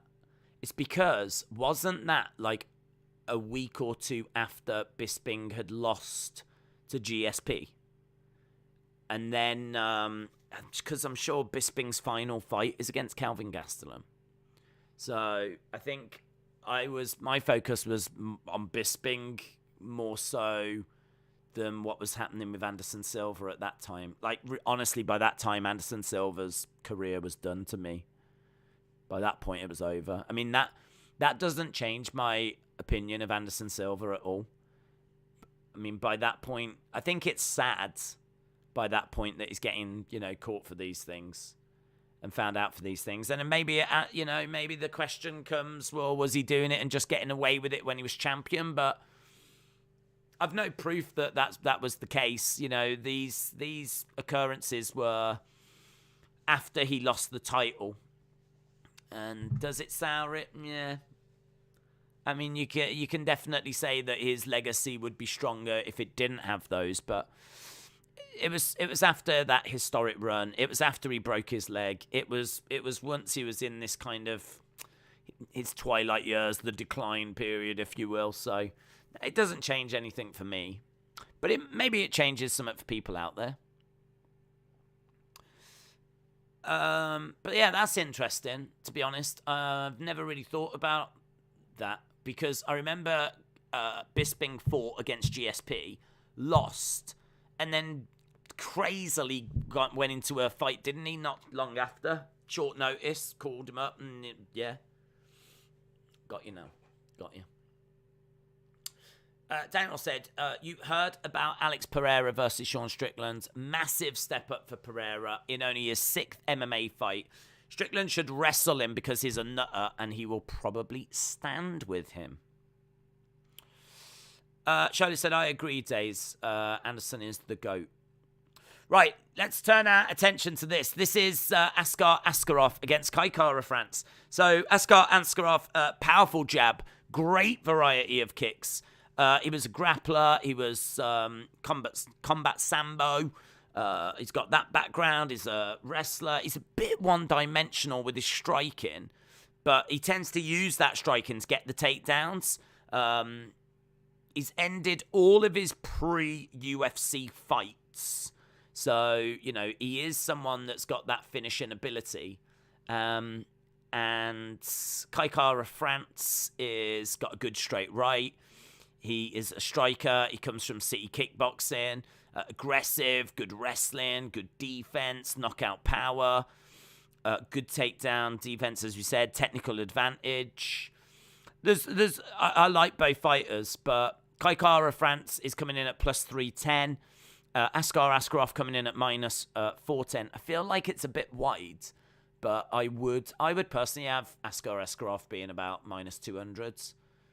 I feel like minus 410 is, I don't know, perhaps it's a bit of hype.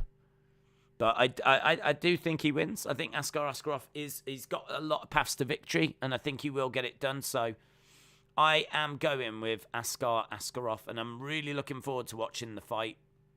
So that's going to be our next one. Good fight, said 450 Hooligan. Retribution, shout out to you. To be honest, it's not really like UFC knowledge. It's just a case of you just watch it. I mean, like I've just been watching it for years.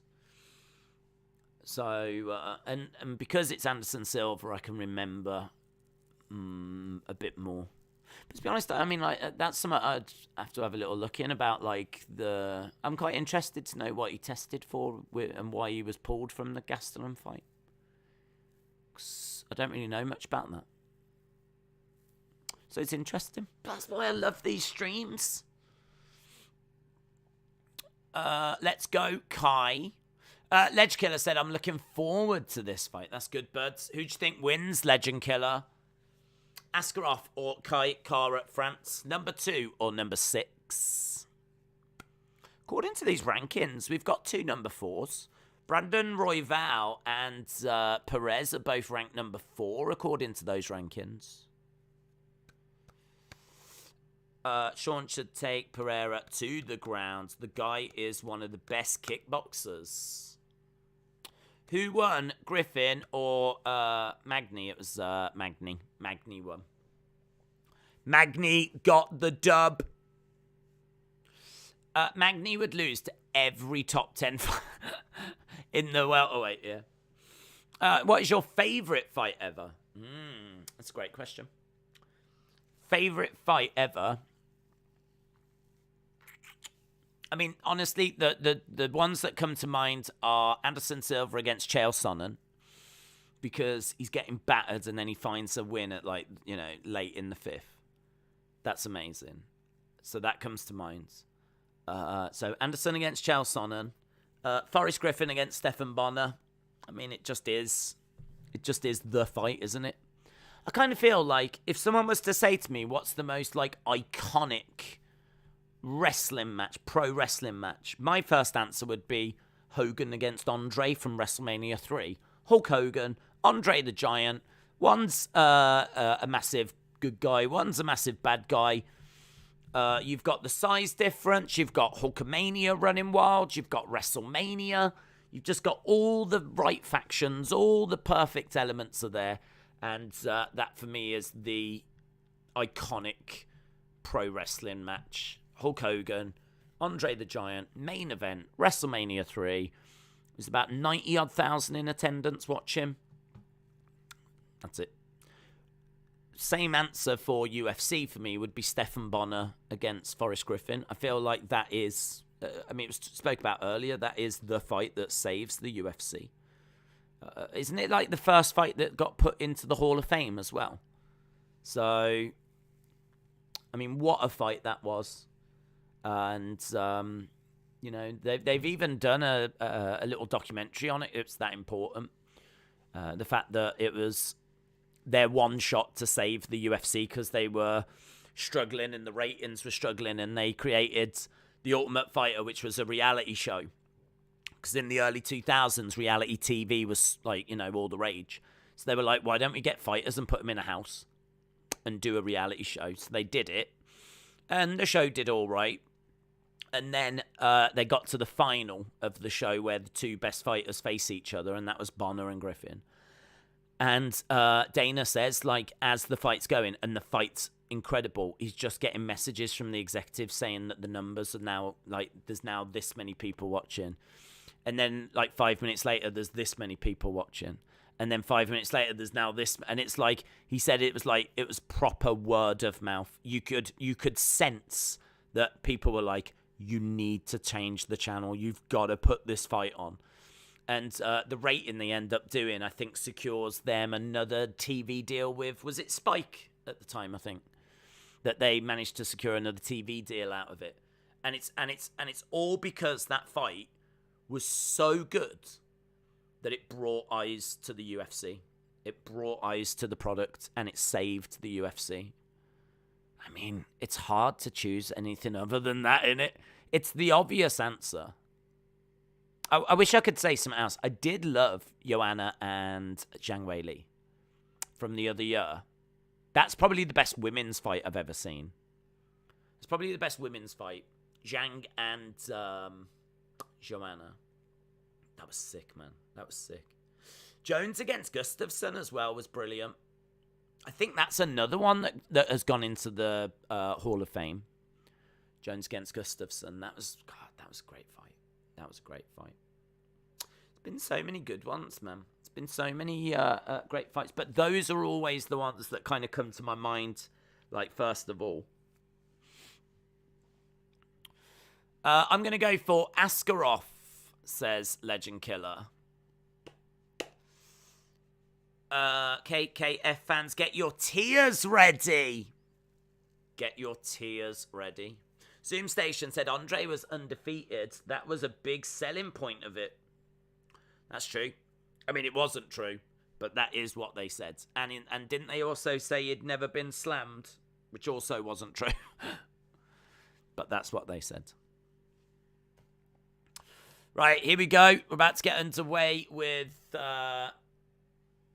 Askarov and Kai Kara France. Both fighters are insides. Beth saying about the fight was they were both unemployed fighters before the fight ended, says Daniel. That's true. Gaethje Chandler says Eva Avila. Askar is a great fighter. I think he wins tonight, but not against Brandon or Figgy. I'd love to see it, though. Sanchez, Clay Guida. Yeah, best brawl. Yeah. God, what a war, man. What a war. Don't know how many years that took off both fighters. T.O. Shamrock is the fight that got me hooked on UFC. Classic. Right, we are just seeing Askarov minus 490 favourite. Bud said, I was in second grade and I stayed up late and saw WWE for the first time. It was some guy and it was Andre Hogan. Wow. Andre had crooked ref. Yeah. That was the rematch. So they did WrestleMania 3. And then they did the rematch on TV. That is still the most watched wrestling match. 30 million tuned in for that rematch to see Hogan Andre 2 with the crooked ref. Right. 30 million. That's quite impressive numbers, isn't it?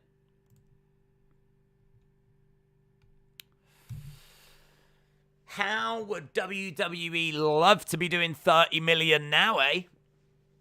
Yeah, weekly shows do 1.8 and 2.2. Kick coming in by Kai Kara France.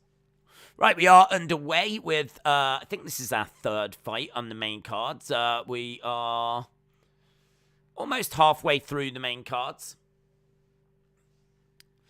This is a random one, but the Frankie Edgar, Gray, Maynard trilogy have been some of my favourite fights. That is random.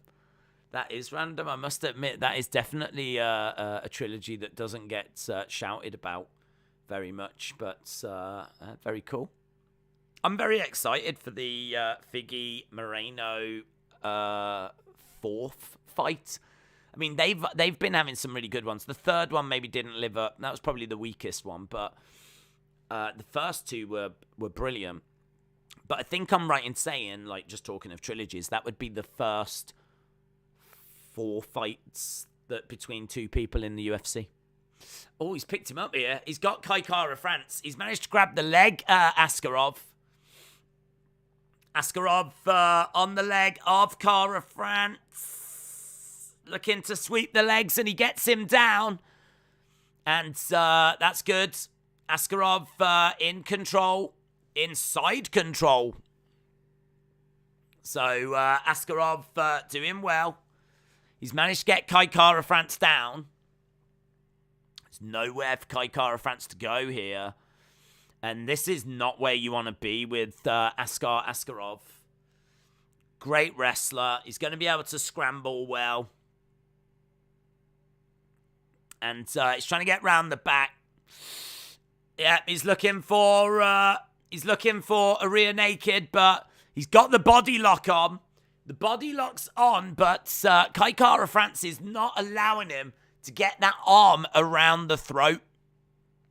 So Kai Kara France doing a good job here of preventing that rear naked choke, but the body lock is on, and I mean, this is not where Kai Kara France wants to be. Right now, Askarov is trying to get in shots as Kai Kara France is trying to punch backwards, but Kara France is looking as comfortable as you could hope to look. And looking for... Yeah, he's still looking for it. He's got to his feet here, Kai Kara France. He's got up to his feet, but Askarov is... he's still got that body lock applied. Shots coming in. He's kind of going a little bit over to the sides. Again, heavy shot coming in. Again, he's still looking. And again, you know, Kai Kara France is having to carry all that weight. All that weight on the legs of Kai Kara-France as they're standing, and Askarov has got a choke on. It's on the chin. It's not under the chin. It's on the chin. Now he goes the other side, but again, it's on the chin. You can tap someone out with it on the chin. It's not as likely. Getting it under the chin is what you need to try and do. And, man, he's battling hard here.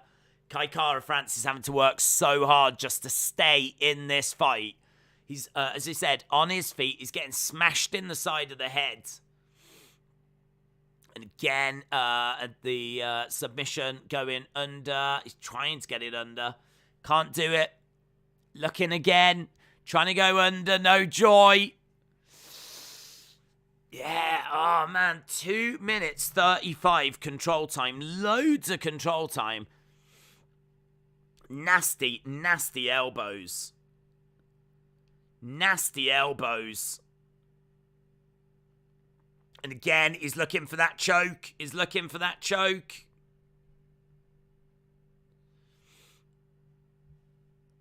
Trying to get the choke on, but thumbs up there by... And he survives. He makes it out. Askarov comes over and says, I see you. So he manages to survive. That was getting more and more intense as the round was going by. In a way, Vince might think his WWE shows are a big advertisement for the memorabilia. Ledge Killer said, come on, Askarov. He applied the Khabib choke, said Mystic Goham. Yeah, he's looking for that rear naked. And couldn't get it under the chin. It was on the chin. And so, as a result, he just couldn't get him to tap out. If he'd have got it underneath the chin, he was done. He was dead. He was right on the windpipe and game over for Kara-France. But, yeah, good first round there for Askarov. The numbers on screen might not look it, but it was. No, I don't think there's any UFC next week. 2 weeks' time, we've got UFC 273. So, after this, I think we've got a big UFC pay-per-view coming up. That's going to be Volkanovski taking on... Oh, nice jabs coming in. That's going to be Volkanovski taking on Korean Zombie. But we've got a little bit of time till we get to that. As we said, we still got 3 fights to go after this as well. There's still a little bit of way to go on this card. Askarov moving to the side. He's going to have to do all that work again. 450 Hooligan said Askarov was peeved at the end. He was on his back for 2 minutes. He's finished. Yeah, I mean, he might have gassed. He might have gassed. Askarov has got Kara-France up against the side of the fence. Look at the underhooks there. Look at the takedown. Oh my God, Askarov is so good. He's so good. I mean, honestly, whoever wins out of Figgy and Moreno, Askarov is going to be a problem. He is going to be a problem. And the two break apart. Askarov bouncing around. I mean, he's not bad with his hands either. He doesn't use his striking as his main weapon. He sets it up for the takedowns. He tries to find ways of getting those takedowns and getting the level change. But at the moment, standing in the center, you can see on Askarov's thigh, his thigh is quite red. I think the kicks from Kai Kara-France definitely getting through. But we are on the feet at the moment. Not much to separate them in this round. I would say a bit of control time for Askarov when we were over by the side of the fence. Low kick coming in by Askarov. Edging forwards. Oh, lovely counter shot. That's a lovely left hand by Askarov.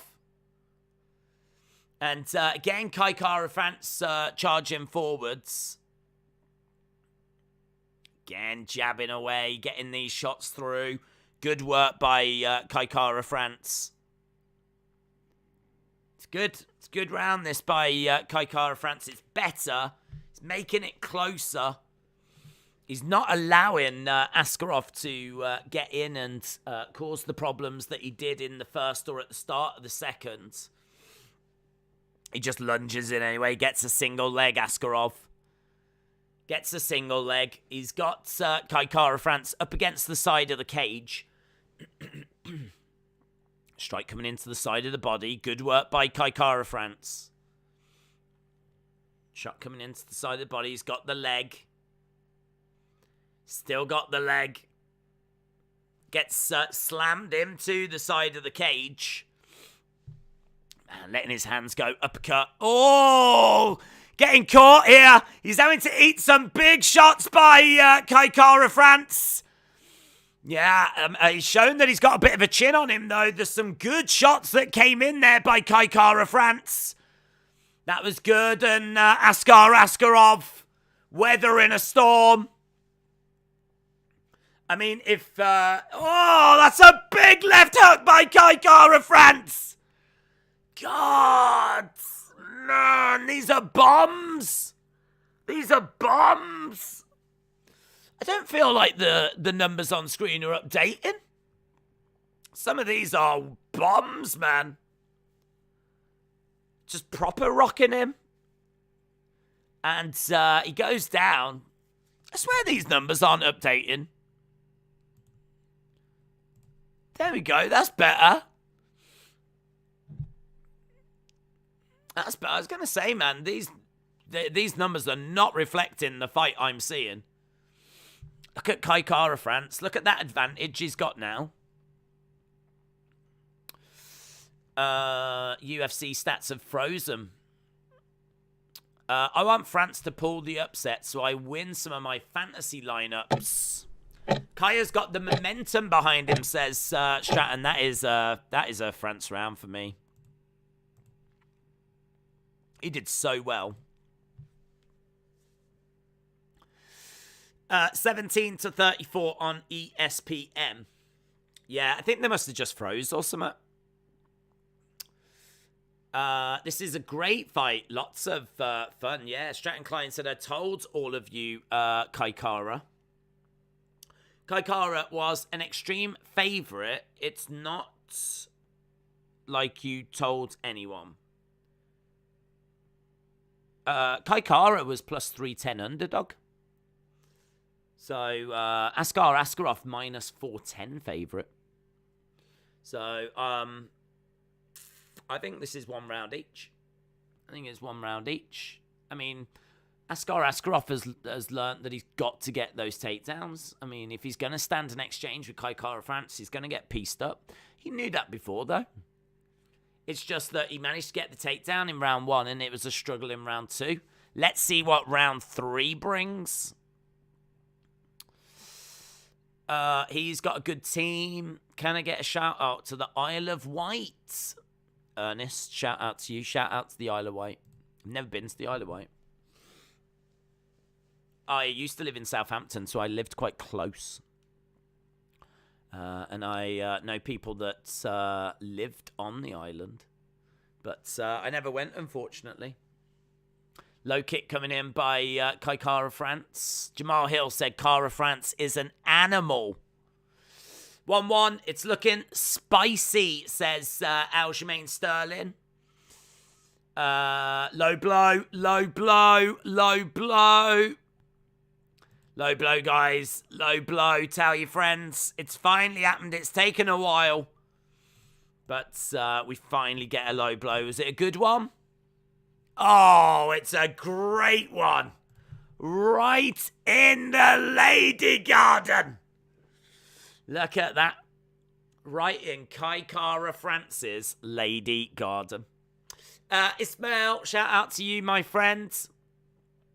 Appreciate the support. Hope you are well. Hope you're enjoying UFC Columbus. It's been all right. It's been all right. It's not been kind of UFC London levels, but got a bit of a banger going on right now. Little bit of a banger. 1-1. Just getting into round number 3, and we get a low blow. We are back underway. So Kai Kara in the center, low kick on Askarov. Strike coming in to the body. Again, left hand, high kick nicely blocked by Askarov. Oh, loses his footing as he goes for a high kick. Nothing more than a slip.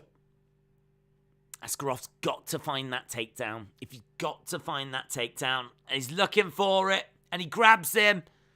He has managed to grab him, and he has got him up against the side of the cage. So that's good. That's good by Askarov.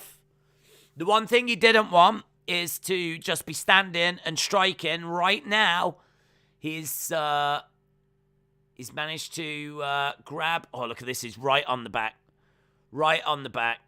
He's got the body lock applied, but it's sloppy. It's all a bit sloppy. But he's managed to get onto him. Again, Kai Kara France trying to shake off Askarov, and he gets him off, but Askar grabs the leg. I mean, he has to take such punishment as he's going for these kind of positions. So, you know, he grabs the leg, and as he's got the leg, like, he's completely exposed. So he has to be able to take a few shots. So, like, he has to go through a bit of a fire. And Askarov not getting much in the way of a reward for all his hard work so far. Edging forwards. Low kick coming in by Kai Kara France. So Askarov is, as we said, looking all right. I think he's picked up some very, very useful control time. Ismail said, I'm doing well, thanks. Hope you are too. Yeah, doing good, bud. Thank you. Doing good. Looking forward to the next fights that are coming up. I think the next fight could be fight of the night after this. This has been fun, though. Then we've got Joanne Calderwood, and I am a fan of her. And then we've got the main event. So, good time to be joining us if you are just joining us. And, yeah. There's been a few slow, kind of stodgy fights that we've had tonight. But a couple of left-hand jabs coming out by Kai Kara France. Askar is edging forwards. Again, trying to close that range. He's trying to back up Kai Kara France. That's good. Askar letting his hands go. Really difficult to know which way this goes, to be honest, because I don't think there's much in this fight. What we've learnt is that Kai Kara France is the better striker, and Askarov is better on the ground, but we knew that going in. Is this final minute going to decide this fight? I feel like Askar cannot stand an exchange. He's got to get another takedown. Standing and exchanging is kind of futile here. Swinging away. Strikes coming in by Kai Kara France. Askar with a few counter strikes. Standing in the center. Low kick coming in by Kai Kara France. Kai Kara France looking for a takedown. We've got 29 seconds to go. Let's go, Jojo, said J-Law. Really hard to say which way this goes. Really hard. Really, really difficult to know which way this goes. Askar has got Kai Kara France driven him back against the cage. He's looking for a takedown. Nice strike. And that is the end of the fight. And I tell you, Kai Kara-France thinks he's done it. Kai Kara-France thinks he's done it. He's already in full celebratorial mode. Don't know if that's a word. Celebratorial. Celebratorial. It is now. Yeah, he's celebrating. Jumping on top of the octagon. Let me know. Who do you think won that fight? Who do you think won that fight? Those stats on screen are largely the striking stats. What they don't show you is control time. Askarov got control time. He managed to get the takedowns. He managed to do something with them. Difficult, innit? Who takes that third round? I think it's close. Did Latifi or Oleinik win? We didn't get that fight. It was cancelled just before the show began. Great fight, said Sholo. It's a lot of fun, yeah? A lot of fun. Celebratory is a word. That does make more sense. Kai Kara-France, he has done it. Kai for dead, sure, says Sashim. Askarov. 14% of 14 takedowns. That's true. It's gotta be Kai, said Virus. Honestly, I don't know. I think it's 1-1 going into that third round. I think that it's a few strikes against a bit of control time. Let's have a look. Let's see which way. Kai Kara-France gets it. Kai Kara-France gets it, and that is a stinging defeat. That is a stinging defeat for Askarov. That is his first loss. That is his first loss. That is a big loss. That is a hard loss. Close fight, man. Close fight. Why did the Latifi fight get cancelled? Non-COVID illness to Latifi. Let's go. Kara didn't do enough in the third, says Shola. Undefeated no more. Minty said, there we go. Askar should win, said Roddy. They robbed Askar, said Roddy. I think it was close, to be honest. I think that either way that would have gone, I think was fine. For me personally. If they went with Kai Kara, I think he definitely got shots off in that third. But he did get controlled as well. But I think it was so close. Let's look at the rounds. I mean, if you look at the striking, 27 to 15 in that third round. 27 to 15. So that's a difference of 12 in round 3. Did Askarov do enough with his control time in round 3 to counter 12 significant strikes? The judges say no. The judges say no.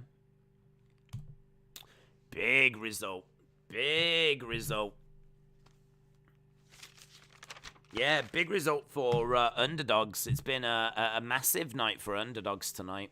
Massive night. Right, we're moving on. We are moving on. We've got a belter next. This should be fun. These are two guys that don't want to mess around.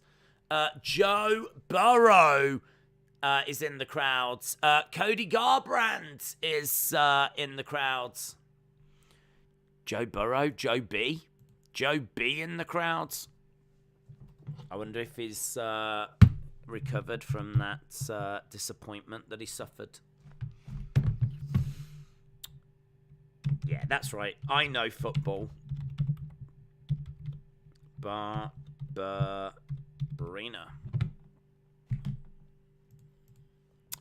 Right, Brown against Barbarena. So, Matt Brown has got killer instincts. He's got great power. He's got 20 finishes as well. He came through Ultimate Fighter. He's got great Muay Thai, great elbows in the clinch, durability concerns, great Brazilian Jiu-Jitsu. Not really a combo striker, but as we said, he does have power. Taking on Bryan Barbarena, who didn't look great in his last fight. He also has got durability question marks. Very tough, very gritty. He's been in wars. This should be a banger. It should be fight of the night. I'm going with Matt Brown. I got Matt Brown to win this. Let me know which way you are going on this next one. I am going with Matt Brown. I think they really respect Kai Kara-France's constant takedown denials. That's true. That's a really good point. He did stuff like 12 of them, and that has to count for something. I mean, it's all well and good counting takedowns, but denying takedowns has got to mean something as well. But this is the problem with MMA scoring, is no one can answer the question as to how takedowns affects scores, how, do you know what I mean? Like how these things kind of play into each other. So, like, how do takedowns compare to significant strikes? How do total strikes compare to control time?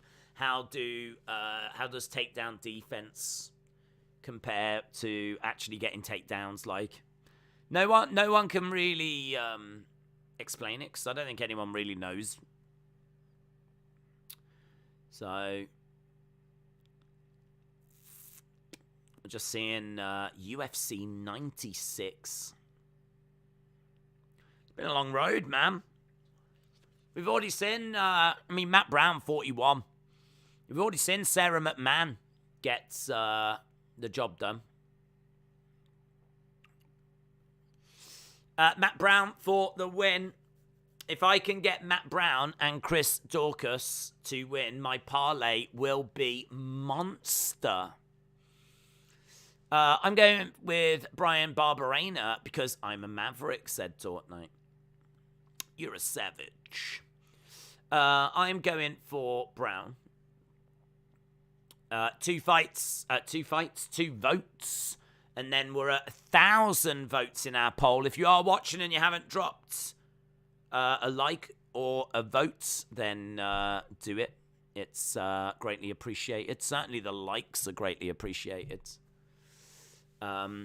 We definitely saw like a bit of a spike for Askarov, I think. I think he is definitely someone that gets people's interest.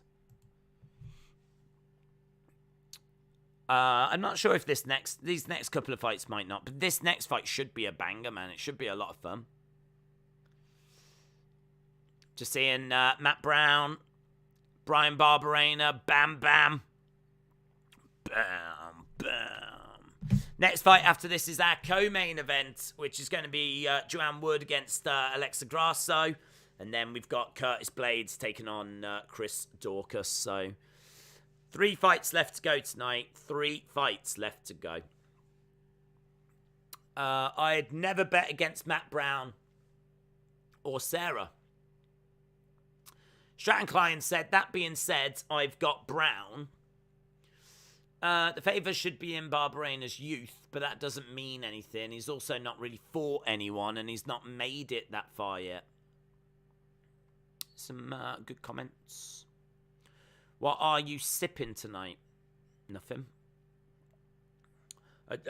I genuinely don't have anything in front of me.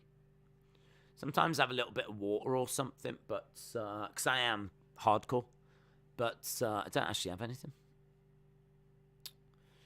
Where is the love button, says Adam. It's right there, Adam. It's right there. And do you know what? You've already pushed it. You've already done it, mate. Right there. Steve said, let's see who comes into the octagon hungry. Did Latifi fight? No, the fight's off. He couldn't be bothered. He put a statement out saying... that was it. It's a non-COVID thing that he's got, so don't know. Hope everything's all right. But no Latifi fight. Bruno said clocks go forward in 15 minutes, don't they? Don't know. I got people that sort that for me. I don't need to worry about clocks going forwards. Judges didn't fall for the lay and pray. Minty said, I've already got 50 on Brown, so I need Brown to win. Okay, well, we've got over 1,000 votes in now. Over 1,000 votes. I can tell you, okay, this is the first time I'm seeing this poll. Blaydes, 73%. 73% for Blaydes, 27% for Daukaus. So, yeah, that's where we are at the moment. New movie out in April. What's this? If you had to pick one, Brown, which would it be? Chris, Matt, or Foxy, or maybe Golden?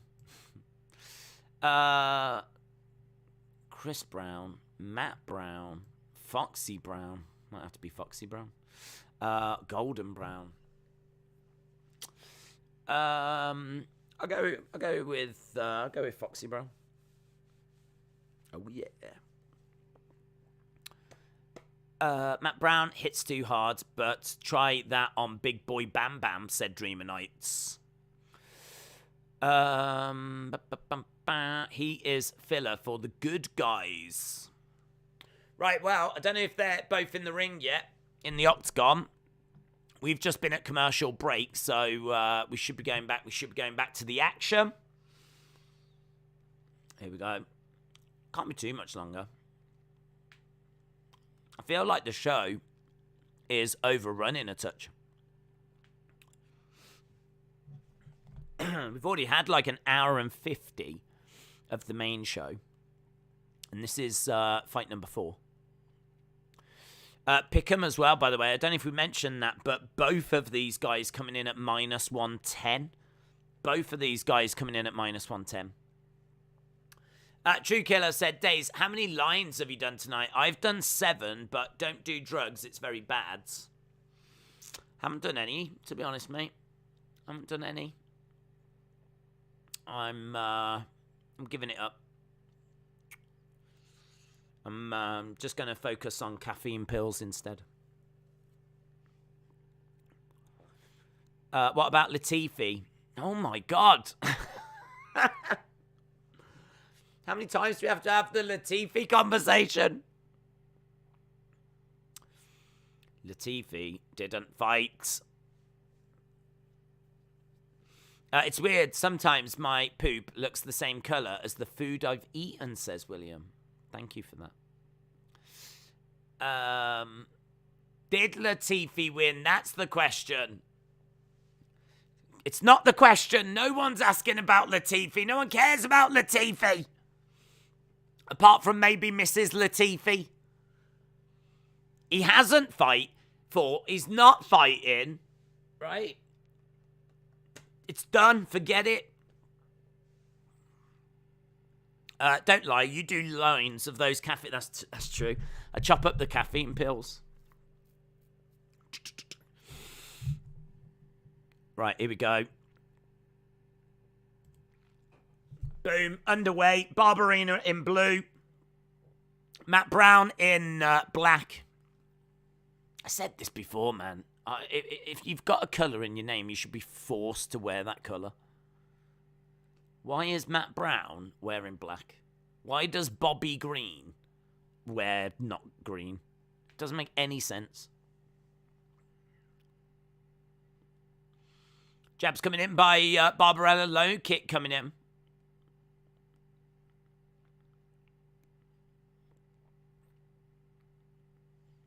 Okay, so we've got Matt Brown in the center. We've got Barbarena throwing in some leg kicks. Nice leg kicks, actually. Pepper in those legs a little bit. Another leg kick coming in by Barbarena. Swing and a miss. Ooh, Barbarena just getting through with a lovely left hand there. Head movement. That's a lovely right shot. Matt Brown definitely eating a few. Barbarena getting backed up a little bit. Lovely head movement. Oh my God, what a takedown. What a takedown. Look at that. He just kind of like tripped him over, and it was so effortless. So effortless. That's like some kind of Jedi stuff that Matt Brown just did. That little takedown was awesome. He very quickly gets back up, and because Matt Brown, I don't know if Matt Brown didn't like jump on him. I don't know if they will count it. They'll count that. They'll have to count that one. That'll get counted. Takedown by Matt Brown. He's in side control. Come on, Brown. Daniel said Latifi is the only reason I'm watching. Latifi is the most sought after fight of the year. Okay. Well, if you are only watching the stream for Latifi, then I can tell you there's just been an update on screen. Apparently, he is fighting, and it's going to be after Blaydes and Daukaus. So make sure you stick around until the end of the stream after Blaydes and Daukaus, and we should get the Latifi fight then. Apparently, he's feeling much better now. He's made a great recovery, and he'll be fighting after Blaydes and Daukaus. So stick around. Oh, so excited. I'm excited for the Latifi fight. Strikes coming in by Barbarena. He's not really, I mean, he's literally just spamming it. Come on, Latifi, said J-Law. Ladies love Latifi. Did Latifi win? He's fighting later, bud. He's fighting later after Blaydes and Daukaus. So feel free to stick with us. We've turned it into the Latifi fan club. So feel free to share your Latifi memories and your favourite Latifi moments. Swing and a miss there by Barbarena.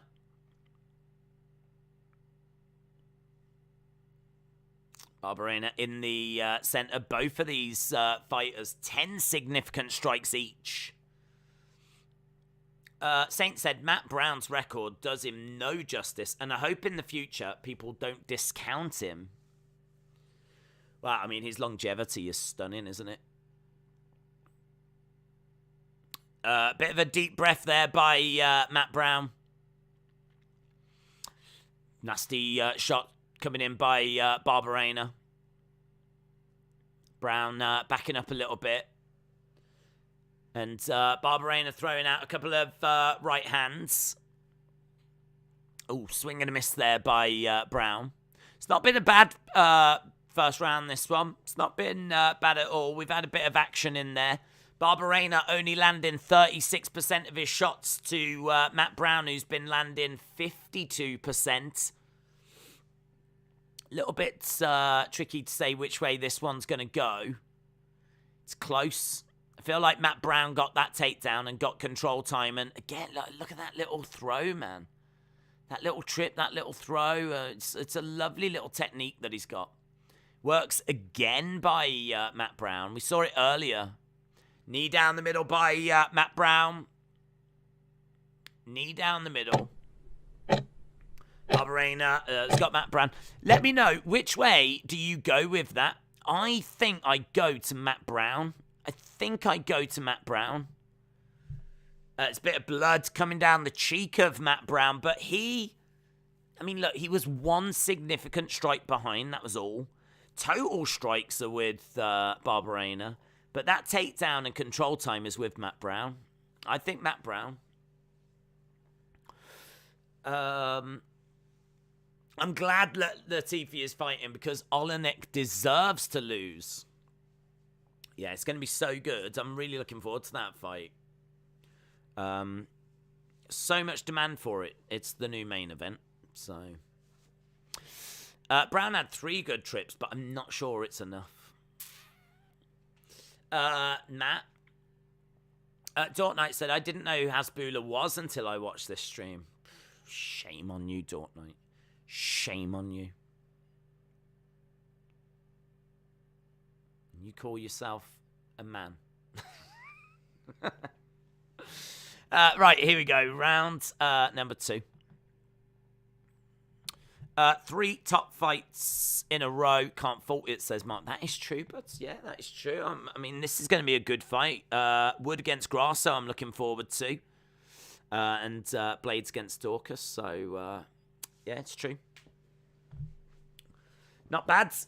Swing and a miss there by Barbarena. Kick to the body by Matt Brown. Bit of blood coming down the cheek of Matt Brown. And you can see that he's huffing and puffing. Taking Barbarena with lovely straight right. Matt Brown on the outside. 10-9 Brown in a fun first round, said Ryan Frederick. Low kick coming in by Barbarena. Kick on the inside and on the outside. So Barbarena just working those leg kicks. Big body shot coming in by Brown. Again, nasty body shot coming in. Ducking underneath. Takedown by Brown. Takedown by Brown. And he's got Barbarena in a seated position over by the cage. Big moment that was. Needed that. Those leg kicks I thought were starting to add up a little bit for Barbarena. Strikes coming in as Barbarena is trying to get back up to his feet. Matt Brown in control. So he's still got him down, but Barbarena gets to one knee. He's definitely making progress. Gets up to on both his feet. Knee to the midsection by Brown. Strikes coming into the side of the body. Knee coming in by Matt Brown. Forearm strike coming in by Matt Brown. Good shots coming in. Kick to the body by Matt Brown. Swinging away as Barbarena backs away. These two, it feels like these two are going to explode on each other in a minute, but it hasn't quite got there. They're just kind of jabbing away, punching away. No one's really letting the combos go, letting the hands go. A lot of single shots. They're in a clinch at the moment.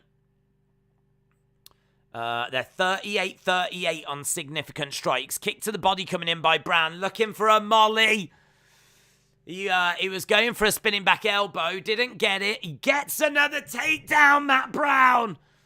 Another takedown by Matt Brown. And he manages to get Barbarena down. That feels like a significant moment in the fight. Oh, and this feels significant as well. He's managed to grab a hold of the head. We've got 146.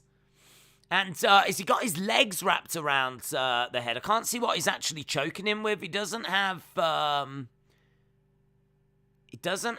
the arm. And actually, he doesn't have anything as Barbarena is throwing shots to the side of the body. Couldn't see what he had actually got him with then. I didn't see if he had the legs wrapped around the neck, but if he had a bit of a head triangle. Brown needs to up the strikes. Vorname said Askarov won. He was robbed. Come on, Brown, says Hayden.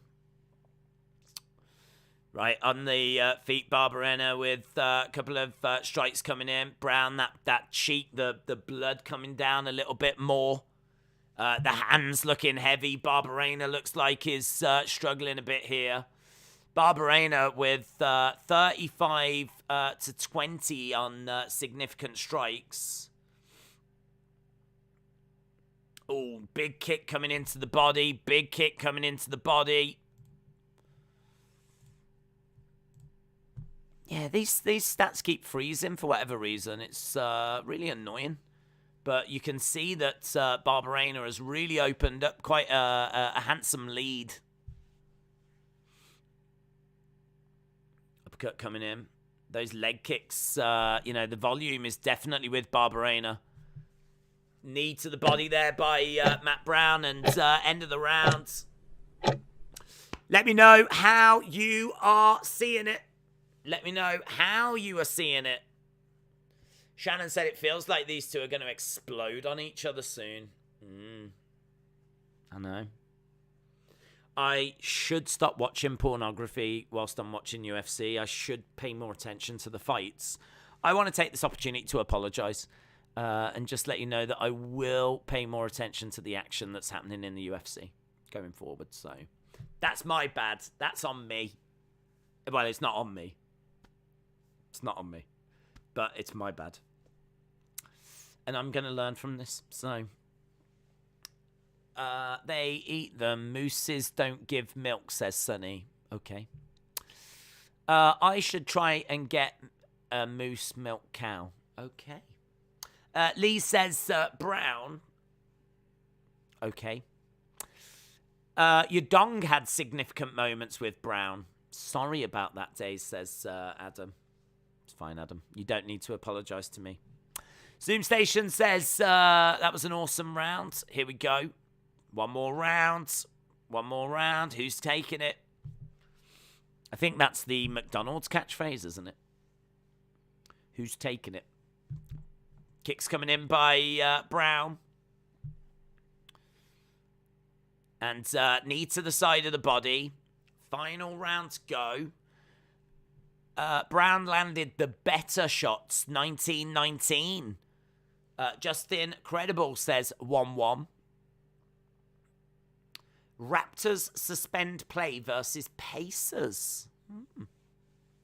Nice body shot there by Brown. Good head movement. Into the final 4 minutes.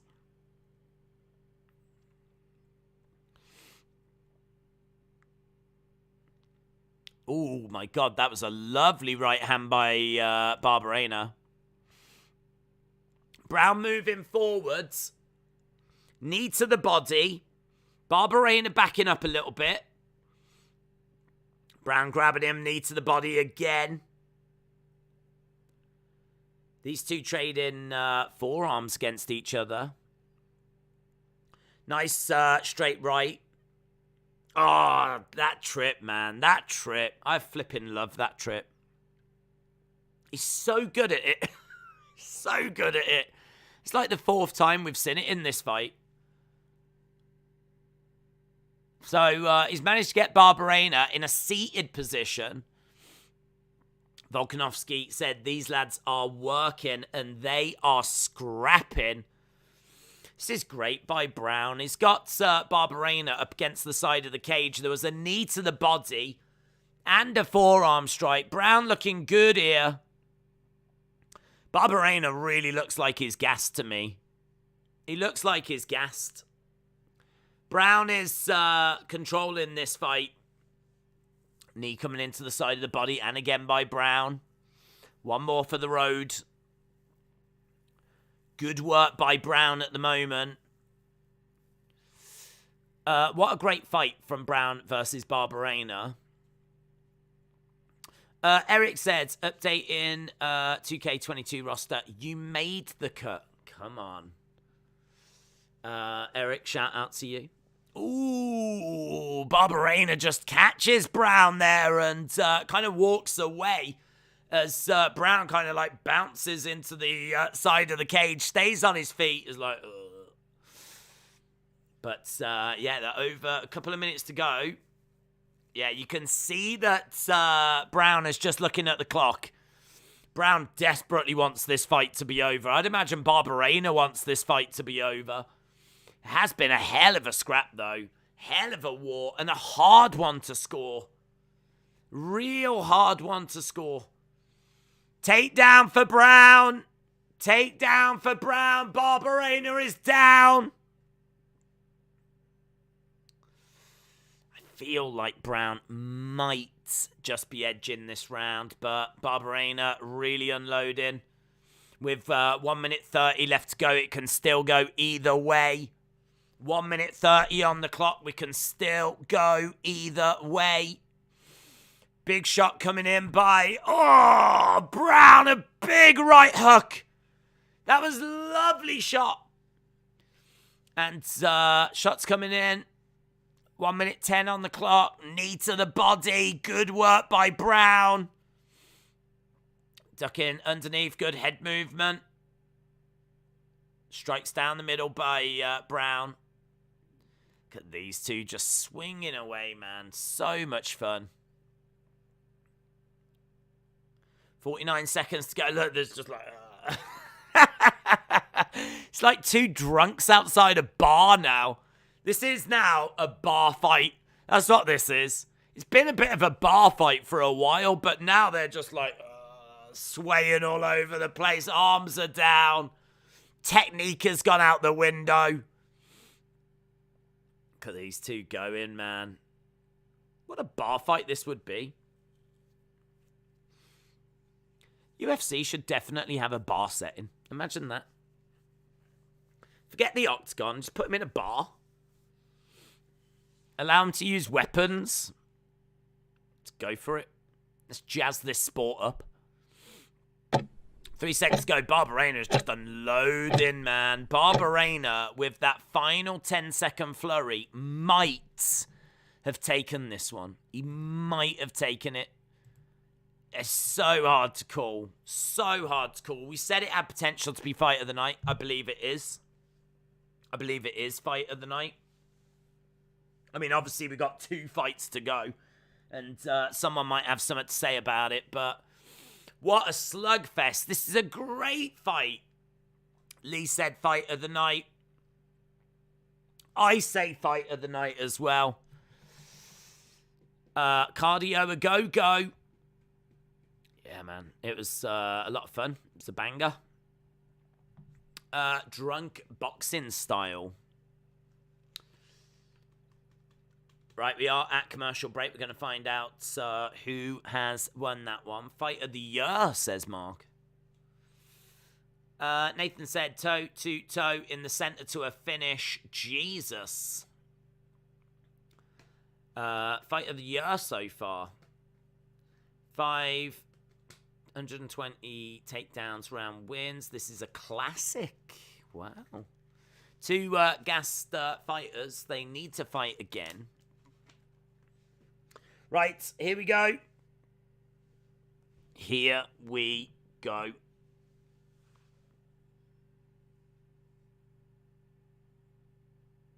So they're walking around. Barbarena walking around. He's got his hands in the air. It was brilliant. It was a great fight. Great fight. Shola says fight of the year. Yeah, they both went for it. 126 strikes to 76. Let's see which way this one goes. I think it's going to be close. You've got striking versus takedowns. Striking versus control time. It's a good one. It's a real good one. Here's Bruce Buffer them. Going to find out the which way this one has gone. Has it gone to Brian Barbarena? Has it gone to Matt Brown?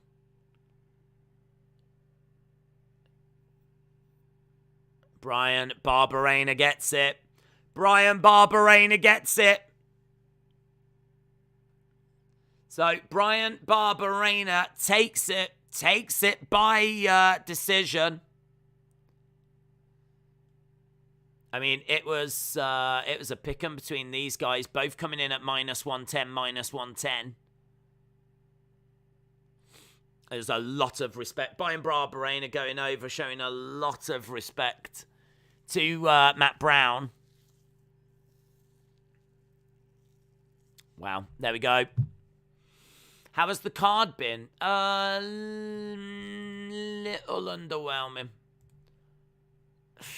I mean, not terrible, but we've had a few sleeper fights. But that was a great fight. That was a banger.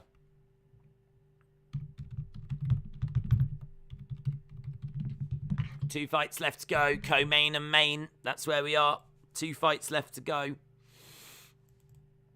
So it was split decision in the end. Split decision. So Not all the judges gave it to Brian Barbarena. Split decision win for Brian Barbarena. One more round. Brian was a slight underdog when I bidded. What bet did you lose that made you save your beards? Save or shave?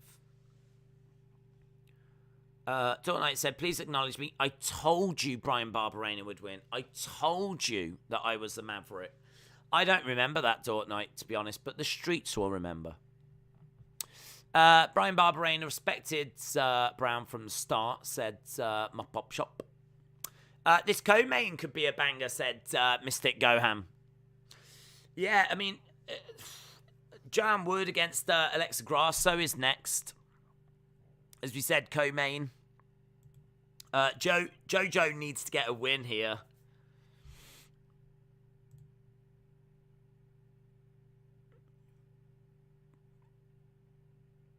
Brian Barbarena. Who the hell's that? The Columbus Blue Jackets. What the hell is a Columbus Blue Jacket? Hey, there's Stipe. Stipe. Stipe is in the house. Yeah, Stipe in the house. Stipe Miocic.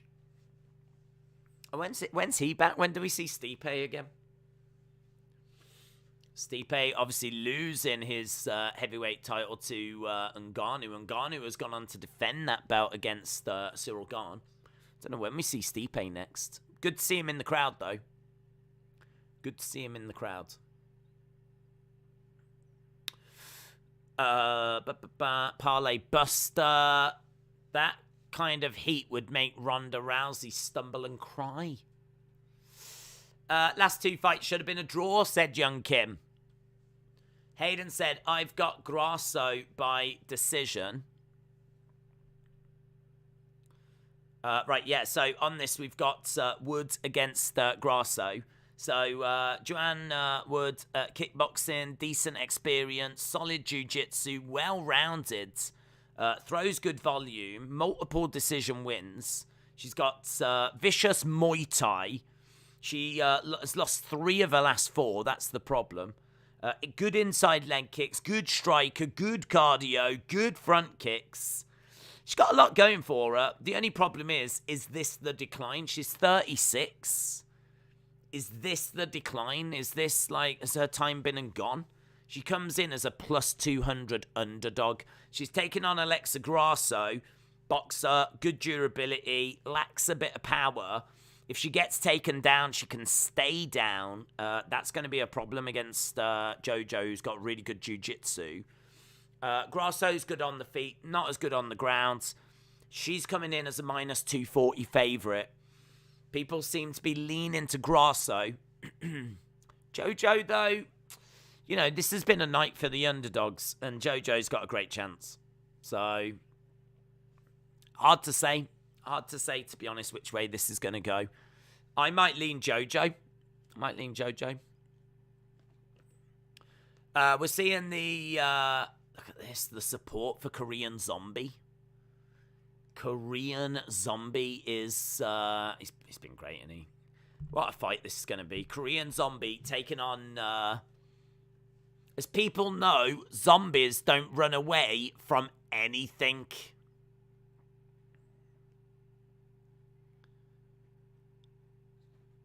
Yeah, zombies can also be put down with a shot to the head, though. So, there's that. And zombies also aren't great company at a cinema.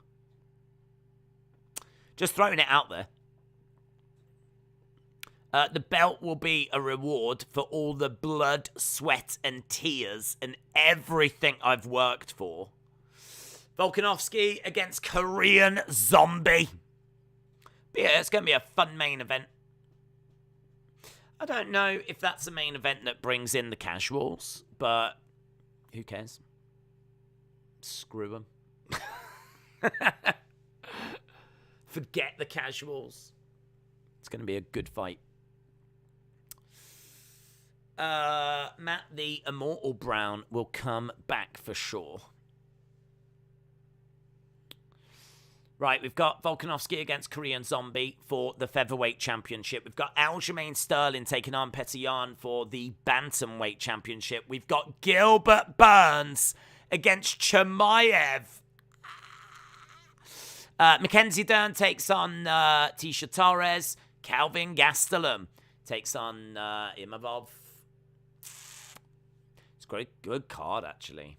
That's a really good card. Those three at the top, by those three fights. I mean, Chimaev, Gilbert Burns. Oh, my God. What a fight. That's the people's main event.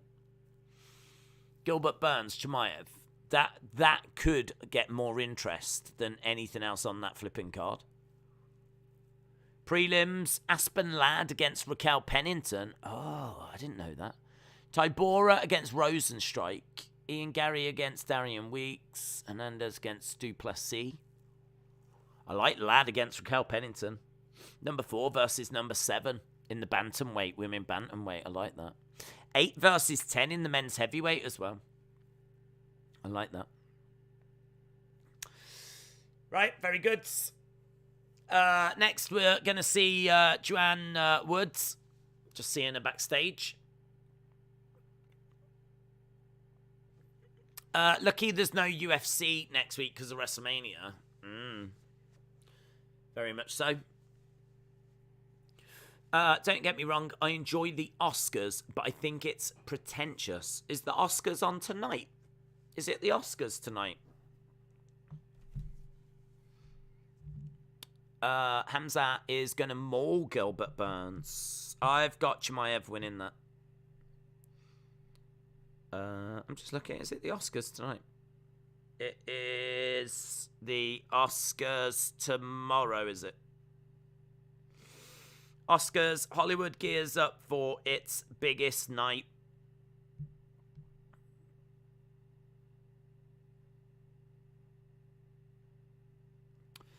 Hell no, the Oscars are woke trash. Award shows give me a sense of normalcy, if that makes sense. The main event is a bit weak, but I do have Blaydes winning, says Vin.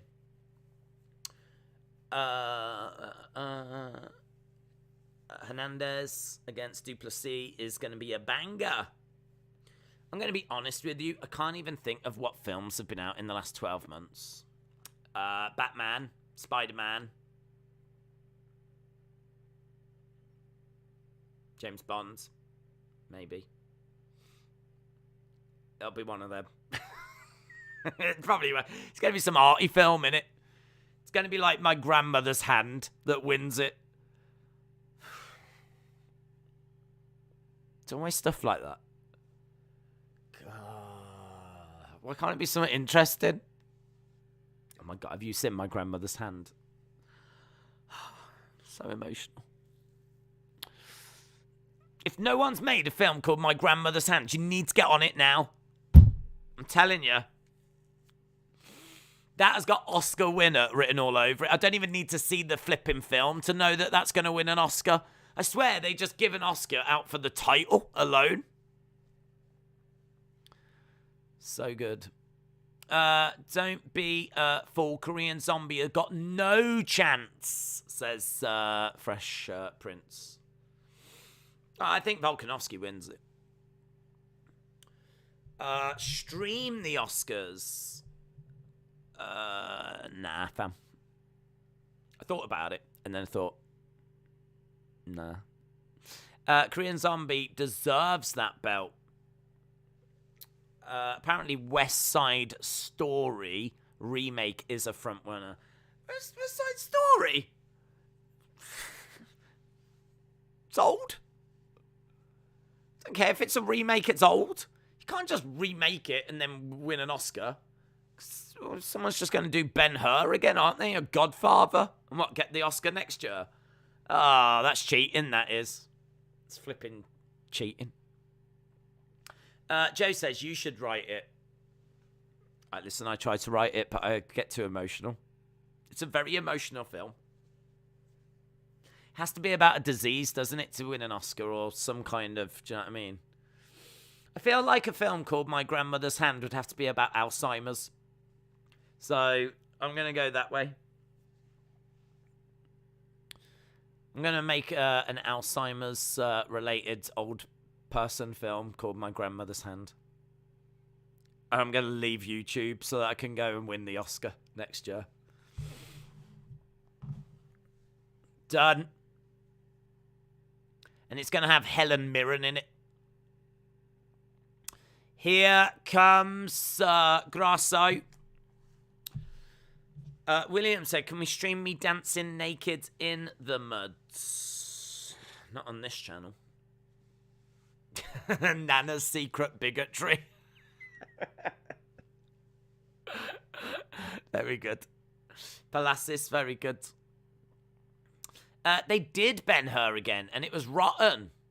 They did Ben-Hur again. I only just suggested it, and they've gone and done it. God, they move quick, don't they? They move quick. Last week, I travelled up to London from Liverpool to watch UFC London live at the O2. It was great. It was better than 239 when I went to Vegas. Retribution says, what about my grandmother's lady garden? Listen, your grandmother needs to start putting it away.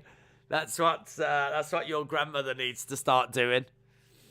I'm sick of going onto Facebook and seeing images of your grandmother's lady garden. That ain't winning no Oscars. Let me tell you. Might win a Razzie. There's an X-rated movie that's called My Grandmother's Hand. Is there? That's close, isn't it? Is there really an X-rated? Yeah, that I made that. That's mine. That's mine. I made that. Did I not mention that it was going to be an adult pornographic Alzheimer's movie starring Helen Mirren? I thought that was kind of a given. I thought you would have realised that. William says, confirm Days is right in granny porn. Yeah. Guys, if I want to be remembered for anything, it's not watch-alongs. I'm not interested in being remembered for doing, like, you know, watch-alongs. It's for writing granny porn. And then, some reason, getting it into my head that I'm going to win an Oscar for it as well. That's what I want to be remembered for. Do you like scary movies? Well, I don't know if you've seen My Grandmother's Hand, but that's pretty terrifying. Martin, shout out to you, dude. Grandmother's lady garden needs a whippersnapper and a chainsaw maintenance job.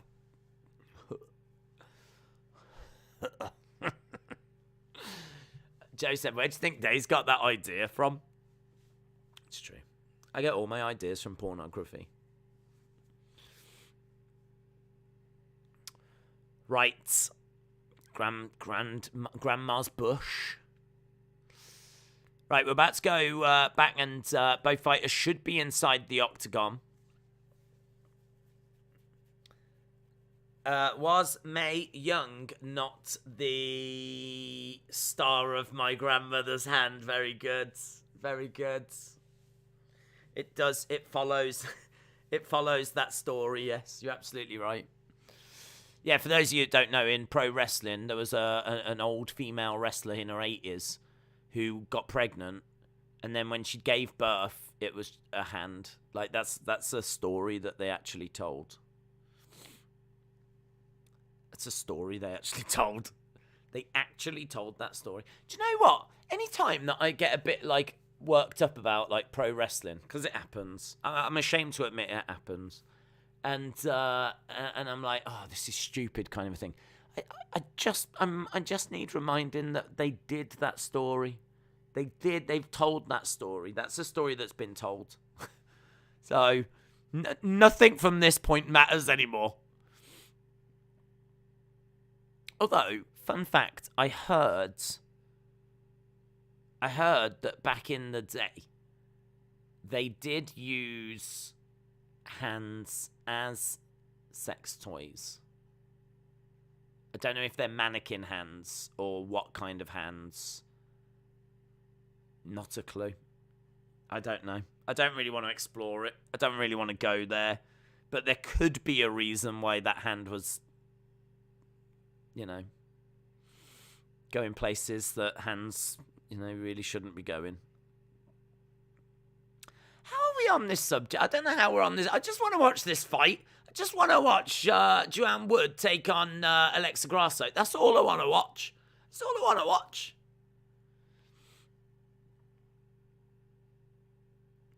Look at that. She's standing in front of one of the flipping smaller. Could she not find a bigger Scottish flag? I don't understand. She's nodding along here. She's nodding along. Yeah. Yeah. She's agreeing with everything. She's as they were being read out. Why does Gary Copeland as well look like the referee? Look like some kind of monster from Star Trek? Definitely getting that vibe. Here we go. Right. Wood against Grasso. And as Bruce Buffer was doing his thing, I loved how she was like nodding along. She was like, yeah. Yeah, I agree with that. Yeah, I am from there. I do. Yeah, I do weigh that. Yeah. Either way. Kicks coming in by both women. Oh. Jojo goes down. Grasso on top. And Jojo keeping Grasso close. Strikes coming into the side of the body. This is not where Jojo wants to be. Listen, I like a laugh and a joke, but that's not where Jojo wants to be. Down on her back with Alexa Grasso on top. So Grasso doing well here, dominating. Shots coming into the side of the body.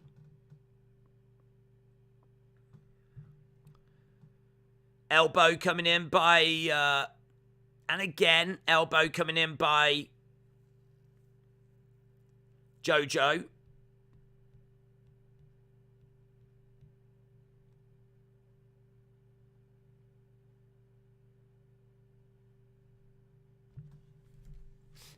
Grasso is so petite and cute, says Retribution. Nugzula, shout out to you. Right, Grasso is on top of Jojo.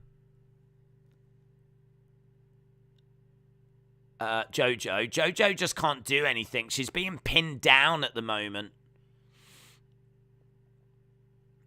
Elbows coming in by Jojo. Strikes coming into the side of the head. Strikes coming into the side of the body. Elbows being thrown in.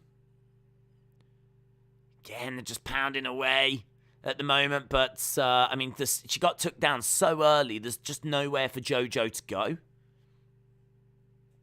Jojo going over by the side of the cage. Getting back up to her feet. Strikes coming in. Knee to the body. Low kick coming in by Jojo. Good work there by Jojo to get back up because she was down for a while. She's taken some punishment. I think there's, I can't quite tell, but it looks like there might be a bit of bruising to her face. Jojo moving forward. Lovely straight right. Again, jabbing away. It's 2 minutes to go. Knee to the body.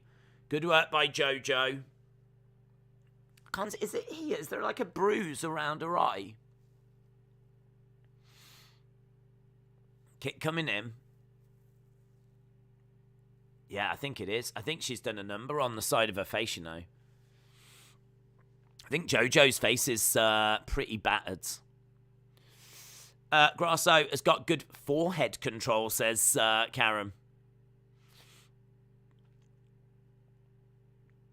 Again, she's jabbing away. She's took some punishment there, Jojo. So, fight is standing at the moment. Again, kicks coming in. Oof, go flying against the side of the cage, but Grasso has trying to get round the back here of Jojo. Jojo's struggling, man, and rear naked on the chin, under the chin.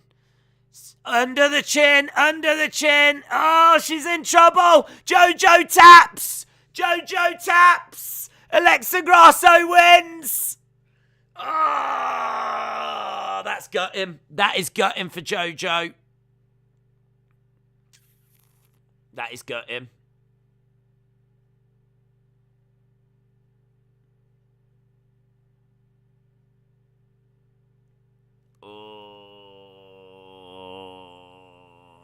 How many has Jojo lost now? Because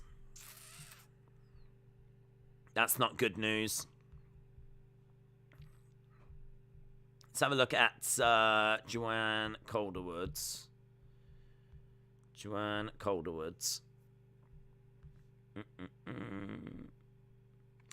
Calderwood, now Joanne Woods, her recent record is 3 losses in a row. That might be it for Jojo. I mean, that might be it. I really don't know. I mean, 3 losses in a row. Her last win came in January of 2021 against Jessica I, in all fairness. So she does still have that in the bank. It's not like years and years and years ago. But, you know, UFC don't tolerate too many losses in a row. You know, she's already up to 3 now. Her reward is going to be Valentina. J-Law said robbery. Main event is what we've got coming up next. Our final fight. Final fights of the evening. It has been quite a long evening, in all fairness. I mean, we started at 8 o'clock. So we've been streaming for... How long have we been streaming for? Has the clocks jumped forward, have they? Did the clocks jump forward? I don't even know what's happening anymore. I don't know if they have. Started at 8. They must have jumped forward. The clocks must have jumped forward. I'm going to say right now it's 2:30 in the morning here. Right. Big win for Grasso.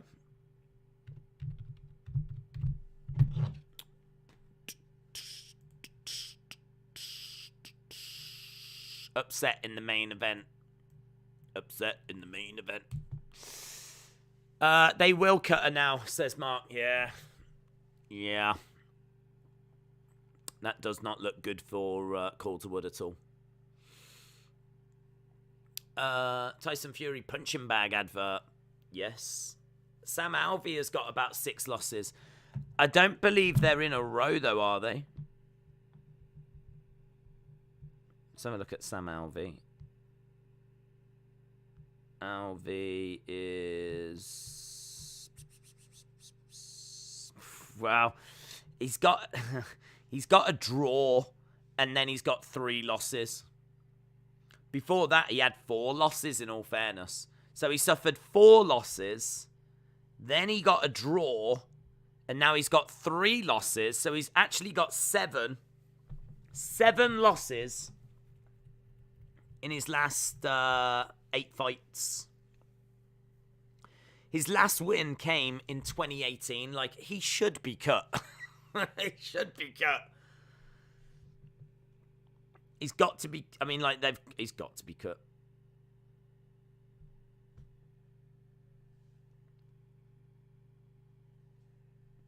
Sam Alvey announces that UFC will let him finish his contract. The UFC is giving Sam Alvey 1 more shot. Alvey announced on Monday the UFC has agreed to allow him 1 more fight, despite the fact that he is 0-7-1, and his last win was in 2018. I feel like that draw being right in the middle has helped, to be honest. And I know that Dana really likes him as well. But looks like he's got one final fight. Yeah, I mean, look, maybe they give JoJo one more. But if they give her one more, I think it really is one more. I think she's absolutely sipping in Last Chance Saloon right now. Just want to let you know, don't do alcohol. I got a girl pregnant at 15. Does that sound familiar? I think there's a lot of people in this community that are getting girls pregnant at 15. Stop it. The clock did change. It means I won't be getting up till 1 p.m. Yeah, I thought the clock had changed. I still can't figure out if it has changed. It has changed. It has gone forward, has it? So I was going to say, man, I don't remember streaming like that long. It'll tell me here. We've been streaming for 5 hours 40. 5 hours 40 is what we've been streaming for. So, yeah, that would knock it forward. That would knock it forward an hour. Throws me out, man. Even when I know it's coming, it throws me out. The clock did change. It's Mother's Day. Oh, God, you're right. Oh, I need to remember that. I need to remember that. It is Mother's Day. Damn. That's one of those things that I'm going to forget about, and then I'll get a message like, oh, can't even send me a message. I'm going to write it down now. Mother's Day. Mother's Day. 3:30. There we go.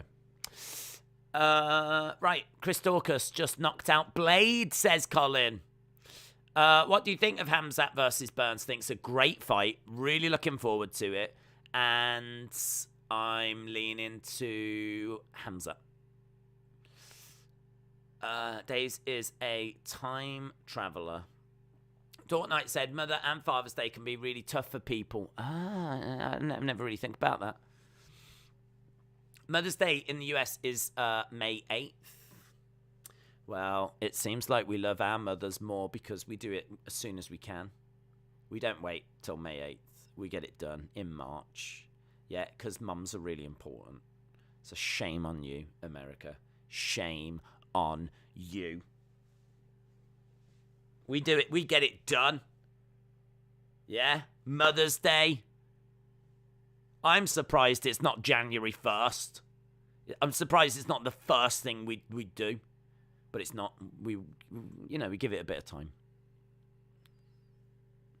But yeah, it is Mother's Day today. Shannon said, this works for me in Queensland, Australia. It's 11:43.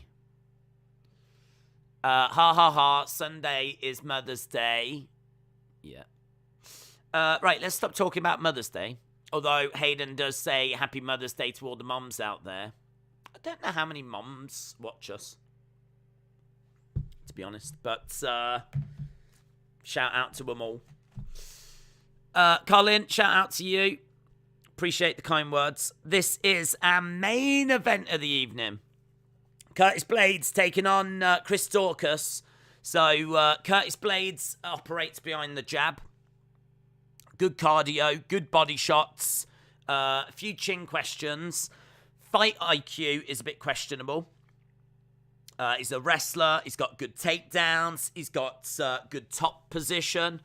He's taking on Chris Daukaus, who's got a good check left hook, striking advantage, hard hitting, dangerous when he's close. He's got a Brazilian Jiu-Jitsu black belt. He's crisp. He's got sharp combo strikes. There's lots to like about Chris Daukaus. The only thing I would say is that I think people are expecting Curtis Blaydes to get him down. The wrestling of Blaydes should be the difference maker here. I am expecting Blaydes to win. Blaydes at minus 380. He's faced people like Daukaus before. I mean, he knows how to deal with people that have got fast hands and good striking. But I am expecting Blaydes to out-wrestle Daukaus, get him down, and get the job done. So I've got Blaydes winning. I think the chat had Blaydes winning as well. Let's have a look in the chat. Blaydes 73%, Daukaus 27%. So you might as well end the poll as we've got our ring walks right now. Here comes Daukaus. Jeremy said, can we ask all the moms who they are pulling for? Sure. If there's any moms around, let us know. Who do you think's going to win this one? I'm not bothered what they say, because they're old and, what do women know about fighting? So, whatever they say, do the opposite. LOL! I felt brave enough to say that, because I, first of all, don't mean it. And second of all, don't think there's that many moms that watch us anyway. So, I might have offended, 2 people. It felt like the payoff was worth it. So I went for it. Do I regret it? Suppose it depends how many mums are actually watching. Don't underestimate a chunky. Steve said, happy grandmother's hand day. Oh. Might fire that up after. Might watch that after UFC. Just so I can give you all a good review of it next week. This mother and grandmother watches you, says Mercedes Todd. Ah. Okay, well, you were definitely excluded from what I just said. Happy Mother's Day. Mercedes Todd. That's cool. Oh, I feel under pressure now. Oh, I don't like it. I don't like it now. Oh, I thought this was like a boys' club. I don't like the idea that there's women that have invaded. But you are all welcome. And you know what? I think some of the things the chat has said, they should be ashamed, to be honest. I think you'll find that women know lots about fighting. Thank you. Appalling behaviour from this community. But either way, we've got the ring walks. We've had Daukaus make his way down. And now we've got Curtis Blaydes. J-Law is going with Latifi. Don't forget, if you are waiting for the Latifi fight, that is coming straight after this one. So they've just chucked it on the end after the main event. It's very unusual, but definitely coming up after this one. Don't go anywhere. Days, my mum watches the streams. I don't believe anything you say. Women know a lot about fighting. They all love your dong. Oh, that's a good point, actually. Daukaus is winning this one, says Marvin. Misogynistic days mode activated. Only when I can say it. Here's Blaydes. Blaydes making his way down. Blaydes looks bad, doesn't he? Looks like a bad man. I am Shame. Hello, Shame. Right, get in the chat. Who do you think's winning this one? Who do you think is winning this one? Shola said, are we getting one more fight after this? No. Sonny says, I am woman. Yeah, but I meant like real women. Do you know what I mean?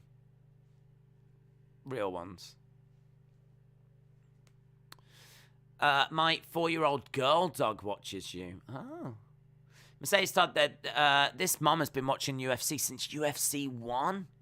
And I am pulling for Blaydes. Mercedes, I feel like you're going to very quickly become a lot of people's favourite members in this community. Like, you're a mother, a grandmother, and you've been watching UFC since UFC 1. I mean, that's pretty damn cool. That is pretty damn cool. That gets a round of applause from me. Shout out to you, Mercedes. Very cool. Latifi for the special main event.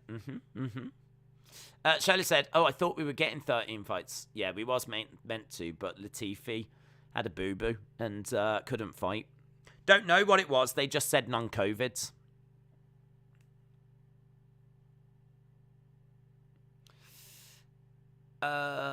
Thank you. William says, go sister.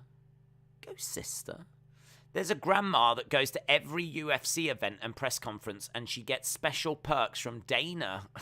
Okay, I haven't heard about it.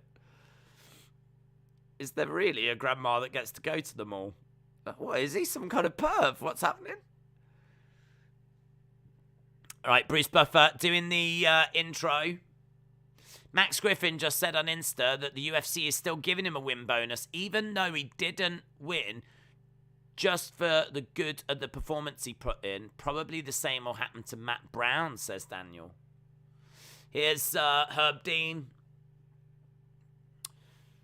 Right, who is winning this one? Chris gets the KO. I'm leaning to Blaydes. Latifi got a 15-year-old pregnant. Wow. Is he a member of our community, is he? Dana White mommy privilege.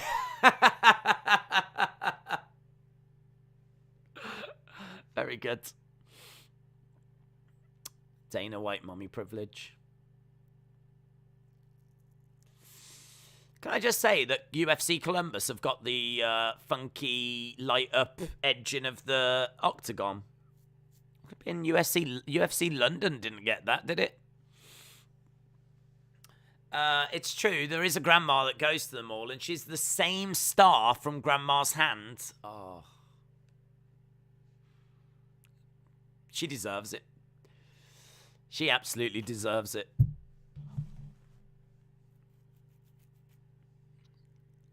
The shame that she's brought on herself and her family following that film. She deserves to be treated like a queen. I can't believe UFC 1 was back in 93. Yeah. I just noticed your bread has gone. Where has the bread gone? Are you in my kitchen? I've just noticed your bread's gone. Wow. That would be a way to find out you had intruders. I've just noticed your bread's gone because I threw it out. I'm in your kitchen.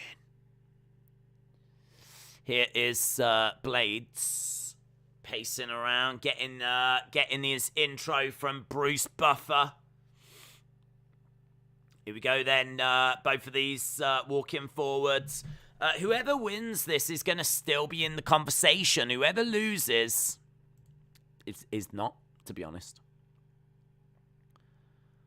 Both were looking good. Both suffered losses to Derek Lewis. Here we go. You know who that grandma is. She gets flown out by the UFC for free. She was the one that stood outside. Is it that one? I didn't know that she went to all of them. I thought she was just a local that lived in the area. I didn't know she got flown out to all of the fights. Did she really? What's going on? Has she got some dirt on Dana or something? What's going on? Here's Daukaus getting a few shots in. I mean, look, we don't know when this is going to end. Hard to tell with the heavyweights. They can be a bit slow and plodding, but equally could be one shot good night. So, Daukaus against Blaydes number 4 versus number 9, I think it is. Both guys standing in the center. Low kick coming in by Blaydes. Lovely left hand to the side of the head there by Blaydes. Daukaus, trying to come in, but nice leg kick there. Oh, that was a lovely right hand by Blaydes. Oh, it felt like Daukaus's legs just buckled a little bit. That was nice. He seemed to get him there. He definitely seemed to get him. That's a good early warning shot that Blaydes has fired. Yeah, that's nice. This thing can go 5 rounds. Hopefully we don't, in all fairness. I don't think this is going to be the most gripping of 5-round fights. So, both in the center, having a little look at each other, and we got Blaydes backing away a little bit. Daukaus circling round. Nice coming in, throwing a nice right hand. Blaydes lunging forward, but just out of range. Again, as we said, I don't think this is going to be a barn burner. There we go. 7-5.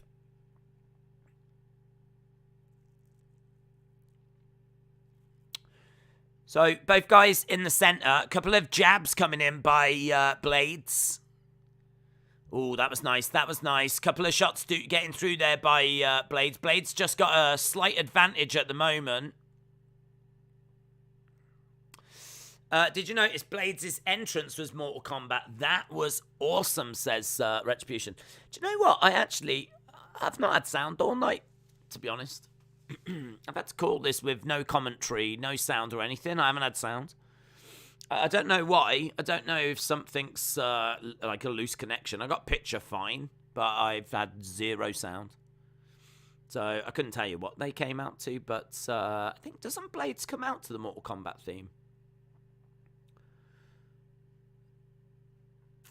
Both guys in the middle. Nice jab there by Blaydes. He is just edging this, but by edging it, I mean edging it. Nice left hand straight down the middle by Blaydes. And again, edging forwards. Both guys in the middle, and there's a lot of standing and staring and shots falling short. I mean, Blaydes is landing 36%. Daukaus is landing 33%. Daukaus coming in. There's a bit of blood coming down the side of the face of Daukaus. Bit of blood down the side of the face. Daukaus has definitely taken some damage. Yeah, that was a lovely left hand there by Blaydes as well. Just getting through in a very similar area. Again, jabbing away. Really, no sound, no. Are you watching the Bisping documentary? I would like to do it. He does. I've not noticed before.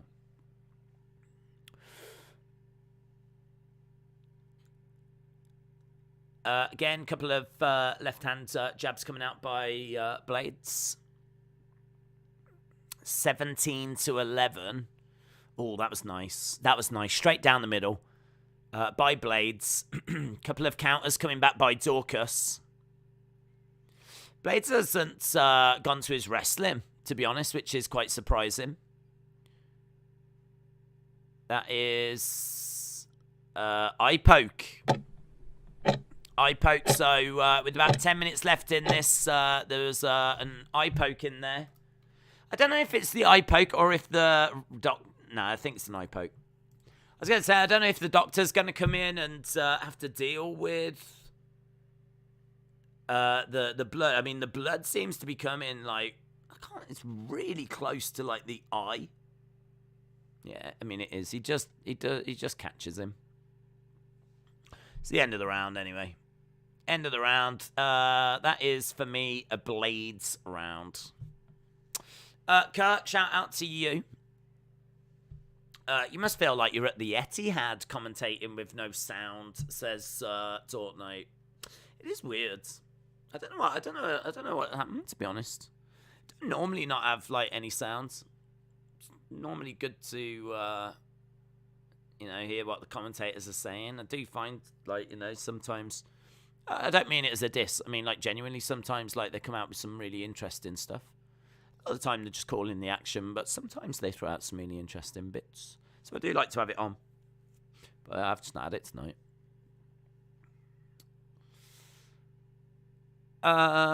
They don't feel worthy, like to date you. Nexula, shout out to you. Right, we're about to go to round number 2.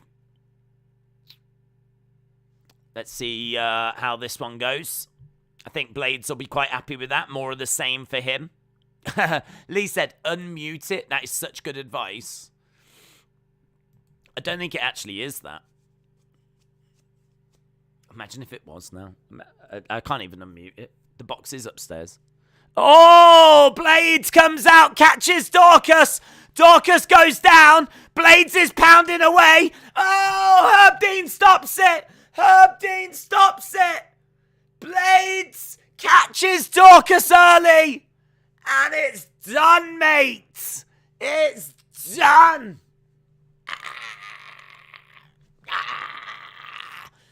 Look at that. Catches him early, right at the start of the second. Right at the start of the second. I'd like to see a replay of it. I mean, literally he came out and, I mean, I don't even know if there was anything thrown before the shot that put him down. Let's have a look. Blaydes wins. Here we go. He throws out a jab. It's really interesting. He goes to throw like a hook shot.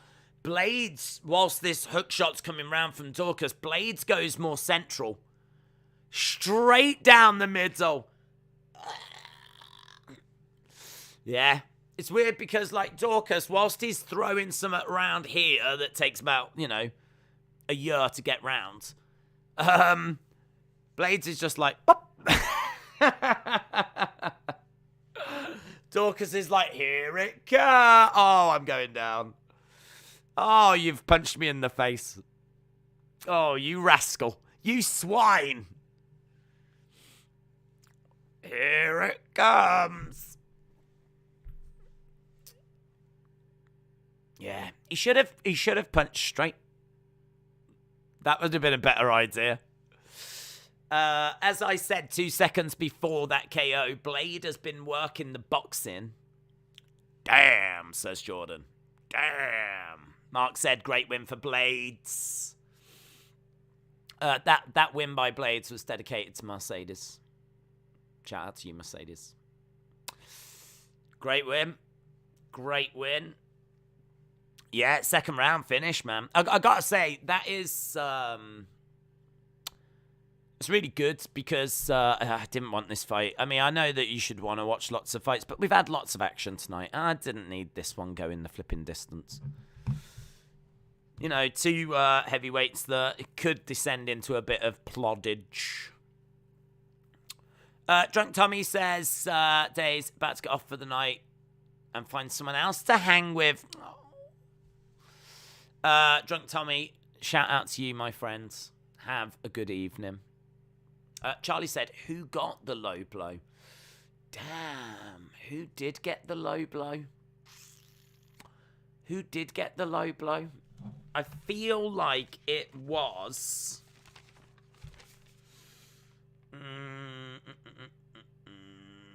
I feel like it was either... I can't remember. Who got the low blow? Who did get the low blow? The Daukaus hype train is over. Yeah. I'm trying to picture in my mind who it was. Was it in the Magny fight? Askarov, was it? Was it Askarov? I know it was on the main. It was on the main, wasn't it? It was Askarov and Kaikara France. Joseph said, is Latifi fighting? Yeah. That fight is coming up next. Tell all your friends. Get them to jump over here. He's fighting, and he's only fighting for us. No one else can see it. It's a Wrestling Days exclusive. Go get your neighbours. Tell all your friends. It wasn't a lady low blow. Oh, no. It wasn't a lady low blow. Calm down. It wasn't a lady low blow. Sticky Bird, shout out to you, dudes. There's Stipe, look, I'm in pictures with the fans.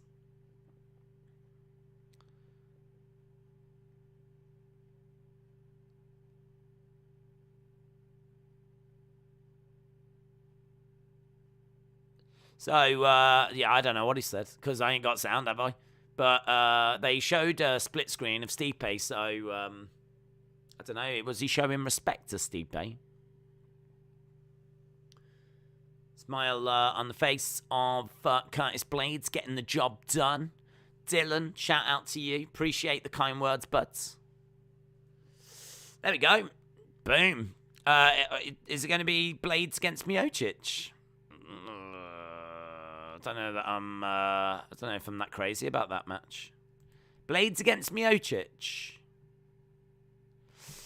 We've got, just before we get to the Latifi fight, we've got Volkanovski against Korean Zombie in our main event of UFC 279. Sterling against Yarn, and of course Burns against Chimaev. That's on April 9th. April 12th, we've got Luque against Bilal Muhammad 2. I mean, that's going to be good. Wow. And then we've got Lemos taking on Jessica Andrade. That's going to be good. And then on April 30th, we've got Font versus Vera. That'll be all right. It'll be a fun fight. There we go, man. Boom. There we go. The grandma is Dana White's babysitter when he was a kid, and they've not stopped the relationship. Is that true? Because if that's true, then that's one of my favourite stories I've ever heard. Is that true? I hope that's true. How is Garn still the #1 contender, but he just lost to Francis? Suppose someone's got to take that away from him. His next fight won't be against... he's got to defend that position now, hasn't he? So... didn't Ty call out Stipe? Can't remember. I remember last week Aspinall calling out Ty, so I could see them doing that, Aspinall and Ty. Blaydes against Stipe. Does that fill anyone with any excitement? Don't know. Mercedes says, thank you. Love you too. It's cool. Oh, I feel like we're ending on a high. Yeah, we're ending on a high. Let's end it there. Guys, I'm just getting word the Latifi fight's been cancelled again. Oh, unbelievable. If you did stick around to see that, yeah, apparently he is ill. So, thanks a lot for watching. Appreciate the support. Obviously, we're not back next week. Well, we are. We're here for WrestleMania, but I'm sure many of you are not going to be too fussed about that. I'm sure many of you will. Either way, we're here for that, but we're back in 2 weeks' time for the UFC. If I don't see you for a few weeks, have a good few weeks. Yeah, look after yourselves. Have a lovely few weeks. And hopefully I'll see you then. Bye for now.